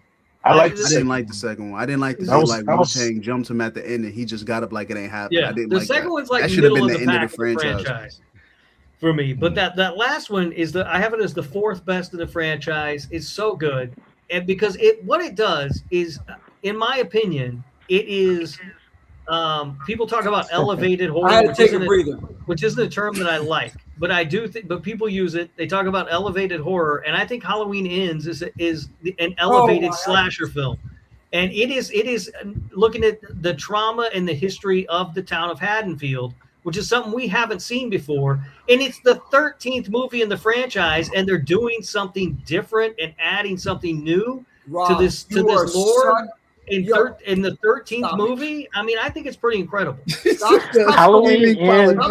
Listen to me carefully. I'm going to grab this. Halloween Ends is a good horror film. It's a bad Halloween film in the franchise. That's how I justify. Yes, thank you, Brian. But no, Rob, none of this. You are a walking contradiction, and I'm going to tell you why. All right. Tell me why. Tell me why. Because you talk about, it's doing something different. Yeah? Well, that's exactly what Evil Dead did in 2013. But no. But Halloween Ends is not a remake. Here we go, because it's not a remake. It's doing something different. But yet, here you go, shitting on these other films. Halloween Ends? Halloween Ends is How do you go from Jamie Lee Curtis in the hospital?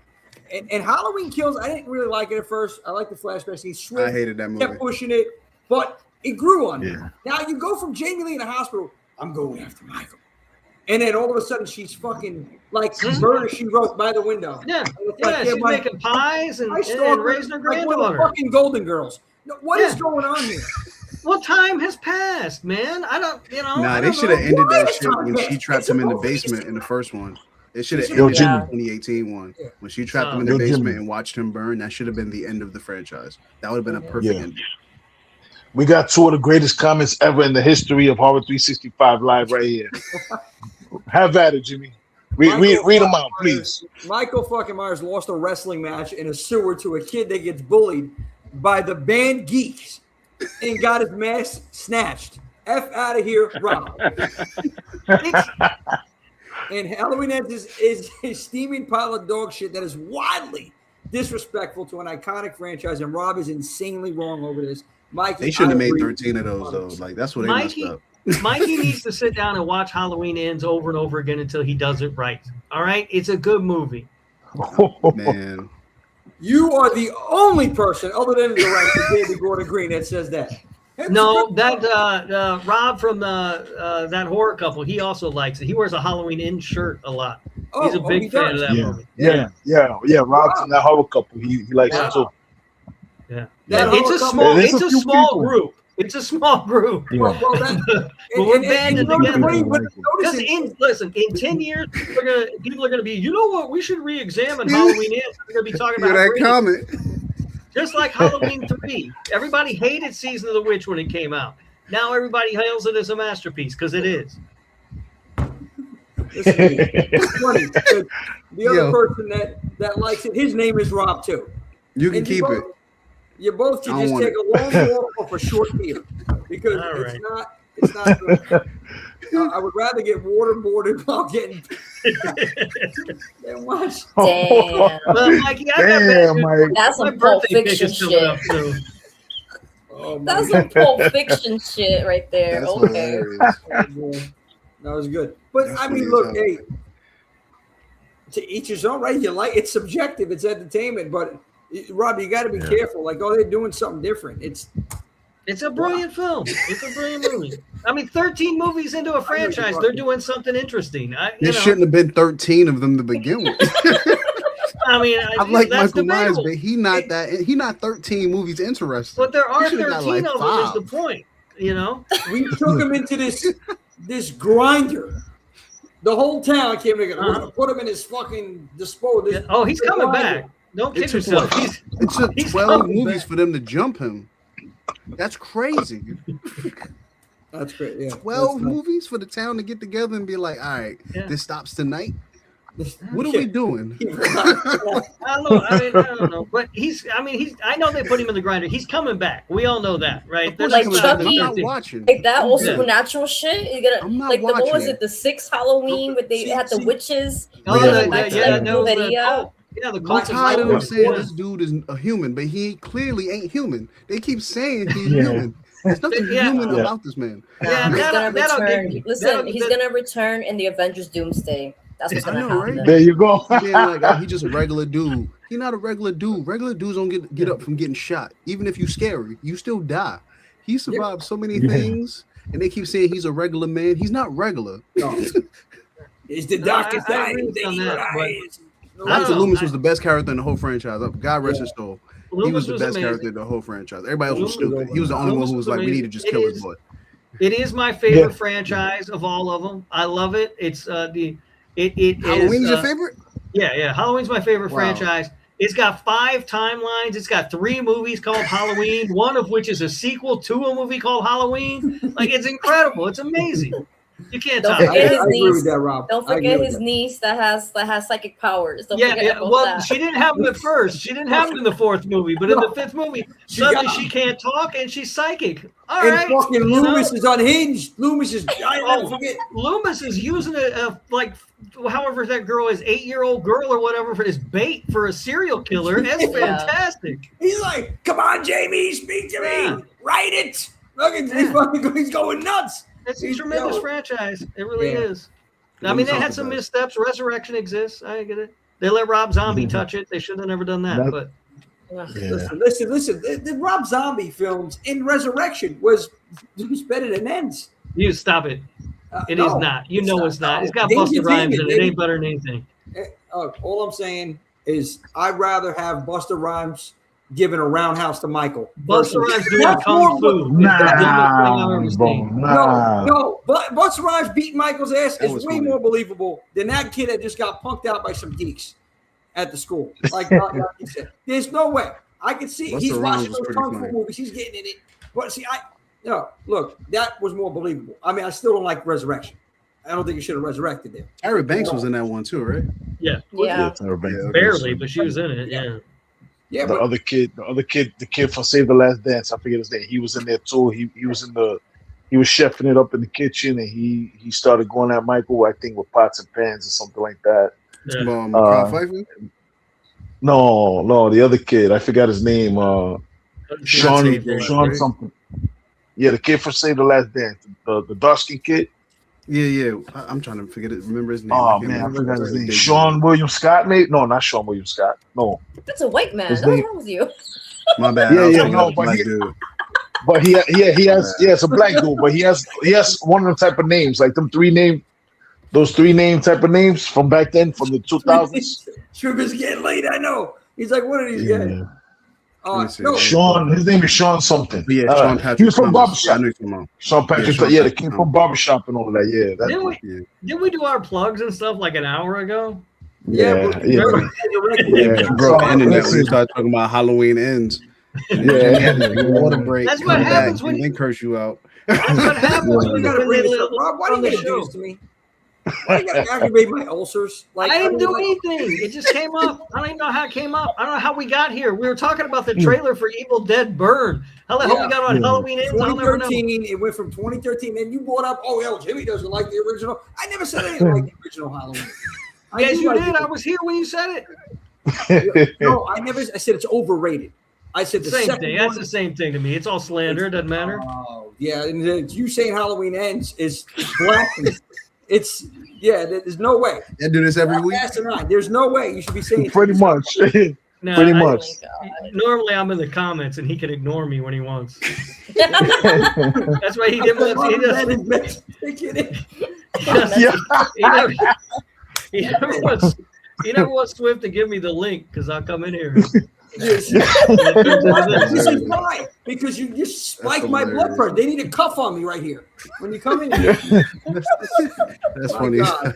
Anyway, now we're gonna really go, and I'm gonna go to try to. This was a fun one.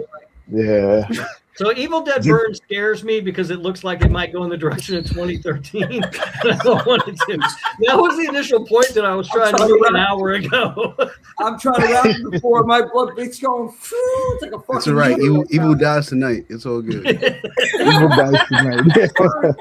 2013. Rob, listen. You don't like Freddy's Dead. No, they did something different there, and Freddy's Dead too. Yeah, but they did it wrong. They did different wrong. Yeah, well, okay, different. In right is Halloween ends? Yes. In right is Halloween ends? Yes, they did it right. Yeah. Oh, yeah. Corey, this guy, the bacon pies, Jamie Lee's bacon for all of us. She's out the hospital. Her shape, her kill, her stalker's gone. And now we got this other dude over here, the new Michael, that we think he's Michael. He's not Michael. He ends up not. Like, what is this whole concept? Why do we even have this love story? What the fuck is going on here? Why is Michael on a table in the kitchen? Why is he getting, put in the grinder by the whole town here? When I hear grind, I think of a fucking Good Burger movie. I don't know why. But Michael got his shit jacked by the fucking neighborhood herd, bro. The fuck out of here. Thank you. And on that You note, just don't get it. You just don't get it. That's all I can say. I love all of you guys. My phone's about to die right now. I'm on the phone. Much love to everybody, man. Happy Friday. Thank you so much, man. Rob, we got to pick this up later. It's a lot more. Let's not pick it up. Let's put it down. Yeah, it's all good, man. Evil dies tonight. Let's go. Evil dies tonight, and Rob may as well if he can. Much love to everybody. Everybody in the comments, thank you. Everybody on the panel, thank you so much for hanging out. It was a long night. We put in an overtime tonight, but this is what we do. We have fun. I hope you guys have fun because I had a fucking blast. Rob, thanks for coming on. Killer B, thanks for coming on. Terra Nova Podcast, thank you guys both for coming on and hanging out. And it was a long time coming. Thank you so much. Jimmy J, you're the man. My phone's about to go. It's on like 3%. Everybody have a good night. Peace out. I'm out of here. All right. We're out of here, guys. Thank you so much. Kendell, Jackie, thank you, Terra Nova Podcast. Brian, Killer B Podcast, Rob jumping on into the mix here. I know I want to choke you sometimes, but it's great stuff. Mama Swift, I meant to give you a shout out earlier. You're the best spot. You keep everything tied up here. So thank you, Mama Swift. Mama Swift. I hear myself twice. That's in Swift form. But Swift, you got it? All right, here we go. All right, so wrap it up. Wednesday, we're going to be back. We're going to be talking. It's Canada Day. So we're doing Team Canada versus Team USA horror movie showdown, and we might have some trivia. If I can get some of my fellow Canadians, to come on the show. I think we have a couple content creators out there. Brendan and Sam. I'm not sure if they're going to be available. Hopefully we can get some content creators from Canada. Team Canada versus Team USA, Canadian horror. I might even be talking a little bit about Uncle Sam since it's the 4th of July. Coming up. It was one of those movies that I was just talking earlier about, renting at the shop. Yeah, another one better than Evil Dead 2013. Yeah. Well, why do I do this to myself? I don't know. I'm gonna hop over here. I'm gonna go watch Halloween Ends. No, you too. You do it. You do it. Enlighten yourself. I ain't doing that shit. I'm going to sleep. Evil going to die tonight for me. I'm going to bed. Fuck so is Bob. That's it. Alex, we're out of here. We're gonna see you. Y'all have a good night. It's been past my. It's not genre, baby. It's a lifestyle. We're gonna see you next Wednesday night. Team Canada, Team USA. Donate for the Angels. Yeah. I'll see you soon.